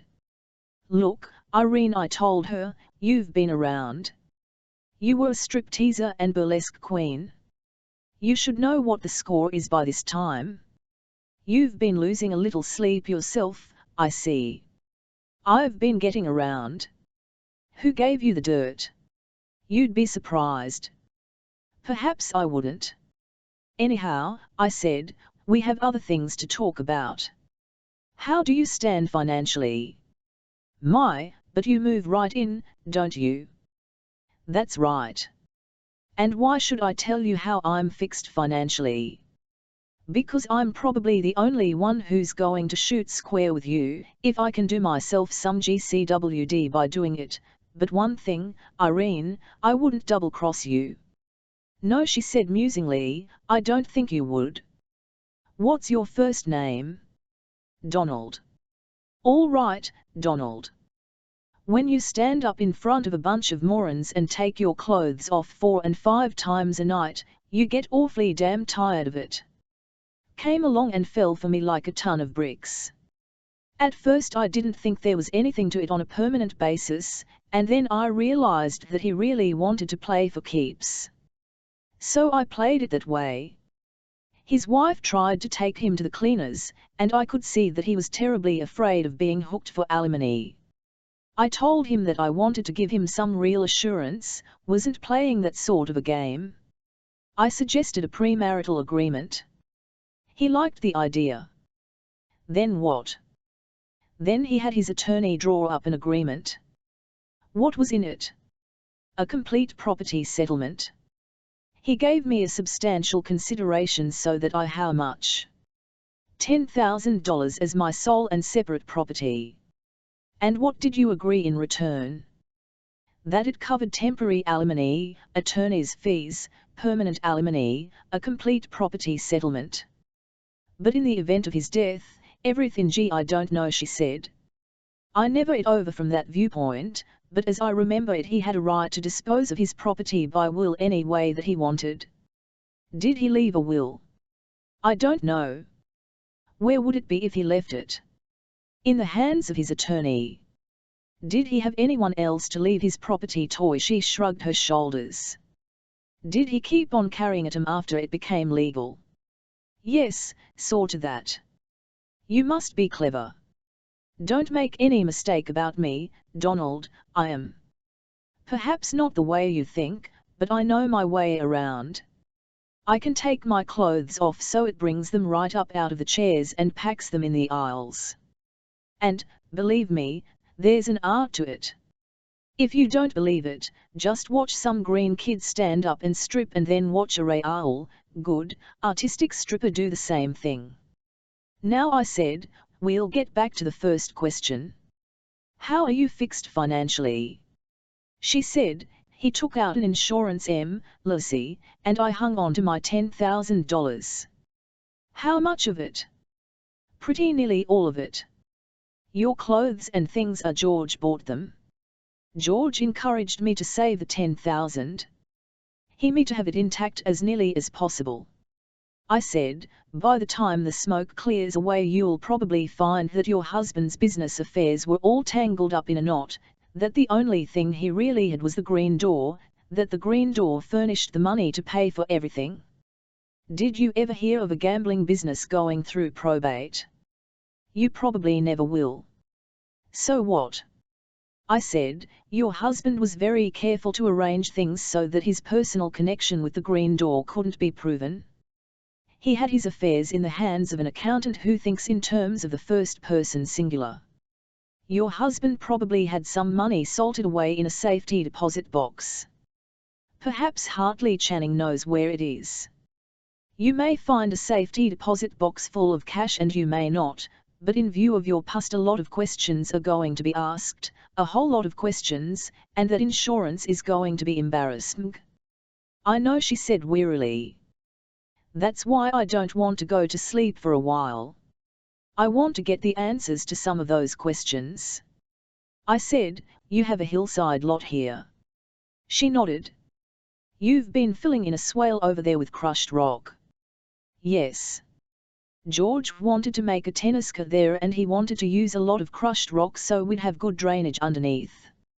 Let's go take a 100K at your husband's things in the garage. Why? I think we might find a gold pan there. Oh, sure. George had a couple of sleeping bags and a gold pan or two, and a mortar and pestle that he used for crushing ore, and some kind of a blowtorch for testing, and things of that sort. He kept them in a closet in the garage, a sort of special locker. Let's go take a look. Why? I'm just curious. I'm not. I said, I'm trying to give you a break, Irene. In return for what? Perhaps nothing. Don't be silly, she said. I've known men for a long time. They all want something. What is it you want? I might be able to cut myself a piece of cake. Where would that leave me? With the rest of the cake. She looked me over for a minute, then said, "I suppose there's as much of an art to being a detective as there is to being a striptease artist, and it probably takes a little more equipment, in different places. Come on, Donald." She led the way down the stairs into the garage and opened a door.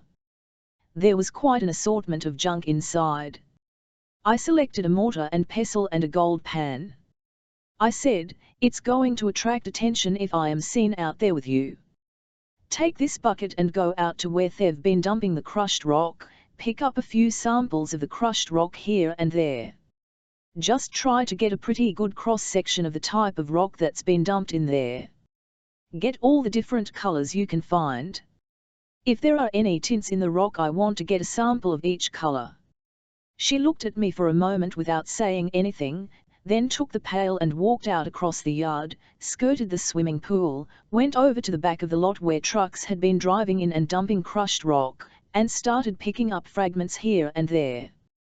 By the time she came in, I had my little workshop fixed up.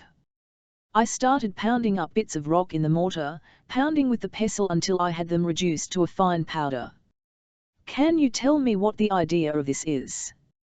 "I'm mining." "Do you?" she asked. "Expect to find the crushed rock that is delivered by a gravel company filled with diamonds?" "Not exactly," I told her. "I'll think we'll hit gold." "I certainly hope we do. If we don't, I've put myself out on a limb."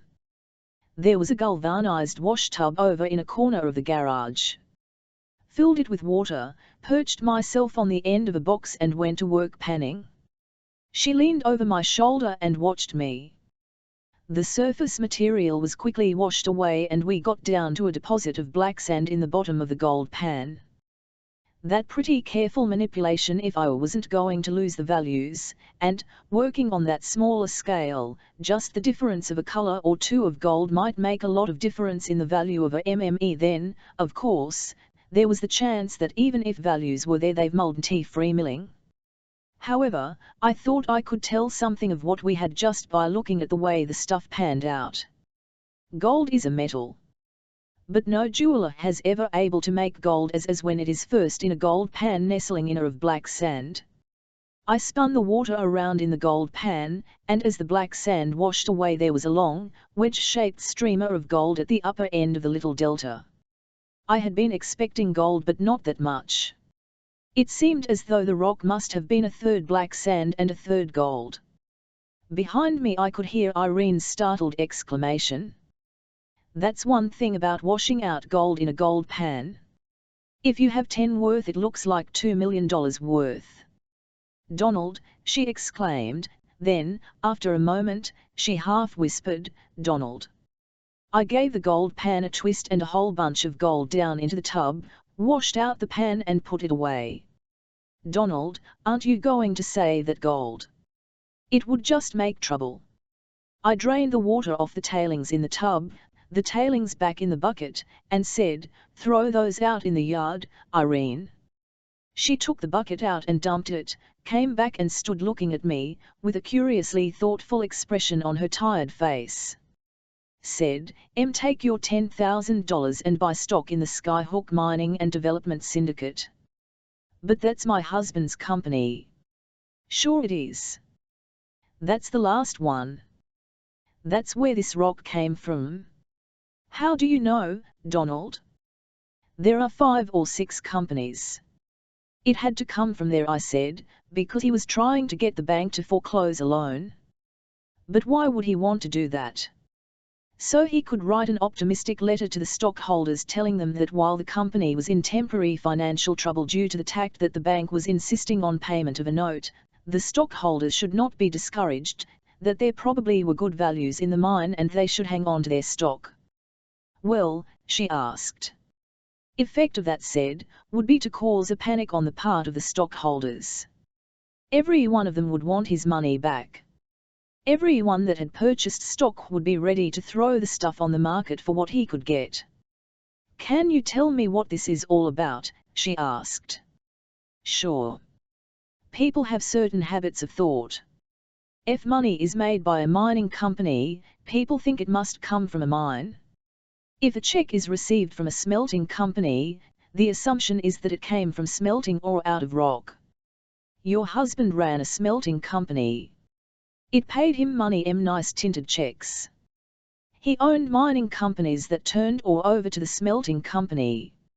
It never occurred to anyone that the ore was merely rock and that the smelting company owned a profitable gambling house.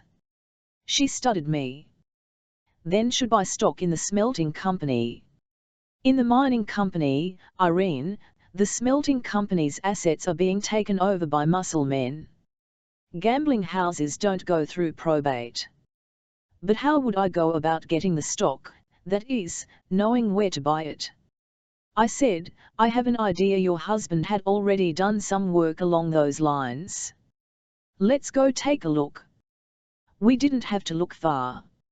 In George Bishop's desk was the rough draft of a letter to stockholders telling them not to lose faith in the company but that if they'd hang on through the period of financial adversity which was just ahead, they'd come out on top of the heap. The bank was bringing suit on a promissory note which had been signed to raise capital, but the mine was looking better and people who hung on could be almost certain of making a substantial profit, perhaps 150% of their original investment, perhaps more. It was a cleverly worded letter. We found the list of addresses to which the letter was to be sent, together with the number of shares of stock owned by each individual. Want to take a chance? I asked. There seems to have been about $30,000 worth of stock sold. It probably can be mucked in for around $15,000 or $20,000. But you'll find that your husband kept controlling interest in the company. If you're going to inherit his property you won't have to buy anything. If not, you'd better invest this separate property of yours. I think I'm going to inherit, she said. I around the desk. There were half a dozen or so heavy green cards, finely engraved with an elaborate pattern of curved lines. They passes to the green door, made out in blank, bearing the signature of Hartley Channing. She looked at them in silence. I slipped the whole bunch in my pocket. These might come in handy, I told her. She said nothing. Do you have an alibi for Tuesday night? I asked her abruptly. Nothing I care to use. Do you have a boyfriend? She hesitated. Do you? Not in the way you mean. I made up my mind I'd play fair with George when I married. Wasn't it rather lonely, what with him being away so much of the time? She looked me in the eyes. Donald, she said, I'm a stripteaser, I'm an exhibitionist. Once that gets in your blood it's hard to get it out. I had the most supreme contempt for the individuals in the audiences, but the group of contemptible individuals became an entity, an audience. I loved to hear the roars of applause come up out of the darkened theatre and crash against the backdrop in a wave of sound. Elle knew what they were applauding. It wasn't my acting, it was my body. They were trying to get me to take more off than the law allowed. They'd stamp and pound and applaud and go nuts. Didn't they know you couldn't take any more off than you had without going to jail? That's just the point, Donald. They knew it, but my acting was good enough so I could make them forget it. A girl stripteaser can appear to be almost undecided, as though she's just about ready to take a chance this once just to please this one particular audience. She stands there as though debating the thing within her own mind, and, of course, that spurs the audience on to the wildest applause. I tell you it's an art, standing there looking like that. And you miss it. Donald. I miss it terribly. What does all that have to do with where you were Tuesday night? A lot. Go on, I said. She said, I knew George was leaving. I have some friends in burlesque here, some of the old gang. Well, after George left I went up to the theatre, put on a mask, and did a striptease as the masked Miss Tetty. I loved it, so did the management. The audience went wild. I have a perfect alibi if I dare to use it, several hundred witnesses. You were masked. They couldn't see your face. They couldn't, but a dozen performers knew that I was the masked mystery and the audience knew I was there, 2 shows. Ever done that before? You mean since I Georgia? No.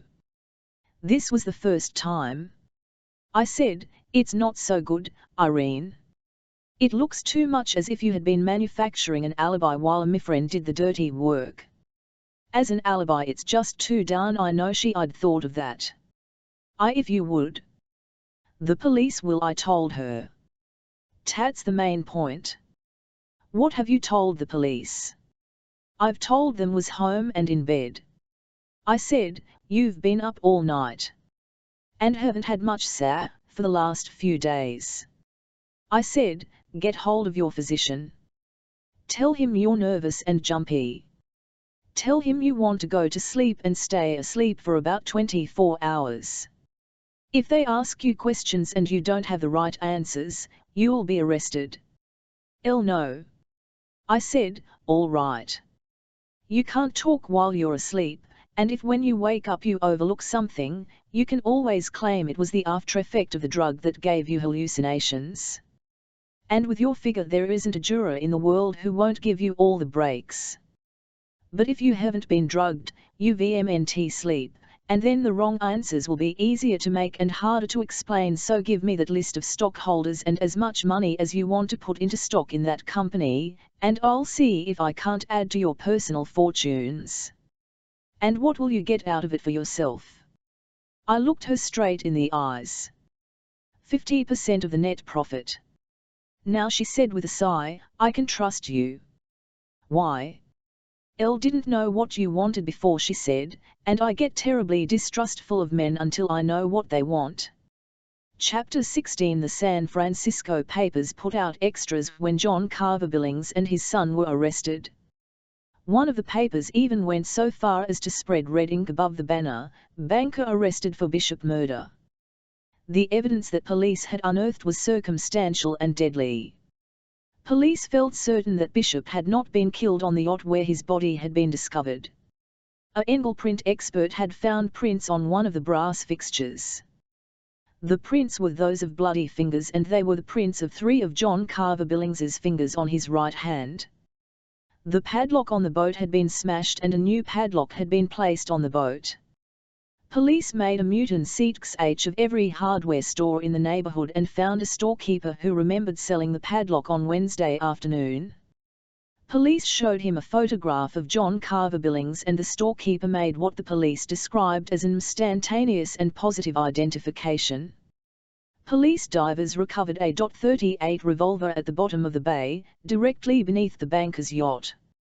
The numbers on the revolver showed that it had been sold to John Carver Billings for protection under a police permit. Ballistics experts proved that the bullet which was found in the body of George Tustin Bishop had been fired from this one bullet had gone through the body, and that bullet had been found by embedded in a hole in a corner of the main cabin of the Billings yacht, the Billing Boy. Police took up the carpet in the main cabin and found traces of bloodstains on the floor, despite the fact that every effort had been made to remove the bloodstains. Chemicals, however, used by the police disclosed definite bloodstains on the floor of that cabin. The carpet which had been laid in the main cabin was new carpet, and that carpet had been bought by John Carver Billings on Thursday morning. Finally, making a search of the garage of the rich banker, police uncovered the original carpet which had been on the floor in the main cabin. It was blood-stained and there were hairs on the carpet. Microscopic examination showed that those hairs were identical in color, diameter, texture, and appearance with hairs from the head of Tustin Bishop. A police expert swore positively they were Bishop's hairs. Police as yet had been unable to find a motive for the murder, but it was known there had been a sharp difference of opinion between Bishop and the banker over financial affairs in connection with the operation of a mining company which had borrowed money at Billings's bank. When questioned, both Billings and his son had offered alibis, and the police had broken down both alibis. That of the junior Billings had been laboriously built up at considerable expense. The older Billings had stated he had been in conference with one of the bank's directors, a Waldo W. Jefferson, on Tuesday night, when the murder had apparently taken place. However, Jefferson, under police grilling, finally broke down and admitted that John Carver Billings had asked him as a personal favor to swear that they had been in conference Tuesday evening in order to provide him with an alibi in case it should be needed. Billings had explained to Jefferson that there were certain private reasons why he had to have an alibi for Tuesday MGHT, and Jefferson had such implicit confidence in the integrity of the bank president that he thought only some marital private affair was. He had therefore agreed to furnish the alibi. Murder had been a different proposition, and he had speedily weakened when confronted by police with the evidence they had gathered. I went down to the yacht club. There must have been fully 300 morbid spectators milling around, peering through the meshed screen fences, walking aimlessly around on the outside, looking at the yachts from different angles. Police cars came and went. Technical men were doing stuff aboard the yachts, searching for fingerprints, dusting with various powders. Every once in a while some amateur photographer would try to crash the gates and an important-looking guard would ask for his pass. If the fellow didn't have any, the guard would nod to a police officer who then came up and the guy away fast. I stood around for an hour or two until I felt I was developing falling arches. Finally, when one of the officers relieved the club watchman and he went to get a cup of coffee, I fell into step beside him. "I'd like some information," I said, "and I'm a man who doesn't want something for nothing." He flashed me an appraising sidelong glance. "The police told me to give out no information." "Oh, this isn't about the murder," I said, laughing. "I wouldn't ask you about that. This is something else." "What?" "I'm trying to find out something about one of the boats." "Which one?" "Now there," I told him, "you have the reason I'm coming to you. I don't know which boat it was except that it had the insignia of this yacht club on it, and it was out cruising last Tuesday afternoon, a week ago. Now, my guess is that there aren't many yachts go out for a cruise in the afternoon in the middle of the week." "You'd guess wrong," he said, grinning. "On Wednesday afternoon there are lots of them." "How about Monday?" "Hardly any." "Tuesday?" "Oh, a few." I said, "Do you keep any of the yachts that go out?" "No, we don't." "You do, however, keep a record of the men who go through the gates." "That's right. By checking on the men who went through the gates last Tuesday afternoon, you could probably tell me something about what yachts were out of the police have taken those. They've taken the whole book as evidence." "I'd be hard to start another book." "That's too bad." "It doesn't make any difference except I don't have any I can refer to." "Tuesday afternoon," I said, and took $20 from my pocket. "I'd like the 20, he said, "but I can't help you. My books are gone, the law took 'em." "What's your name?" "Danby." "Perhaps you could make some dough anyway." "How?" "What time do you get off today?" 6 at night. "I could meet you and you could take a ride with me, sit in my car, and point out someone to me." "Who?" "A man you know." "I don't know his name." "I want to find out who he is." "I'd give you 20 now." "There'd be more later." Danby gave the matter thoughtful consideration. "In the meantime," I said, "I'd like to know a few things about your duties." "What?" "You can't be on duty every minute of the time," I said. "Are times when you have your back turned?" "There are times when you're out of the place, when you..." "Look," he interrupted. "You talk just like the cops. There ain't no one going to get aboard one of those yachts without the man at the gate knowing it. If we leave that little cabin, even for 30 seconds, we throw a barrier gate inside of the first one and pull a switch which makes a bell ring on every float whenever someone steps on the platform. The members absolutely insist that no one except a member in good standing is permitted on the mooring." The club had a lot of trouble in a divorce case. The wife wanted to get some evidence. That was a couple odd years ago. Detectives sneaked in and raided a yacht. It was quite a scandal. Since then the members have fixed things so no one who ain't a member can get into that yacht club, no one, no time. Doesn't it inconvenience the members sometimes when you're not there, and I'm pretty nearly always right there. That's my business to be there. If anything happens and I have to go away, I throw that barrier gate down into place and it's locked. Whenever a member comes and sees that barrier gate locked, he knows I'm out somewhere on the float. He also knows that the minute he pushes a foot down on that platform, he rings a bell that'll tell me he's there. He knows I'm not going to keep him waiting, so he just steps into my little cabin. I don't think any of them have ever had to wait more than 2 minutes. I'm right up there on the job. That's my business. That's what I'm paid for. I handed him the $20. I'll be waiting at 6 o'clock tonight, Danby. Just step right into my car. He looked at both sides of the $20 bill as though afraid it might be a counterfeit, then stalked into the restaurant without a word of thanks. I went up and saw my broker. "How you coming with the mining stocky?" I asked. "I'm buying it, scads of it, cheap." "Lamb, I wish you wouldn't do that." "Why?" "The stuff's no good. It's a mail order promotion in the first place. In the second place, the mine has been losing money on every carload of ore mined. In the third place, it's indebted to the bank on a big loan. In the fourth place, the mainspring of the whole thing was this guy, Bishop, and he's kicked the bucket. If you were trying to find the worst investment on earth, you couldn't have picked a more likely prospect." "That tells me all I want to know," he said. "Would it be all right if I up a few shares for my personal account?" "Don't put the price up," I warned. "Hell's bells, Lamb, you couldn't put in enough money to jack up the price of that stock if you used a steam shovel. You're getting a lots of it." "Keep getting the stuff," I said, and walked out. At the appointed time, I went to pick up Danby. He wasn't too glad to see me. "The cops may not like this at all," he said. "The cops aren't paying you money. Cops have a way of getting mean when they don't like things." I said, "Here's $50. How much unpleasantness would that account for?" His eyes were greedy and shrewd. "All but $10 worth," he said. I added another 10, and he slowly pocketed the money. "What do you want to do?" I said, "We're going places." "What sort of places?" "Where we can sit in an automobile." "And then what do we do?"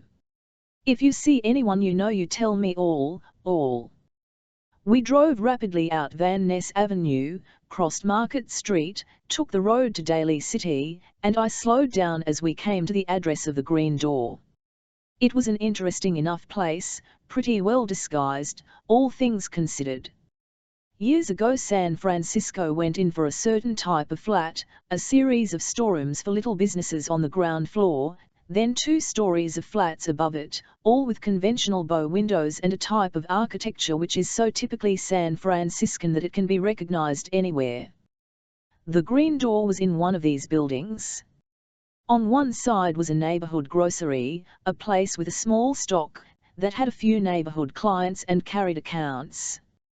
The credit feature was the only way such a one-man business could compete with the big cash and carry markets where buying is on a mass basis, selling is for spot cash, and there is no trouble with bookkeeping or failures. On the other side was a DIY cleaning establishment. In between the two was the Green Door, a plain, unpretentious place which had its door painted a distinctive shade of green. I cruised around and looked the place over. Apparently patrons had been requested to park their cars half a block away. Taxicabs could pull up in front of the door, but 3 big, high-powered automobile jobs I saw scattered around the neighborhood were parked in unostentatious places. I Street in front of the Green Door and on the other side had a few broken-down automobiles quite evidently belonged to the tenants who lived in the district. The 2 stories of flats above the Green Door were just like any other flats in the neighborhood.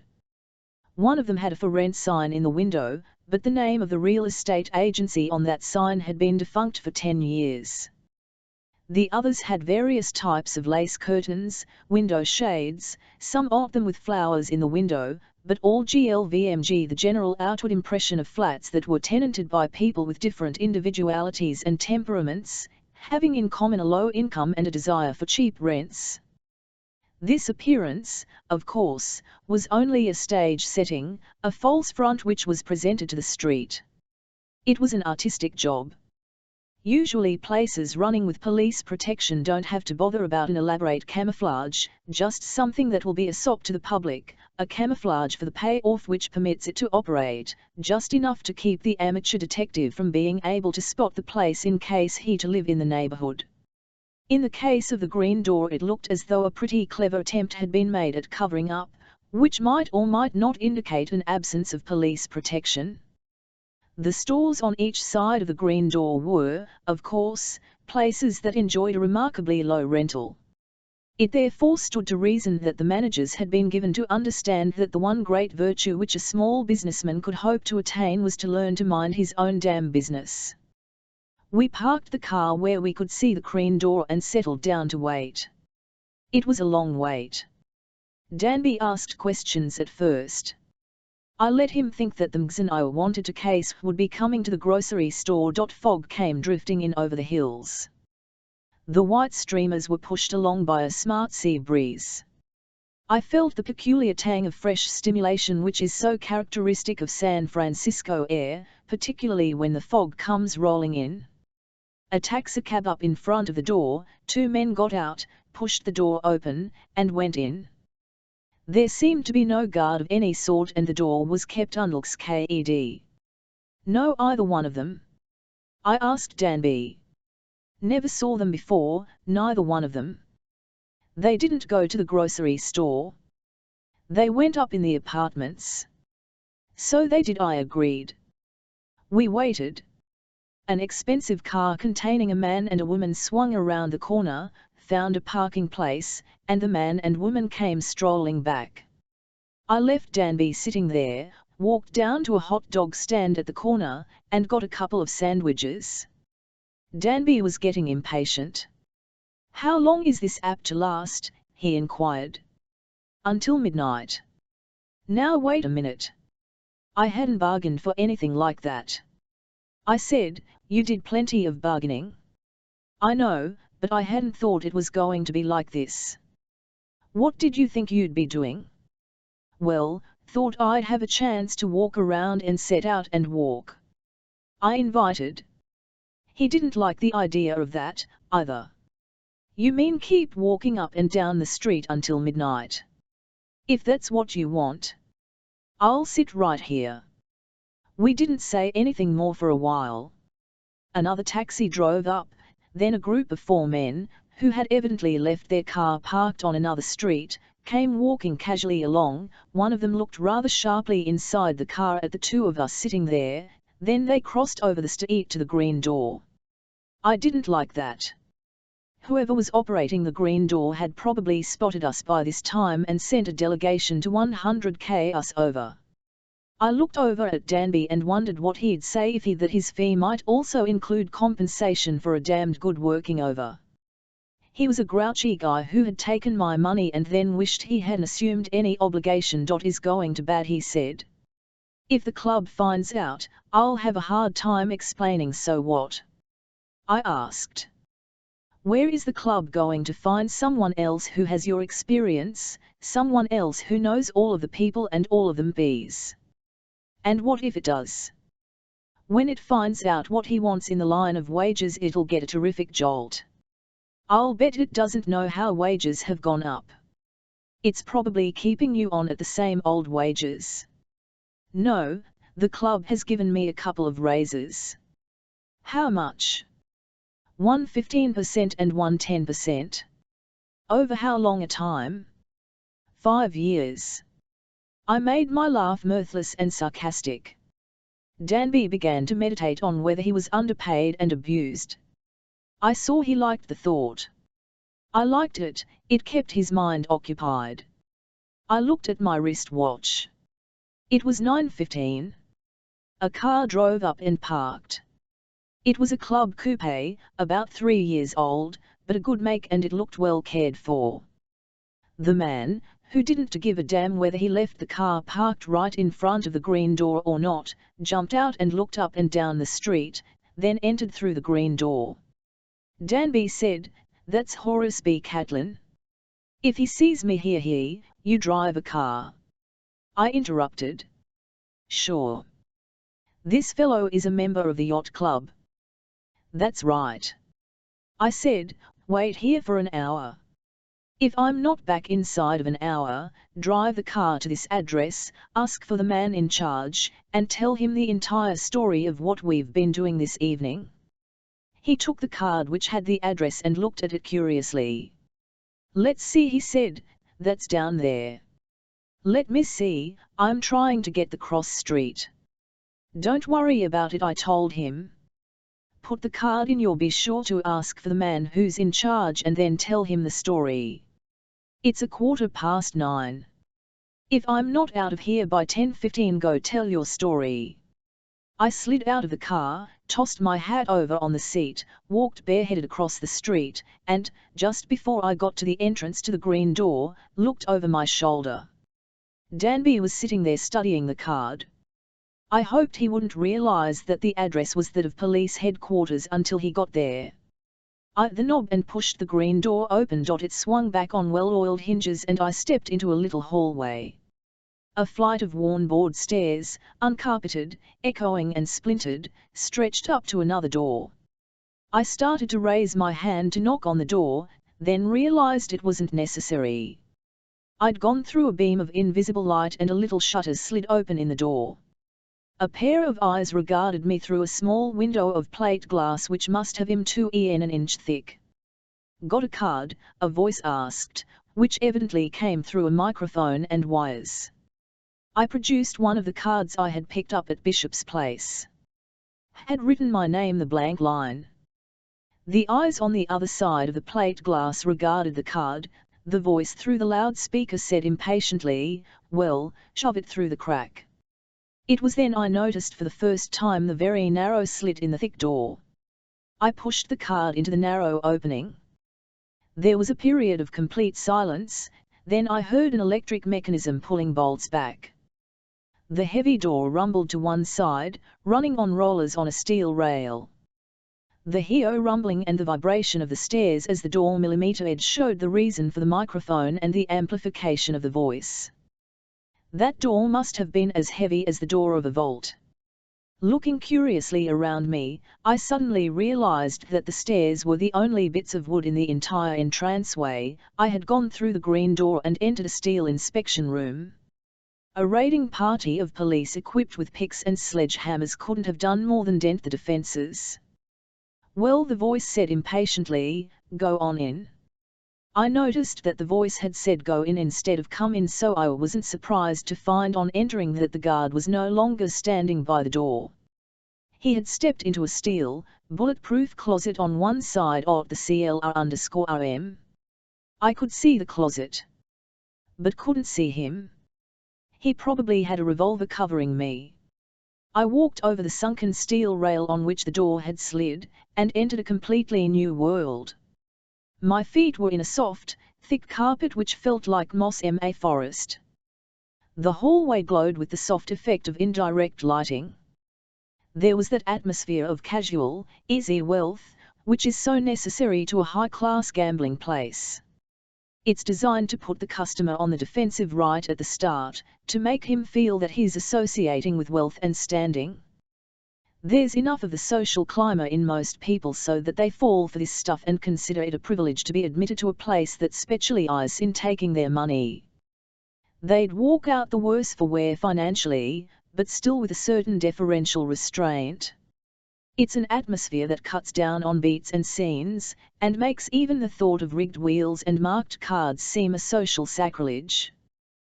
That atmosphere is a business investment and doesn't cost as much as one would think. It takes a few props. One is the paintings in heo frames, carefully illuminated by shaded frame lamps. If the customer doesn't appreciate them, he shamefacedly considers it's due to his own artistic ignorance. Actually, the paintings are $20 copies in $50 frames, illuminated by $10 lights. The customer who can appreciate the price of the frame better than the worth of the painting, thinks they must be old masters. Otherwise why all the frame and illumination on the painting? The other props are even more simple, carpets with rich colors and sponge rubber underneath, and the artistic use of color in the draperies. In the soft, indirect lighting it looks ilk $1 million. By daylight it mulled stink. I entered RMJMS containing exactly what I had expected to find. The first was nothing but a conventional cocktail lounge. It had tables, cushioned stools, a bar, love seats, dim lighting, and the all but inaudible strains of organ music. 2 or 3 couples were at the tables. A party of 3 stags were at the far end of the bar with money scattered in front of them, 2 bottles of champagne, and all of the external evidence of celebrating a huge financial success. I wondered whether they were also part of the props. A coldly courteous individual handed me the card which I had left with the doorman downstairs. "May I ask exactly what it was you were looking for, Mr. Lamb?" "Exactly what you have here," I said. The cold eyes a bit. "May I ask where you got your card?" "Who for you when you got it?" I said, "Cards properly signed." "I know, but sometimes signed cards are given to various sources for distribution." I said, "This was given me by the owner." He looked a little surprised then, turned it over, and said, "You know Mr. Channing personally then?" "That's right." "Then the situation is entirely different," he said. "Just go right on in, Mr. Lamb." Before could move, and as though he had been struck with an afterthought, he said apologetically, "I am afraid I'm going to have to comply with the regulations and ask to look at your driving license and make sure you're the person described on the card." "Oh, sure," I said. And opened my wallet, showing him my driving license. "From INS Angeles, why that's right. That's probably why I don't place you. You're going to be up here for a while, Mr. I am." "Not long. I want a little action while I'm here. I am familiar with the 1S place down in Los Angeles." "Oh," he said. "How is a 1? Don't know him personally," I said, "just the plaques asterisk." "I know the manager there." I stopped abruptly as though I had caught myself just in time to keep from using a name. "Well," he asked. I smiled. "If you know the man I mean, you know his name. If you don't know the man I mean, there's no point in mentioning his name." He laughed. "Did you wish to make any arrangements for credit, for having checks cashed, or anything, Mr. Lamb?" "I think I have enough cash to see me through. If you'd like to make any credit arrangements, I'll do that when I run out of cash. I'll run in and see Channing personally in case that happens." "Go on in, Mr. Lamb." He indicated a door at the far end of the room, around the end of the bar. I walked around the bar, pushed open the CLCM, and once more found myself in a hallway. At one end was a door marked his and at the other end a door marked hers. An attendant in the hallway. A buzzer made sounds. 3 quick distinct. The white-coated attendant, without a word, pulled on a lever and a concealed slid back. I entered the gambling rooms. There wasn't much of a crowd at the moment. Probably the heavy spenders would come later, after the dinner and theatre hours. Here again the atmosphere of synthetic luxury was carried out. There were the usual roulette and crap tables, a couple of 21 games, and a poker game. From the fact that some 6 or 8 of the persons present at the tables were dressed for the evening and were wagering rather large stakes with that impeccable hauteur which is the sucker's idea of the well-bred, upper-class gambler, I knew they were the stooges who are employed to keep the place from seeming lonely during the early evening, and to encourage play during the later hours. Horace B. Catlin wasn't among those present. If there had been anything depressing to the club about the news of George Tuston Bishop's death, there was no outward indication. Play went on with the smooth decorum of an exclusive club where men were gentlemen, and the loss of a few $100s was merely one of life's amusing incidents to be dismissed with a well-bred shrug of the shoulders. Later on, when the play became more spirited, some of the stooges mulled lose large sums with a patronizing smile, then begin to rake in great sacks of chips with a sophisticated lift of the eyebrow to indicate a complete control of the emotions. The suckers who didn't stand a chance of winning a dime would be tempted to ape their well-bred neighbors at the table, and they, too, would shrug off their losses with a patronizing smile, wait in vain for luck to turn, and then go outside really to beef. There are, of course, a few square gambling houses in the United States. Somehow, had the impression the Green Door wasn't one of those few. I watched for a while, then went over and bought a $20 stack of chips. The man who presided over the wheel flashed a diamond as his well-manicured, skillful fingers slid the chips out to me in a careless gesture. His entire attitude seemed to say that the place was broad-minded, and if a piker wanted to get a stack of chips for $20, it was quite all right with the management. They were running a democratic house. I bet $5 on red and the wheel came black. I doubled my bet on red. Red came up and paid off. I put $2 on number 3 and number 30 came up. I put another $2 on number 3 and number 7 came up. Again I put $2 on number 3 and number 3 came up. The man in charge of the game paid off and honored me with a quizzical glance. Some of the other people began to size me up. I left $2 on the 3 and played $2 on the 20. The 20 came up, and the man in charge once more slid out a stack of chips. He also paused to adjust his tie. I put $2 on the 5. There was a nervous feminine laugh. I saw the flash of bare shoulder as an arm reached across so that the flesh all but brushed my cheek. A young vision said, "I hope you don't think I'm forward, but with luck like yours I'm not going to pass up a chance to ride along." "Not at all," I said politely, and looked her over. She was blonde, with a cute, upturned nose, a rosebud mouth, and a figure which could well have won prizes in any bathing beauty parade. She smiled up at me with just the right amount of cordiality and then almost instantly became somewhat coldly aloof, as though suddenly realizing that, after all, she didn't know who I was and our acquaintanceship had stemmed from the fact that we happened to be standing at a roulette table together. The wheel spun, the ball clattered, and number 7 came up. I put $2 on number 10. The blonde put $2 right on top of mine. The wheel spun and we lost. I put $2 on number 27. The blonde hesitated a moment, then put a dollar bet on the top of MME. The wheel spun, the ball clattered, and number 12 came. I heard the blonde sigh. I put $2 on number 7 and a dollar on number 3. The blonde hesitated, then, as though trying bravely to conceal the fact that this was her last dollar, she put a chip on number 3, right on top of mine. The ball spun around and popped into a pocket. The blonde saw it before I did. She gave a startled squeal and grabbed my arm in an ecstasy of enthusiasm that she couldn't quite control. "We've done it," she cried. "We've done it. We've won." The man at the wheel gave her a fatherly glance of dignified, quiet amusement and paid us off. We bet together 3 or 4 times more, then we won again.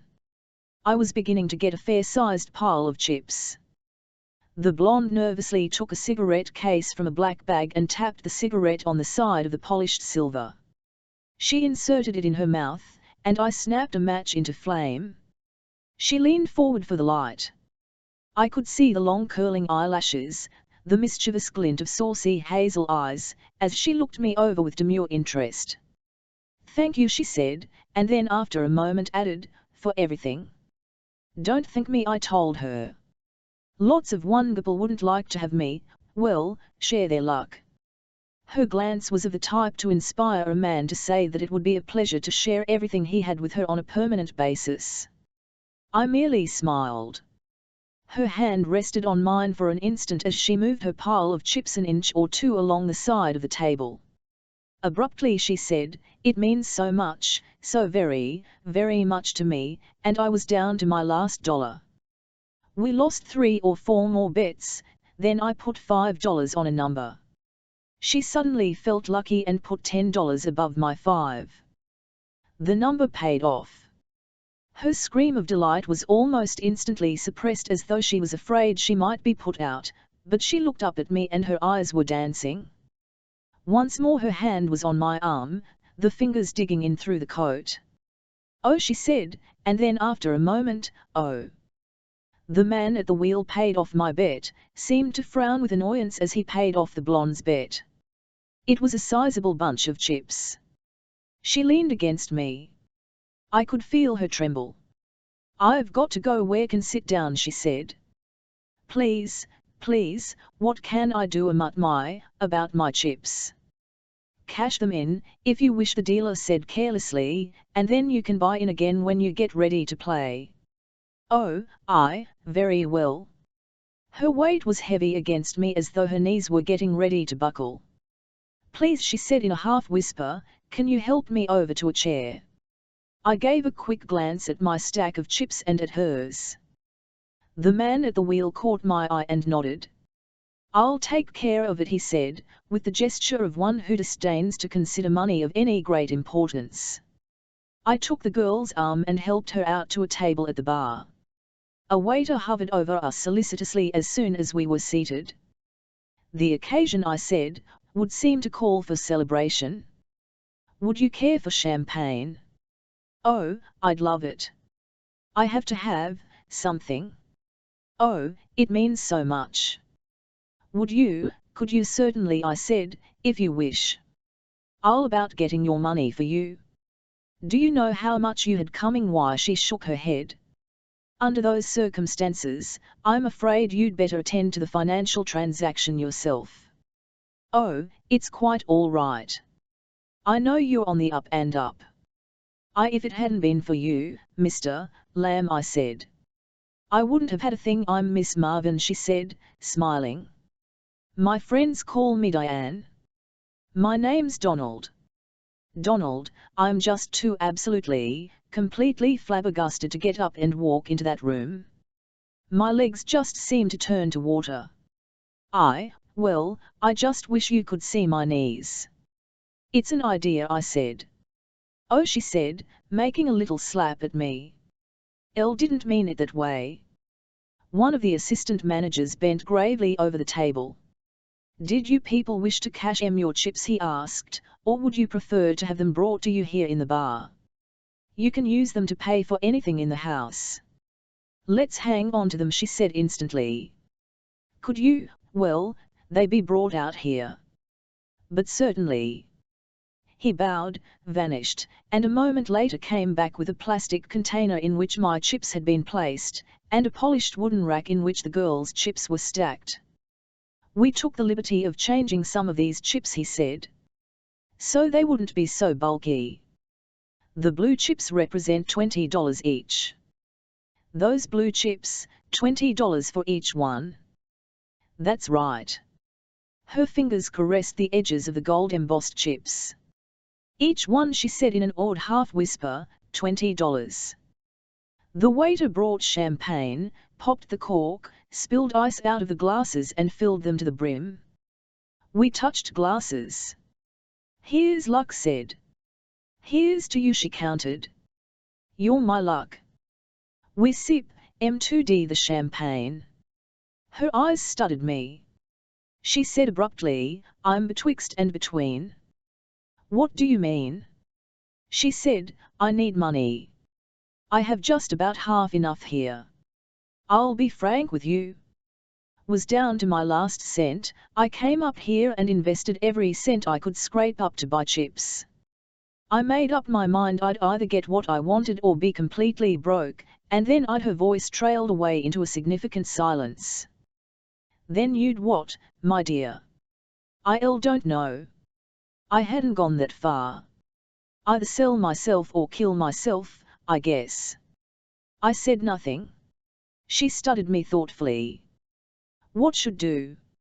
Should I quit now, play it safe and try to raise the rest of the money some other way, or should I go ahead and gamble?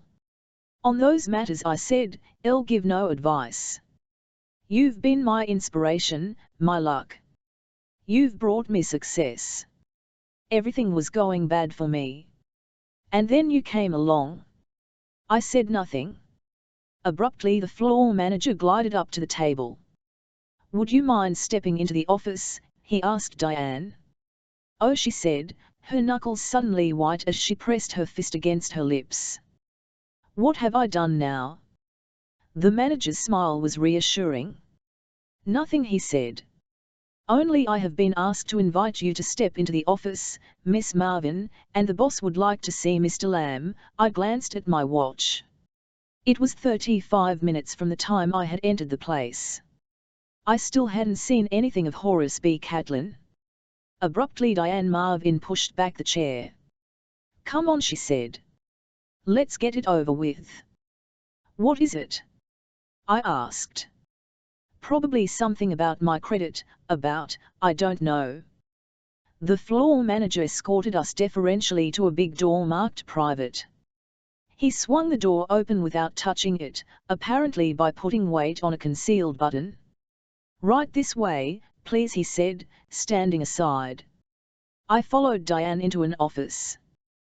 The floor manager didn't come in.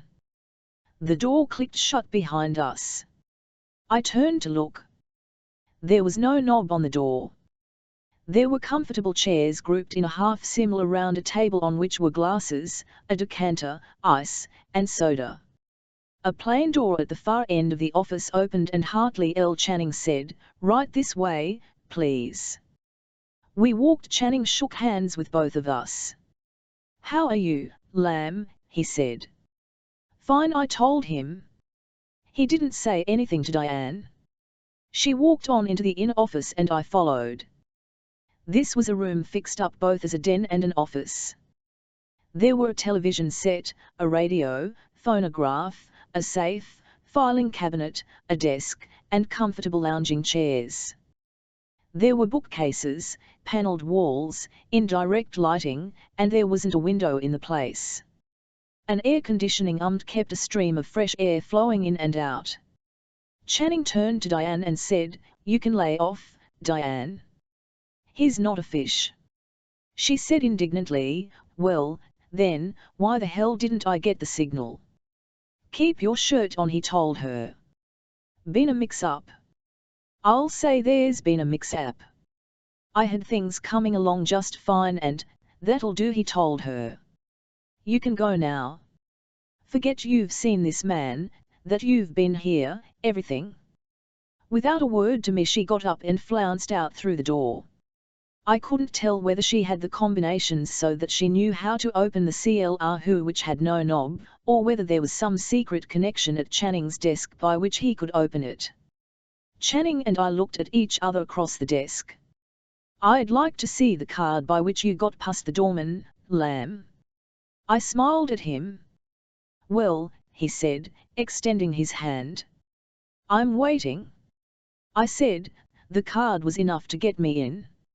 Isn't that good enough for you? I made no move. Channing frowned. You certainly aren't naive enough to think I don't control the situation here, he said. I said, I certainly hope you aren't naive enough to think I'd let you know what I'm thinking. This isn't getting us anywhere. It's got me this far. That may not prove to be entirely beneficial, for you. I stole a glance at my wristwatch.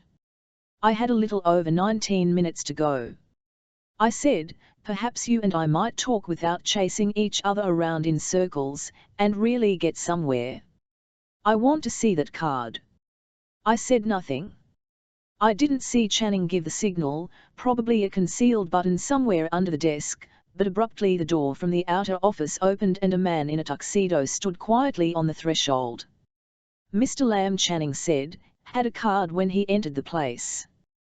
The newcomer said nothing. He doesn't wish to produce that card, Channing said. I'd like very much to look at it. The man moved forward, smiling serenely. "The card, Mr. Lamb," he said. I made no move. The man hesitated briefly by my chair. Channing nodded. The man reached forward and grabbed my wrist. I tried to jerk the arm free. I might as well have tried to pull against a steel cable. Swift, efficient fingers did things to the wrist. The other hand hit against my elbow. My arm doubled around, flew up against my back. The wrist was doubled into a grip that pulled the tendons until it was all I could do to keep from screaming. "The card," Channing said.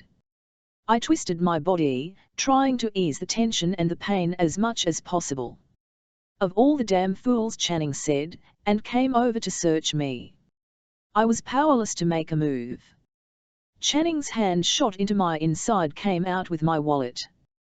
He deftly extracted the card I had used in entering the place, started to put the wallet back, then thought better of it and took the wallet and the card over to his desk. "All, Bill," he said. The man in the tuxedo released the grip on my wrist. I dropped back into the chair. My arm felt as though every tendon in it had pulled out of place. Channing started to tell Bill to go, then thought better of it. "Stick around, Bill," he said. Channing said, "Lamb, I don't like this. You sat around in front for several hours with a companion. The man is still down there waiting for you. I suppose if you don't appear within a certain time he's to come and get you or else call the police. Is that it? You're talking. I'm listening. I suppose you feel that gives you a paid-up policy of life insurance. I'll none my business," said, "you run yours." He examined the card carefully. "This is a genuine card," he said. "It not only bears my signature but it has the little secret mark on it that you wouldn't even know was there. It's a genuine card." "Where did you get it?" "It was given to me." He shook his head. "Ours cards aren't in that way." I said nothing. He studied the card again, then looked over at me and I didn't like what I saw in his eyes. "Lamb," he said, "I'm not going to tell you how I know, but this is one of the cards that were given to George Bishop for distribution to a very select few. Ordinarily George kept his connection with this place completely secret, but for the few people whom he knew he could TMST, he had some special cards. This is one of those cards. Now where did you get it?" "It was given to me. You know, Lamb, there's just a chance, just an outside chance that you've been over-talking with Irene Bishop." "Wouldn't like that." I said nothing. He picked up my wallet, started going through it, became motionless. "Well, I'm damned," he said, half under his breath. "You've got 4 more cards, all given to George Bishop." I realized then how foolish I had been to keep this evidence on me. There undoubtedly was a secret mark on each of those cards. For 10 or 15 seconds he sat there, saying nothing. I stole another glance at my wristwatch. I had 11 minutes to go, then Danby would call the police if he followed instructions. I hoped he'd follow instructions. I didn't care particularly about having the police butt in at this stage of the game, but I could see that things might be getting just a little out of hand. Abruptly Channing said, "Bill, there's a man waiting down there in the guy's car." I had assumed he was just an errand boy carrying a life insurance policy for this guy, but I think we'd better make sure. "Yes," Bill said. "Go down and bring him in," Channing said. "Suppose he doesn't want to come?" "Elle told you to bring him in." Bill started moving for the door. I knew I had to stall for 10.5 minutes. "We might talk first," I said. "We might talk afterward," Channing retorted. I got up out of the chair, said, "I think I'm tired of being pushed around. I hope that Mull'll bring Bill back to pull another judo grip on me and delay things for a while." Bill looked questioningly at Channing. Channing said, "Get going, Bill," and pulled a .38 revolver out of the top drawer in the desk. "I think," he said, "I'm going to readjust a lot of opinions within the next few minutes. I'm readjusting some right now. So you really are a private detective. What the hell are you working on, and who the hell are you really working for? The door closed behind Bill. I knew I was sunk then. I should have cut the time limit down to 30 minutes, gone in and got out. And really I didn't want the police any more than Channing did. That probably was why I'd made it an extreme outside limit. I had really expected to go in there, get the information I wanted, and be out inside of half an hour. I'd have done it, too, if it hadn't been for Diane Marvin. The fact that the man behind the roulette wheel had given her the signal to start playing me for a live one had given me a false sense of security. Channing thought things over for a while, then tossed the wallet across the desk so it lit in my lap. Put it away, he said. I don't want you to think we'd take anything by force here. You'll find that everything's in your wallet. I just wanted to look at it, and it's a damned good THMG I did. Okay, I said, what do we do next? We wait. I said, I was having a bottle of champagne with your come on out there. Suppose the champagne is still waiting? Don't mention it, Lamb, he said magnanimously, there'll be no charge. In fact, I'll have it brought in here. I may want to use it for a christening. What christening? I think I'll it all over you and christen you the heel of the week. That won't get you any place. Shut up, I want to think. We were silent for a while, then a loudspeaker said, Bill is at the door. He says to tell you he has a man with him. Channing said, tell him to take the guy into office number 2 and plug in the sound connection. Question him in there. You can help him with the questions. I want to find out who this guy is and what he's doing around here. I suppose, Channing said. Turning to me, you have one of your agency men with you. I said nothing. You're a communicative cuss, aren't you? My clients pay me to get information, not to give it.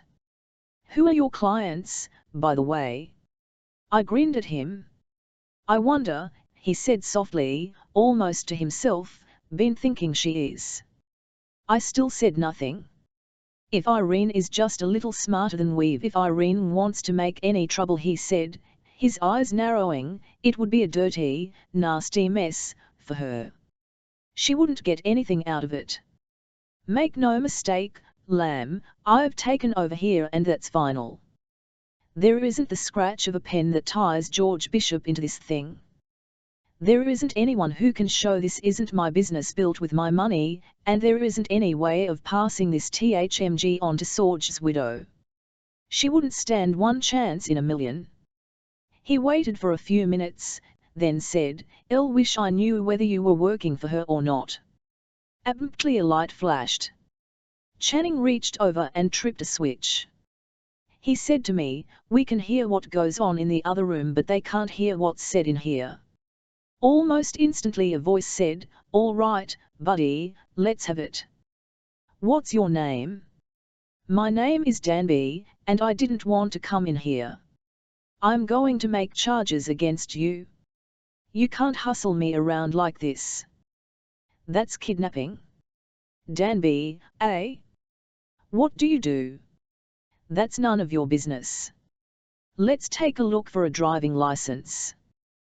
There was the sound of a brief scuffle and another voice said, "Danby. Here's his social security number and, what's the address on that driving license? Wire Yacht Club." "Okay, this is it." "Frank CCML Lord, get it now," Channing said, coming up out of the chair as though the thing had been wired. He crossed the room, jerked the door open, and was out like a shot. I got up and over to the desk. He'd taken the revolver with him. I gave every drawer in the desk a quick frisking. There wasn't another gun anywhere in the place. There was a box of .38 shells, a pipe, a tobacco pouch, and a can of tobacco. There were 2 packages of cigarettes, a box of cigars, some chewing gum, and a bottle of fountain pen ink. Aside from that .38 caliber gun, it was a desk that the police could have prowled through any day in the week, and welcome. Abruptly I heard Channing's voice from the other room. "What's the trouble?" Danby's voice, surly and defiant, said, "I've been kidnapped." "Who are you?" Channing exclaimed. "That's what I said. This guy made me come in here with him. He had a gun in his pocket." Channing said, "What's all this, Bill?" Bill's voice said, "No gun, just a lead pencil." For a gag I pushed the end of this lead pencil against the cloth of the coat. "But what was the trouble?" Channing asked. "No trouble, except this guy has been sitting out front getting a line on everyone coming in. I figured he's a stick-up guy, waiting for some dough-heavy customer to come out. Then he'd follow and stick 'em up." "That's serious," Channing said. "We'd better turn him in." "You're nuts," Danby growled, but his voice showed he was frightened. "Nothing on me. I was hired to come out to point out a guy." "Who?" "You've got I don't know, but when I recognized Mr. Catlin, this fellow left me and came on." Channing's booming laugh was, "Oh, shucks, that must have been Donald." "That's the guy," Danby said. "His name is Lamb. He told me if he didn't get out inside of an hour to call a friend." Channing said, laughing, "That's a shame. He left a message for you and I intended to deliver it, but I had no idea it was. Why, he said you were his chauffeur." "What did he say?" "Lamb found the man he wanted to see here and they went out the back way. He thought at first this fellow might make trouble and that's why he told you about calling the friend. But there wasn't any trouble and Lamb left. Seems he's a private detective. I didn't know whether you knew.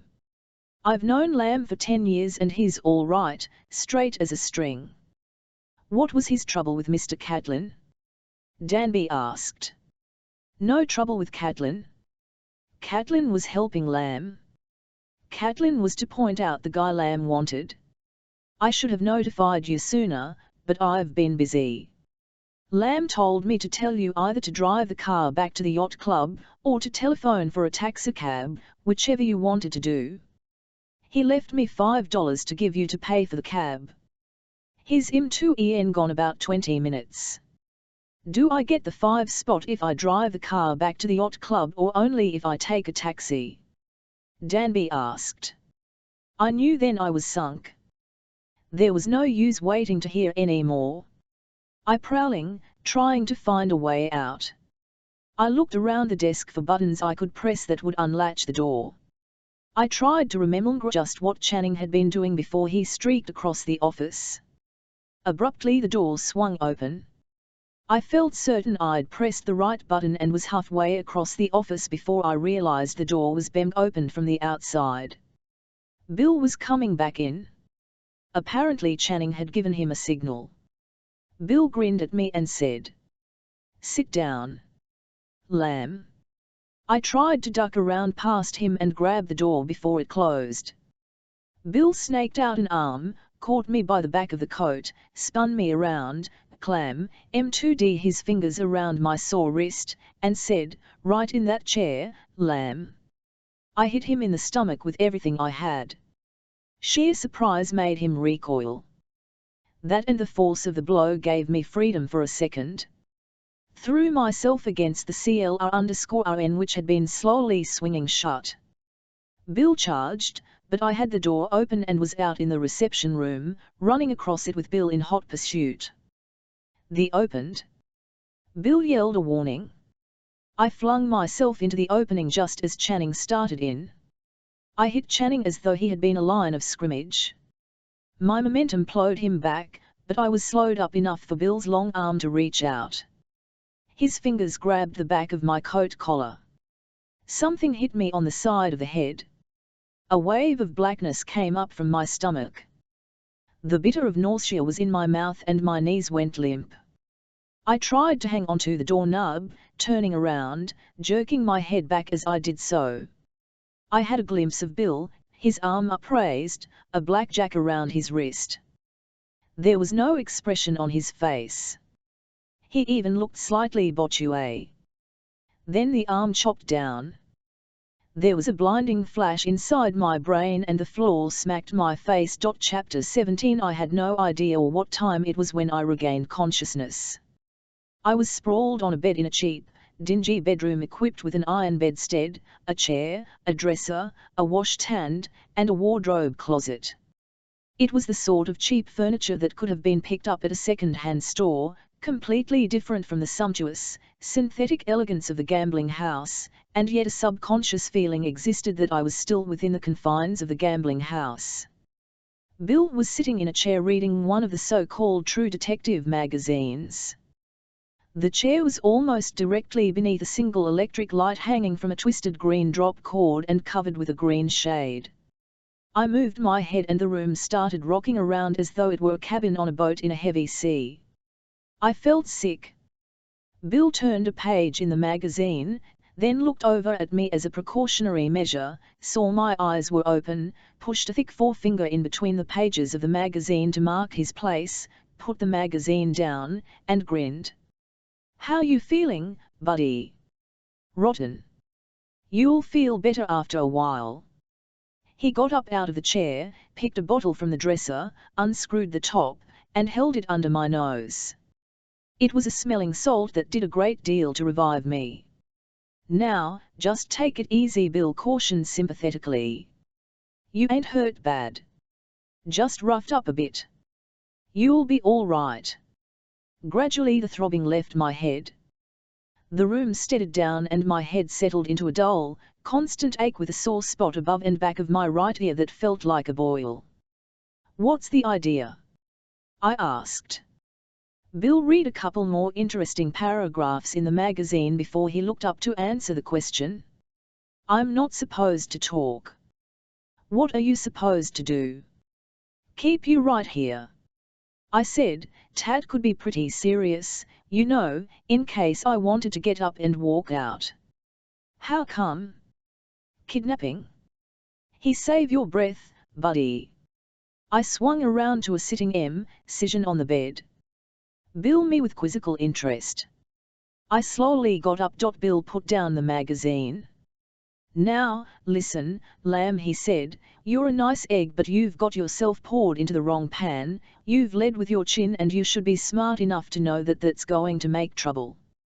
"What's Channing planning to do?" I asked. "I don't think he's made up his mind yet. He's got to let me go sometime." The smile left Bill's face. "Don't be too sure about that. You don't know some of the things I know." "What?" "I told you I'm not talking. Now, shut up. I'm going to read." "I won't talk, and I don't want to listen." "You're working for Channing, aren't you?" "That's right." "Like your job?" "I'm getting by all right." "Loyalty is a fine thing," I said, "but self-preservation is the first law of nature. You'd better start thinking about yourself." He laughed a heavy, mirthless laugh. "Look who's talking." You should have done that before you ever came into the joint," I said. "DC, you think I'm foolish enough to have gone into this place unless I knew what I was doing?" I saw interest in his eyes. "You were probably just taking a big chance," I said. "Don't kid yourself. You know what's been going on in the background? Gabby Carvanza wanted to muscle on the situation up here.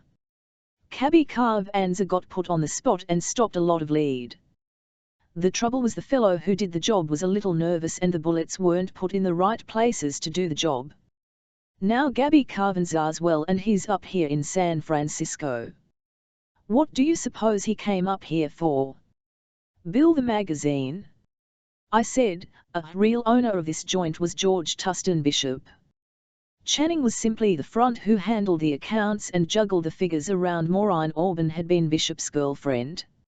He threw her over when he divorced his wife and married Irene, the striptease artist. Bishop was getting rid of both his wife and his mistress at the same time. That's how wrapped up he was in Irene. Maureen took up with Gabby Carvanza, but she'd always carried a torch for George Bishop. Maureen was supposed to be Gabby Carvanza's girl. Someone tried to rub Gabby out. Maureen saw the whole thing. She wasn't hurt. No bullets were fired in her direction. She didn't say anything. Why? I could see Bill was thinking. The reason I said could have been because the gunman was someone she liked very much. That someone liked her so well he wouldn't want her hurl. He knew she liked him enough so that he knew he could depend on her not to squeal. Then Cabby to get well, and Cabby knew who had shot him. Cabby started planning to go to San Francisco and even scores. Maureen wanted to warn her friend. She wanted to make certain that the next attempt on Cabby's life was going to hit the jackpot.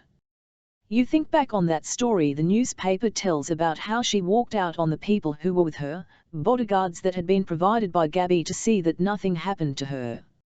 She pretended to get crocked, to pick up with some fellow whom she met by chance. Well, I did a little checking of my own. That fellow was an aviator. Maureen picked him up, all right, but they didn't go out making whoopee together. They dashed out to the airport. The fellow she'd picked up cranked up his plane and made a blue streak to a field up north of San Francisco, where the plane let down, and Maureen and George Bishop were scheduled to have a secret confab and lay plans so Gabby Garvanzar would cuddle up on a nice cold slab in the morgue. Somebody was there waiting. Someone who felt that a lot of good could be accomplished by getting George Bishop out of the picture in such a manner that he would seem to have a perfect alibi. Gabby Garvanzar? Bill asked. I snorted derisively. Gabby wouldn't have gone to all that trouble. Who was it who profited the most by Bishop's death? Bill thought that over, then stirred. I don't like the chin music you're making, he said. Even listening to it could get me into trouble. Not listening to it could get you into a hell of a lot more trouble. How big a damn fool do you think Gabby is? Gabby Garvanzar is in San Francisco right this minute. Hartley Channing pulled a pretty slick deal, but he committed a murder. John Billings killed Bishop, Bill said. I smiled and shook my head. Bishop's body was put aboard Billings's yacht. That was done by someone who knew that once the MCLY was found there, people wouldn't look any farther for the real criminal than young Billings. Billings thought he was smart. He sneaked the body over onto an adjoining yacht. What he didn't realize was that Bishop had been killed with his gun and that the murderer had dropped the gun overboard from the stern of Billings's yacht. It never occurred to Billings to think of that or to go down in the drink and take a look. But that was the first thought that occurred to the police. That's why the diver working with an underwater metal locator found the gun in the first 15 minutes. Gabby Garvanzar knows these things. Now what do you think he's going to do? How do you know Gabby Garvanzar knows them? I at him and said, who the hell do you think hired me? Bill sat up straight in the chair. He studied me thoughtfully for a few moments, then gave a low whistle. He tossed the magazine over onto a battered table and said, what do you want? Lamb? If I let you get away from me, Channing would kill me before Gabby ever took over. I said, me get to a phone? That would be too hard. I said, lots of things are going to be hard. Don't think for a minute Gabby Garvanzar doesn't know what's going on here.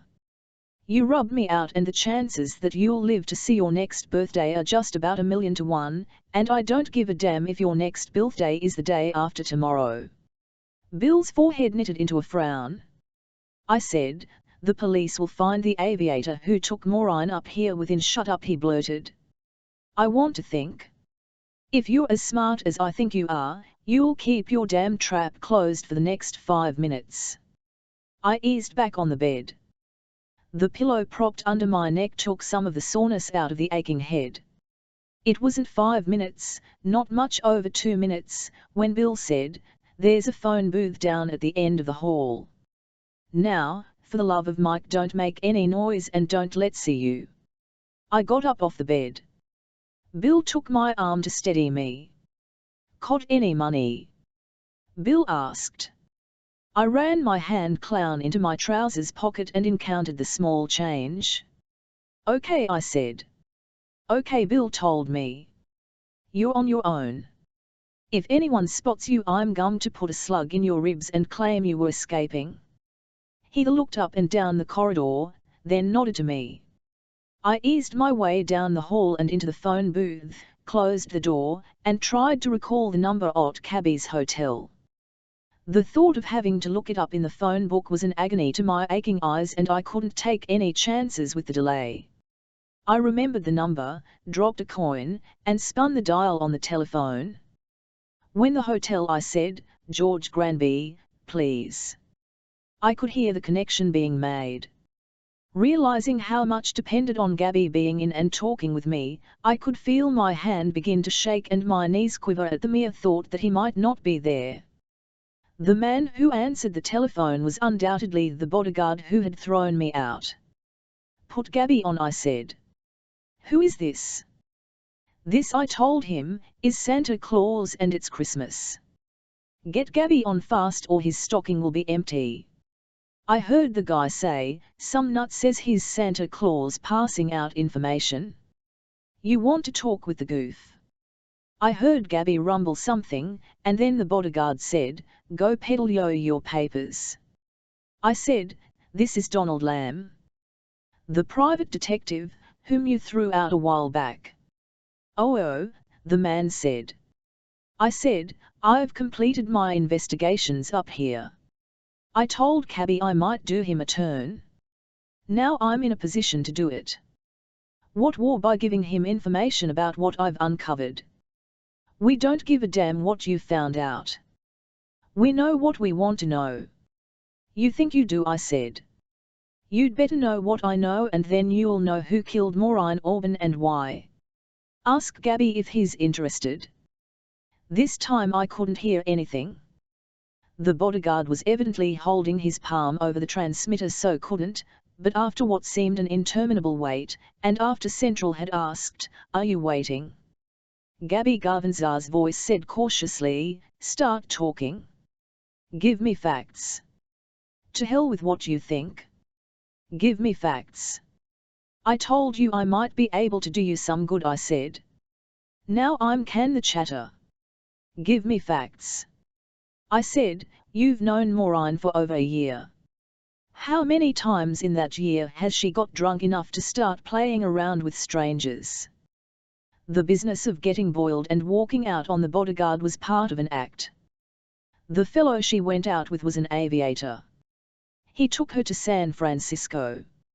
Any damn fool could put two and two together on that, he said, now that her body's been found. I said, "All right, she went of her own accord, under her own power, on an errand she didn't dare to tell you about and didn't dare to let the bodyguard know about." "The errand was that she wanted to keep a rendezvous with George Bishop." "That all?" why Cabby asked. "Sorge Bishop shot you," said. Silence at the other end of the line. "Maureen put the finger on you?" "You talk a lot," Gabby said. "You wanted facts. There they are. You got proof, about Maureen?" "Of course." "Well," Gabby rasped, "spill it." I said, "The man who killed both Bishop and Maureen was Hartley L. Channing. He wants to take over the Green Door. He knew that with Bishop out of the way and enough murder mixed up in the thing, the police wouldn't dare let you muscle in up here." "Where are you now?" "Right now," I said, "I'm being held prisoner by Channing. I think he intends to pour some nice wet concrete around me and clunk me in the deepest part of San Francisco Bay. I'd like hell to have you do something about it before." "How did you get to the phone?" I said, "Elle talked my guard into the idea that you were going to be the new boss." Once more there were 4 or 5 seconds of silence, then he said, "You're a naive son of a bitch." "I'm talking, ain't I?" "Sure, you're talking," he said, "and your guard was Bill." "Right." I hesitated a moment, and in that moment realized why it had been so easy to sell Bill on letting me talk to Cabby. "Right," I said. "All right," he said, "let me talk to Bill." I left the receiver dangling and tiptoed back to the room. "Your boss wants you on the line," I told Bill. Without a word he got up and walked out, leaving me sitting there on the bed. I wanted to give it an artistic touch. I went over and picked up Bill's magazine. When he came back, I was deeply engrossed in reading one of the so-called true detective cases. "Come on," he said, "you're going out." I slowly got up from the bed. He looked at me curiously. "How the hell did you know I was one of Cabby's men?" he asked. I didn't answer that question. I'd made the only play I had to make, and the fact that Lady Luck had dumped the jackpot into my lap was just her way of squaring up for the bum break she'd given me when Frank Danby spilled his guts to Hartley Channing and sold me down the river. I tried to 100k modest. "You might be a smart bastard," Bill said. "Come on, let's go." Chapter 18. From my cheap hotel I called police headquarters and got Lieutenant Sheldon on the line. "Donald Lamb speaking," I said. "Son of a gun," Sheldon said. "Where are you, Donald?" I gave him the address of the hotel. "What are you doing there?" "I've been hiding out." "What from?" "Oh, didn't want to break in on your time. I knew you were a busy man and I thought some of your boys were trying to take me up to see you." "You shouldn't have been so considerate, Donald. I want to see you. I want to see you pretty damn bad. In fact, I've had the word out to pick you up wherever you to be, either here or when you showed up in your office at Los Angeles." "I'll be glad to you, Lieutenant." "Would you now?" "I have the information you wanted," I told him. "What information?" Why, he asked, suspiciously. "About the hit-and-run driver." "Oh," he said. "Moreover," I told him, "I can tell you all about the Bishop murder and you can solve both cases. When you come up to see me you'd better have your new uniform on and you'd better come alone." "How come?" "They'll want to take pictures." "You know, I am," he said. "There's a lot about you I like, but you have one bad point." "What's that?" "You don't know geography. You think this is Los Angeles." "No, I know where this is." "You think the kind of stuff that sells real estate in Los Angeles will get you by with the San Francisco Police Department." "What do you think sells the real estate in Los Angeles?" I asked. "Meadow mayonnaise," he said. "You're wrong," I told him. "It's the climate," and hung up. I didn't have to wait much over 10 minutes. He hadn't put on a new uniform, but he'd taken a chance that there might be some fawnable publicity and had come alone. I said, "On that hit-and-run business?" "Oh, yes. I have to protect the source of my information." "I don't like that, Donald." "But," I said, "if you get a confession, you don't give a damn who gave me the information." "Not if I get a confession." I said, "Let's go and get one and then I'll tell you about the Bishop murder case." "Where are we going?" I gave him the name and address of Harvey B. Ludlow. "You know, if this is a bum steer, Donald," he said, "you could be awfully slap-happy when you came into court on a blackmail charge."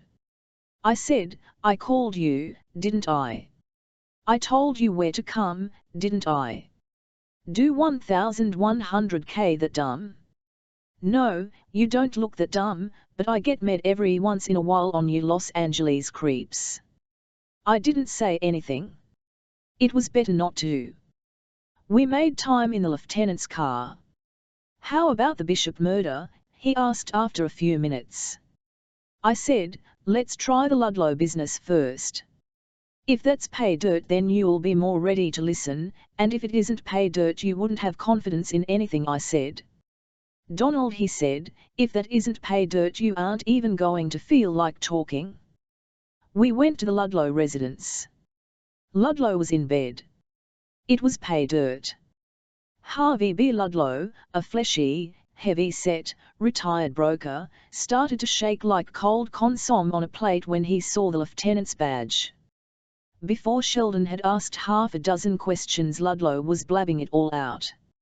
It didn't even need the marks on Ludlow's car by way of confirmation to clinch the case. Ludlow was just aching for an opportunity to spill everything he knew and get it off his chest. He'd had 4 or 5 drinks and had been at a business conference.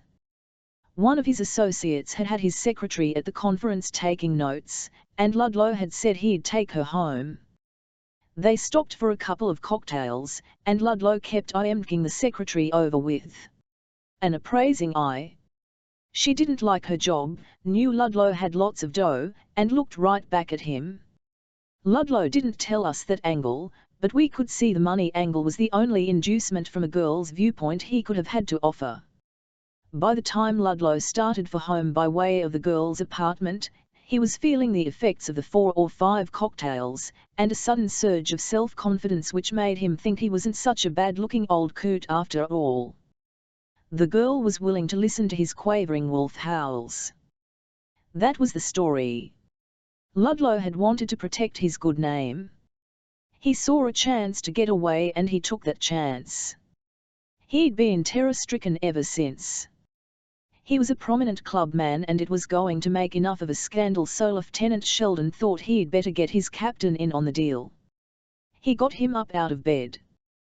The newspaper photographers came out and took of them Ludlow's car with a microscope, took pictures of Ludlow's wife with her arms around his neck, stating that she'd stand by him through thick and thin, that it had all been a lamentable misunderstanding.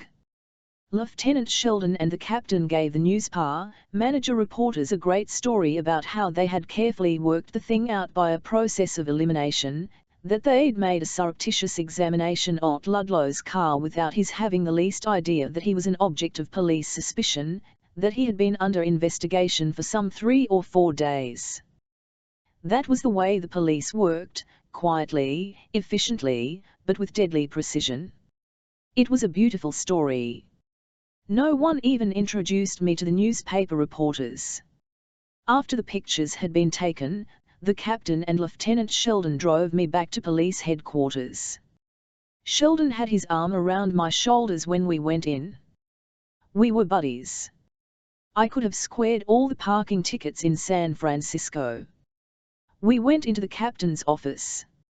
Sheldon said, "I haven't had a chance to explain to you about Donald Lamb, Captain." "He gave you a tip on that Ludlow case?" the captain asked. Sheldon looked at him reproachfully. "Hell, no," he said. "I did that on my own. But I've been looking for Lamb for quite a while." "Why, Lieutenant?" "I think he knows something about the Bishop murder." The captain whistled. "Mind if I take him in and talk to him for a while in my office, Captain? Would you mind waiting a few minutes longer?" "Hell, no. Don't you want me along? I'll think I can do better if Donald and I just sit down and talk things over, sort of palsy-walsy. I don't mind telling you, Captain. I think I know what happened in that case. I think I can go out and put my finger on the murderer right now." "Well, who is it?" Lieutenant Sheldon shook his head. "Donald Lamb has a couple of facts that I think will clinch the matter, at least I think he has. Give me half an hour with him and then tell you the whole story, and I hope I'll have PRMJF. The captain said, "You come right to me with it, Lieutenant. Don't talk to anyone else. Just talk to Lamb and then come right into me. You understand?" Lieutenant Sheldon met his eyes. "Of course I understand, Captain. You're doing a damn fine job," the captain went on. "That's the kind of an officer I like to have. You think it'll be about half an hour?" "About half an hour. The chief will be interested in this," the captain said. Sheldon nodded, got up and took my arm. "Come on, Donald," he said. "I'll think you have some information that'll help. You may not know it'll help, but I've got a pretty grull theory as to what happened. If I can get a couple of angles from you, I think I'll be ready to sew the case up." "Be seeing you, Captain." Chapter 19. I said to Lieutenant Sheldon, "We're going to have to get John Carver Billings in here." "The kid?" "No, the old man. He said, they've got a high-power attorney. He's instructed them not to talk, and we're going to have to get him in here. He looked at me and said, "You know, Donald, I've stuck my neck way out on this thing, and if I have to go back to the captain in half an hour and tell him no soap, well, that's going to be tough on me, and it's going to be awfully damn tough on you." I said, "You've got half an hour, Lieutenant. I've shown you what I could do so far. You've got a nice story breaking in the papers tomorrow. That's water under the bridge. What have we got for follow-up?" said, "depends upon how much confidence you have in me." He picked up a telephone, dialed one of the inter-office exchanges, and said, "Set John Carver Billings in here, the old man." "That's right. Hurry it up. I don't give a damn what his lawyer said, get him in here, now, quick, fast. Wake him up." He hung up. "I'd like to know something about your theory, Donald." I said, "Listen to what I have to say to Billings. Have a stenographer ready to take down a confession." He said, "Donald, if you could crack this, it would be something." "It's something? You mean it's Billings?" I said, "The homicide squad has already got the dope on Billings. A confession from him would be a feather in my cap." I said, "To hell with a feather, Lieutenant. I'm going to get a whole war bonnet for you, stuck with feathers all up and down the line." Billings didn't have anything to do with the murder. There was genuine affection in Lieutenant Sheldon's eyes. "Have a cigar, Donald," he said. "These are damned good cigars." 10 minutes later, John Carver Billings was brought into the office. His lips were clamped in a thin line of firm determination. His eyes looked as though someone had turned out the light, but he was sitting tight. There was surprise on his face when he saw me sitting there. Then he said to Lieutenant Sheldon, "I have been instructed by my attorney to answer no questions except in the presence of my attorney and on the instructions of my attorney." He sat down. I said, "Mr. Billings, I think there's a chance to clean this thing up." He looked at me and recited, "I have instructed by my attorney to answer no questions except in the presence of my attorney and on the advice of my attorney." I said, "Don't answer any questions. I have not to talk about anything." "Don't talk," I said. "Listen." He shut his mouth and closed his eyes as though trying to withdraw his personality from everything in the office and everything in connection with it. I said to Lieutenant Sheldon, "Here's what happened, Lieutenant. George Tustin Bishop owned the Green Door. You probably won't want to know anything about it officially, but unofficially you know what that is." Sheldon said, "I thought a man named Channing was." "Channing," I said, "was Bishop's accountant when he started in. He moved in and cut himself a piece of cake when he found out what was going on. Bishop as a mining man. He didn't want to fail to report his income, but he didn't want to report it as coming from a gambling place, therefore he worked a lot of dummy corporations and he developed mines, shipped ore to smelting companies, got checks from smelting companies, and all of that. If anybody had ever taken the trouble to investigate, the whole thing would have been turned up, but no one took the trouble to investigate because the books were all regular on their face. It just never occurred to anyone that a smelting company would be willing to pay gold ore prices for common dirt. And there was always one mine named the Green Door." "I go ahead," Sheldon said. I said, "Before Bishop got into the gambling business he'd been doing a little blackmailing on the side. I don't know whether he'd blackmailed anyone other than Billings's son, but he'd been coming down pretty hardly on the boy. I don't know just what he had on him. I haven't gone that far, but I think before we get done Mr. Billings, here, will tell us what it was." Sheldon glanced inquiringly at Billings. Billings was sitting there with his eyes tightly shut and his fists clenched, his mouth pushed together as though he were afraid some word might inadvertently spill out when he didn't want it to. His face was the color of wet concrete. I said, "After Bishop got into the Green Door he didn't care so much about blackmail. That was penny ante stuff. But, remember, Bishop had something on young Billings. He knew it and Channing probably knew it. Channing may not have known what it was. Anyway, Channing started moving in on the business and Bishop didn't like that. Bishop became a little worried about Channing. He needed some dummy whom he could trust to carry on the business end of things, but Channing was rapidly getting himself in the position where Bishop couldn't trust him and Bishop was about ready to see that Channing got put away where he couldn't and wouldn't talk. Then Gabby Gananza decided he'd move in. Someone filled him full of lead and didn't do a job of it. Know who it was? Sheldon asked. Sure. It was Sorge Bishop. He thought he'd done a gokkel job of it at the time. When he read in the morning papers that Gabby would recover, he almost passed out. His widow will confirm that. The lieutenant nodded. Go on, Lamb. I said, Bishop had been sweet on Maureen Orban at one time. Channing had introduced Maureen to Gabby Carvanza, then Bishop married Irene, the striptease artist, and Maureen teamed up with Gabby, but Maureen kept carrying the torch for Bishop. Then Bishop and Gabby Carvanza got at cross purposes. Bishop tried to put him out of the way and it was an amateurish job. Bishop was a gambler and a blackmailer but not a killer.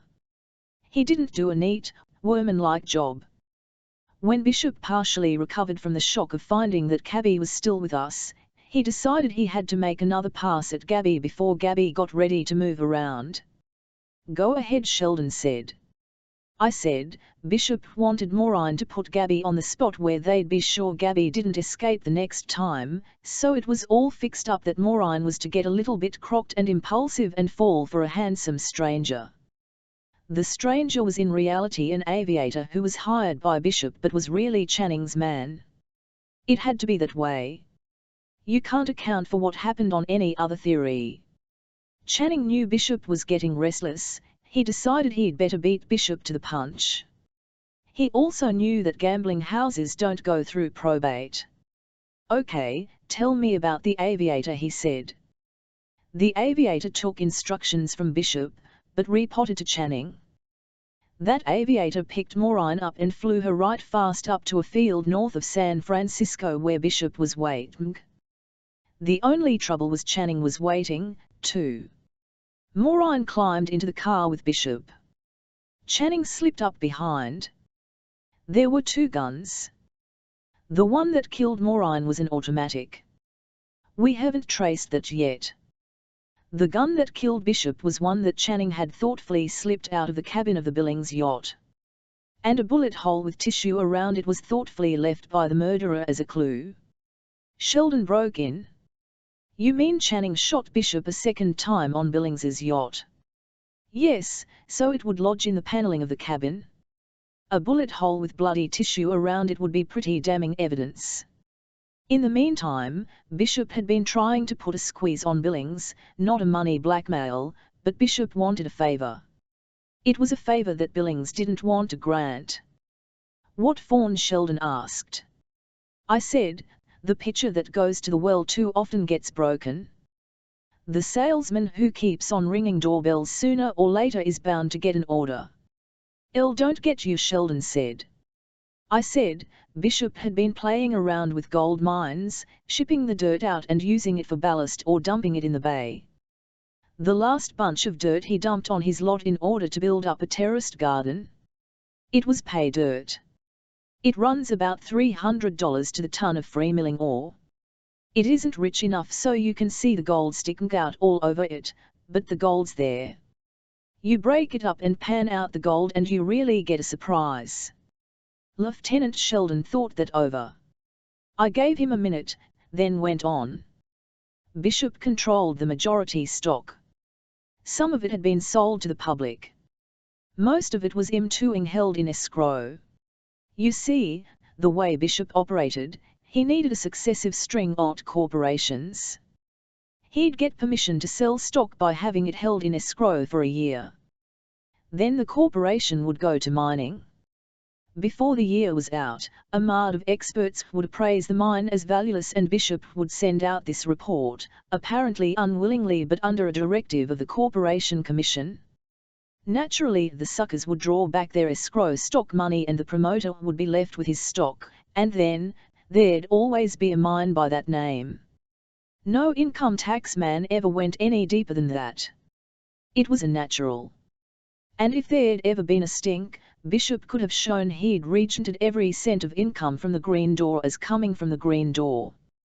No one could ask for more than that. If the income tax people thought it was from the mine, Bishop couldn't be blamed for their mistake. Okay, so then he struck pay dirt. Exactly.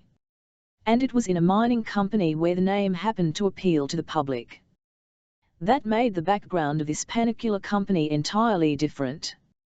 No mining experts could report this mine as being unprofitable. Bishop wanted to get all that stock back, and he wanted it back at prices that came nowhere near reflecting the true value, so he asked Billings to have the bank file suit against the corporation on the note that Bishop had signed with the corporation. Billings smelled a rat, he wouldn't do it. But Bishop had this hold on Billings. He used that lever to get what he wanted. Channing knew the inside. When he decided to put Bishop out of the way, he wanted to be sure that the murder was pinned on Billings. If the police didn't have any good clues, then Channing would be the most likely suspect. Horace B. Catlin is a man I don't know much about. He's a member of the yacht club. I presume he's in financial difficulties. He got hanging around the green door and probably got in pretty deep. Channing didn't report that to Bishop. He held out so he could use Catlin for his own purpose. Tuesday evening Catlin discharged his obligation to Channing. He loaned Channing his yacht. Channing transferred Bishop's body to Catlin's yacht and moved Bishop's automobile to a side road. An airplane Morines MCLY down south, so it would appear to police that the torpedo who had tried to rub out Gabby Gawanza had shot Morines so she couldn't tell the police what she knew. The idea was to have her buried where the body would be found, after a while. But Bishop's MCLY was to be right into Billings's lap. That way police would never suspect Channing. The yacht club keeps a close watch on people who come in through the gate and people who go out rough the gate, but it doesn't pay any attention to the people who come in by yacht and the people who go out by yacht. They are all members in good standing who have already cleared through the gate. That's all there was to it. Channing brought Catlin's yacht into the club, then, after it got dark, he picked the lock on Billings's boat, put Bishop's body aboard, and pulled what turned out to be the slickest stunt of all. He dropped the gun, with which Bishop had been killed, overboard, knowing that Billings would never think to 100k for the gun in case he found the body. But Channing knew that the police would send a diver down to look for the weapon the first thing they did. "It's a nice story," Lieutenant Sheldon said. I said, Channing must have to have the body discovered a day or two later, but Billings beat him to it. Billings and his dad went down to the yacht club for something. They just happened to get aboard with no one seeing them because the electric signal had been jammed, and Danby, the watchman, had his back turned to them and was talking on the telephone when they came in. When they found Bishop's body they knew that they were up against it. They knew that once Bishop's body was found there the scandal that he had used as a blackmail lever would come out, and they also knew they'd be accused of murder. So they tried to get rid of the evidence. They did a clumsy, bungling, amateurish job. They first had to get rid of the MCLY. They managed to move it over to one of the adjoining yachts. In order to do that they had to smash the lock. They were afraid the watchman would notice the smashed lock, so they bought another lock. There was blood on the carpet. They took up the old carpet and put down new carpet. Everything they did put their heads that much farther into the noose. Lieutenant Sheldon's face was suddenly grim. "Okay, Donald, who hired you?" "John Carver Billings." "The old man, kid," he said, "you son of a bitch," with such venom in his voice that it made Bertha ML's epithets sound like love pats. "What's the matter?" I asked. "Dying to sell me a bill of like this," he said. "You sleuthed out the Ludlow hit and run case so you could build up a credit, and then, after you had me sold, you came along with this cock and bull story." I said, Wait a minute, Lieutenant. Wait, hell. You've shot your wad, Donald.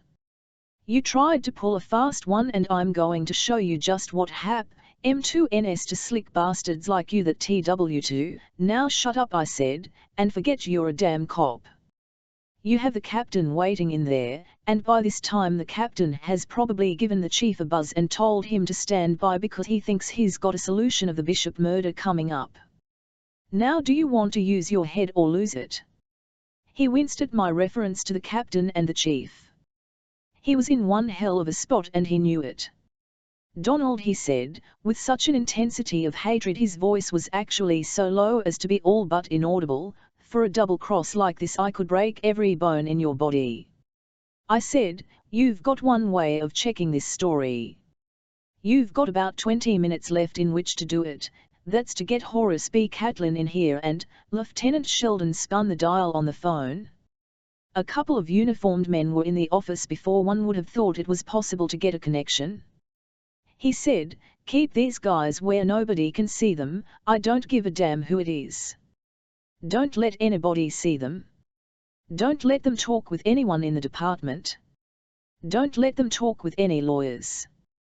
Don't let them talk with anyone outside the department. Don't let them get to a telephone. Sew them up. Keep them right here. Lieutenant Sheldon went out of the office like a jet plane taking off on a trial run. Billings opened his eyes and at me. Slowly he reached out and shook hands with he didn't say a word. I said, don't tell them what it was Bishop had on your son, and shut up, one of the officers said. The lieutenant said you weren't to talk to anyone. Well, that didn't mean we couldn't talk with each other. That ain't the way I understood it. Shut up. Billings started to say something. One of the cops moved over. You boys can get yourselves pretty badly hurt, he said, by sticking your necks out. We sat there in silence. It was a long 30 minutes. I guessed I at my watch 50 times, but Billings just sat there motionless, wooden-faced. Then Lieutenant Sheldon came in. His face looked like the face of a 10-year-old kid on Christmas morning. I looked at it and let out a long-drawn sigh of relief. Donald, he said, run over that line again so I can get the straight of it. The captain's waiting and the chief is in his office. You two mugs get the hell out of here. The uniformed men withdrew. I ran over it once more for Lieutenant Sheldon's benefit. How did you spot Catlin?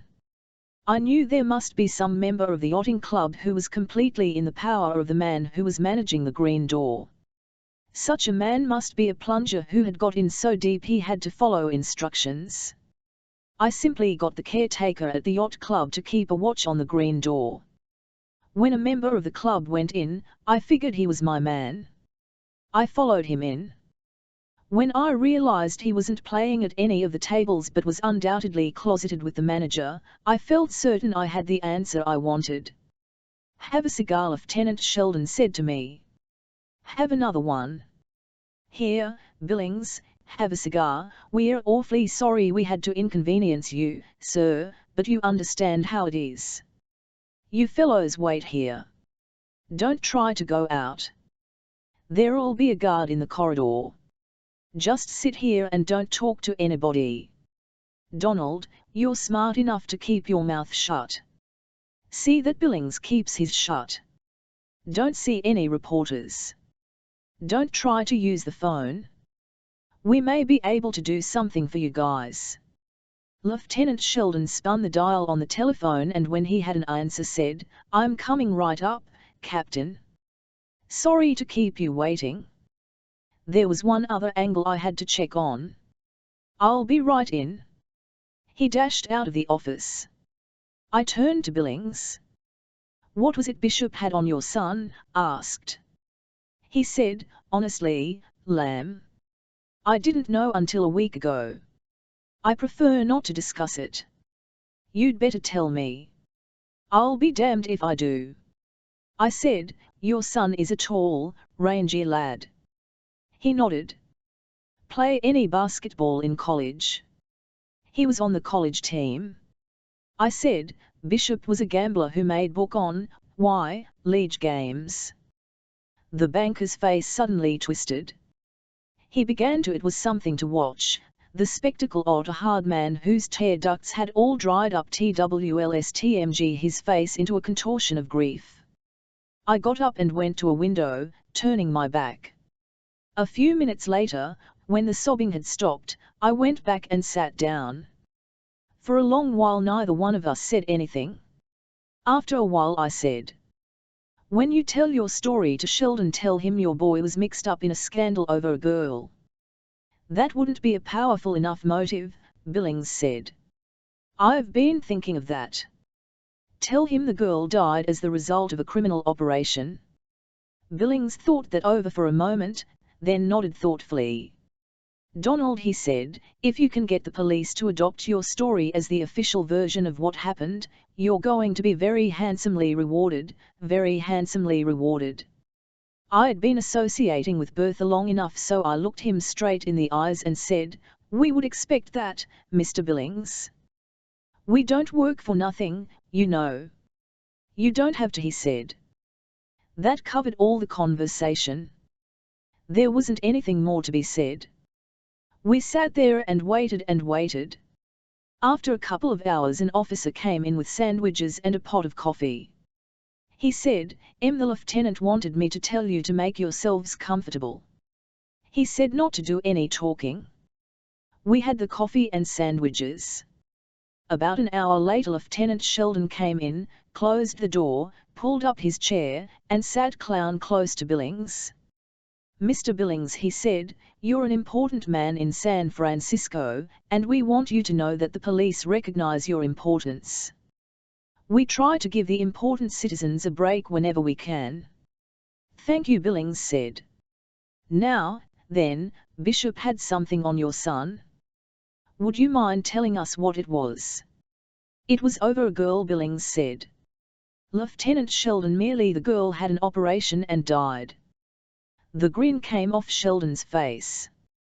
He thought that over for some little time. "All right, Mr. Billings," he said, "I think we can keep the blackmail angle out of it if you'll cooperate with us." "If you'll keep that angle out of it," Billings said, I'll do anything in the world." "All right," Sheldon said. "There's only one thing you need to do." "What's that?" "Protect us in our efforts to protect you." "What do you mean?" "Don't do any talking. These newspaper men are pretty damn smart. They'll cross-examine you if you ever give them the ghost of a chance. They'll question you and then check up on the answers. They'll get you cornered, and you don't want me to give them anything, is that it?" Billings interrupted. "For your own growl," the lieutenant hastened to interpose. "Mind you, we're trying to give you a break. There's only one possible way we can keep this blackmail angle out of it." "I'll keep quiet," Billings said. "You see," Sheldon said, beaming, "if you cooperate with the police, they'll cooperate with you." I to Sheldon and said, "One thing you do for me, Lieutenant." "Anything, Donald, anything you want. The whole damn city is yours. Just anything you want." I said, "In giving the story to the newspapers you could emphasize the fact that George Bishop had struck it rich in that mine." He looked at me and grinned. "Bless your soul, Donald," he said. "The story is in print, lady. The Rich Gold MME is a smash hit. It's dramatic. I've talked to so damn many reporters I'm hoarse. Now, Donald, that's the way you want it, isn't it?" I nodded. He came over and clapped his hand on my shoulder so that it all but knocked the breath out of me. "Donald," he said, "you're a smart boy. You're going places. Believe me, you haven't done yourself a damn bit of harm on this case. Anything you want in San Francisco you can get, and that's something that not many private agencies can say, particularly if they have headquarters in Los Angeles." He laughed at that one. "How about me?" Billings asked. And what about my boy? Are we free to? Oh, I forgot to tell you, Sheldon said. We've been so damned busy. We got your chauffeur up out of bed, Mr. Billings, and your limousine is waiting right out at the front door. Now, there'll be a lot of newspaper reporters taking flashlights when you get in the car. They'll ask you a lot of questions. If you just say, no comment, it'll help a lot.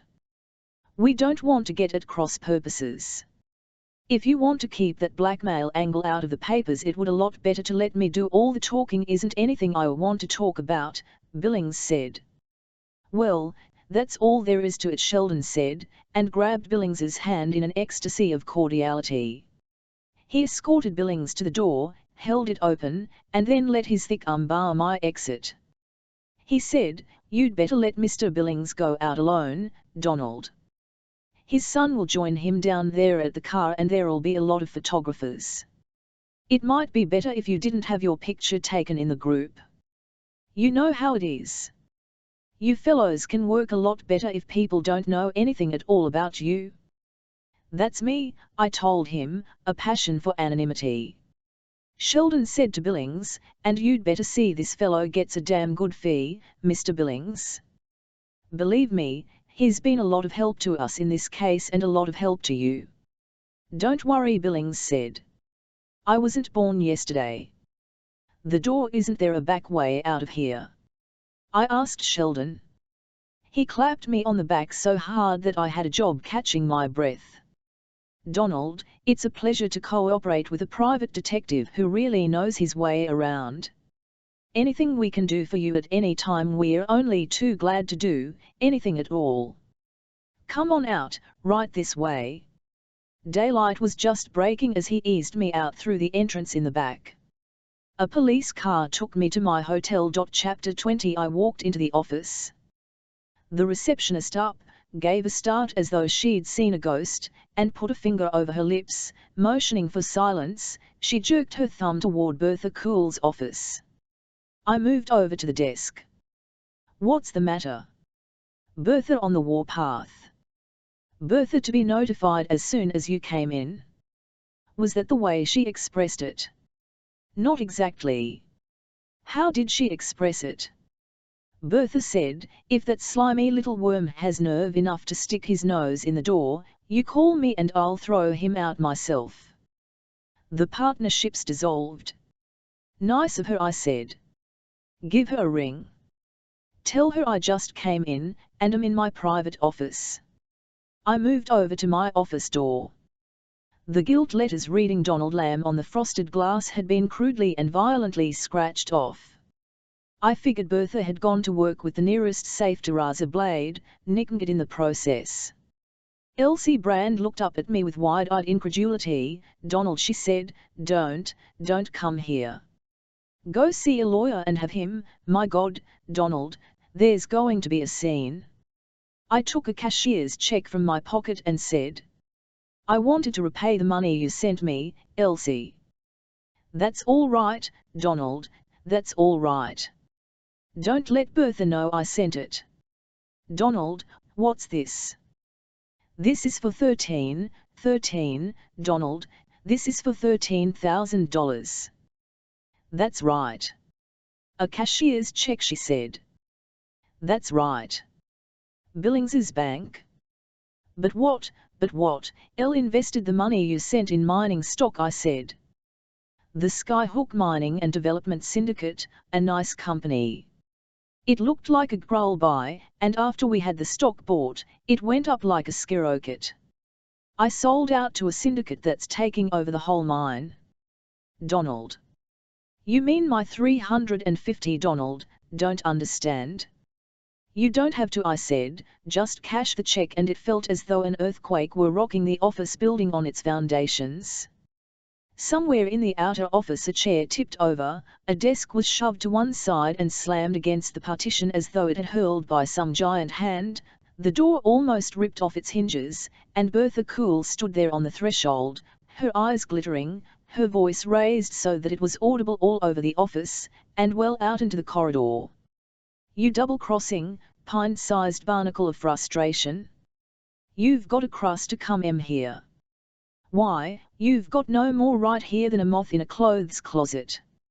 You little TW0-bit, skinny-necked, flat-chested, dimple-waisted, beetle-browed, double-crossing bastard, what a mastermind you turned out to be. After Bertha had $500 safely tucked away, you went up to San Francisco and stuck your peanut bram toe the thing. You pushed your nose into the business, and what happened? They stopped payment on that check. You and your big mouth. You and your mastermind. Then you get our clients arrested for murder. Now we're listed as blackmailers in San Francisco, and the police want you. There's a pickup order out for you. Think of that.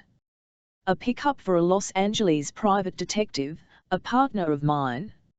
I picked you out of the gutter. I took you in here and gave you a partnership. Why, you fry me for an oyster. She turned around and yelled over her shoulder to the girl at the telephone desk, "Get police headquarters on the line and tell them Donald Lamb is waiting for his steel bracelets. Tell them the mastermind of the whole damn detective profession is back here, waiting." She put her hands on her hips, her elbows thrust far out, her jaw pushed forward like a bulldog. I said, "You'll have to sign here, Bertha," and scaled a card across the desk at her. She didn't even $100K down at the card. "Sign my fanny," she said. "Before I sign anything for you, it'll take an order from the Supreme Court. And don't think you've got a damn cent coming. You've raised enough hell with the business so that it'll take every cent of assets to compensate for the damage. I've talked with my lawyer and he says I'm dead right. Go get yourself a lawyer and see how much it does you. The personal things that were cleaned out of your desk are in that cardboard box in the corner. Now, get the hell out of here." I said, "You'd better sign that card, Bertha. It's the new partnership bank account, San Francisco." "A partnership account? What the hell have you been doing? Signing checks? Damn you, Donald, you'll go to prison. Stopped payment on any check your signature." I cleaned out the partnership bank account and redeposited it in my individual name. "I've dissolved the partnership. I picked you up out of the gutter and, so help me, I'm going to drop you back into the gutter." I said, "That's all right. Then I'll take over the San Francisco bank account. You keep the business here in Los Angeles if you want.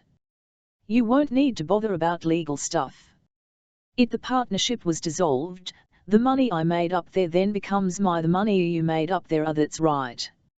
She grabbed the card and looked at it, said, "Why, this is just a banking card in the San Francisco Bank for signatures on the partnership account of Cool and Lamb." "That's right," I said. "There was quite a bit of money up there, so I decided we'd better have a San Francisco bank account. After all, we're in good with the San Francisco 1M lice and going to send us all the business they can. Anything we get with the San Francisco angle will be handled up there as though we were the mayor's partners." "What the hell are you talking about?" she said. "You knew the Bishop murder case was solved is right," she said. "Don't try to tell me you had anything to do with that. Read the newspapers. Of all the damned, botched up messes. You stuck your neck out and got Billings mixed up in it and damn near ruined his reputation. My God, if Billings sues us for damages, and he won't, said. He gave me a check for $5,000. For $5,000. That's right. Previous to that time he'd given me a check for dollars for expenses. He gave you a check for $1,500 for expenses. That's right. Stew me for a clam?" Bertha said in an awed voice. "From the way you describe it," I said, "I gather that check was after the partnership had been dissolved." Bertha blinked her eyes at me. Suddenly she said, "How much is in the San Francisco bank?" I said, $5,000 that I collected from Billings by way of a fee is there. In addition to that, the expense money he gave me I invested in mining stock." Bertha's face became even more purple. You took expense money and put it in mining stock? Why, you canary-brained, pint-sized bastard. I could take you, why, damn you, that's embezzlement. I could, get the police. Get the police. I'm going to make a complaint myself, she screamed over her shoulder. And then? I went on, I sold the stock at a neat little profit. We cleaned up something like 40,000. My broker was able to corner just about all the outstanding stock in the Skyhook Mining and Development Syndicate. We haven't got the bill for long-distance telephones yet. It'll probably be several $100s, but we got the stock and we made a clean-up. Bertha's jaw was sagging as though I'd hit her in the face with a wet towel. You what? Of course, when I say I sold out at a profit, Bertha, you understand that's im2 taxes. We'll have to pay income tax on this. I didn't think it was safe to hold it long enough to go for a capital gains. It was one of those stock deals where you want to get in fast and out fast. However, I did hang on to a small block of stock so that if it should go up much higher we could hang on and take a capital gains. Bertha upped the white card with the banking imprint and the blank for signatures. She jerked a fountain pen out of Elsie Brand's desk set, then suddenly and stepped back into the outer office. What the hell are you doing? She screamed at the girl at the reception desk. Hang up that damn phone. Bertha plumped herself down in a chair and scrawled her signature just over mine on the banking card. Elsie, darling, she said. You send that right up to San Francisco, right away. Send it up to the bank. She looked up at me and took a deep breath. Her lips twisted into a grin. Donald, lover, she said, you do upset Bertha's nerves terribly at times. You know Bertha's irritable, and there are times when she doesn't understand just what you're doing. You ought to keep in closer touch with Bertha. Come into the office and tell me all about it, Donald, lover, and Elsie, you get that jerk of a sign painter and tell him to get Donald Lamb's name back on the door before NRHM. And get the things out of that cardboard box and have them all put back in Donald's desk just like they were. I'll hold you personally responsible if Donald is inconvenienced the least little bit. Now, Donald, you need a rest. You've been going day and night. How you stand it Bertha will never know. You come right into Bertha's office, lover, and tell her all that happened. Come right on in, lover. Elsie Brand pushed a postcard across the desk toward me. I thought you might like your maul before you went in, Mr. Lamb, she said. I picked up the postcard. It was an airmail postcard from Havana, Cuba. It was addressed to me personally and it said, Darling, having a wonderful time. Wish you were here. Millie. The words, wish you were here, had been heavily underscored. Bertha Cool slipped an affectionate arm around me. Come on in, you little bastard, she said. Tell Big Bertha all about that $40,000, you brainy little son of a hitch.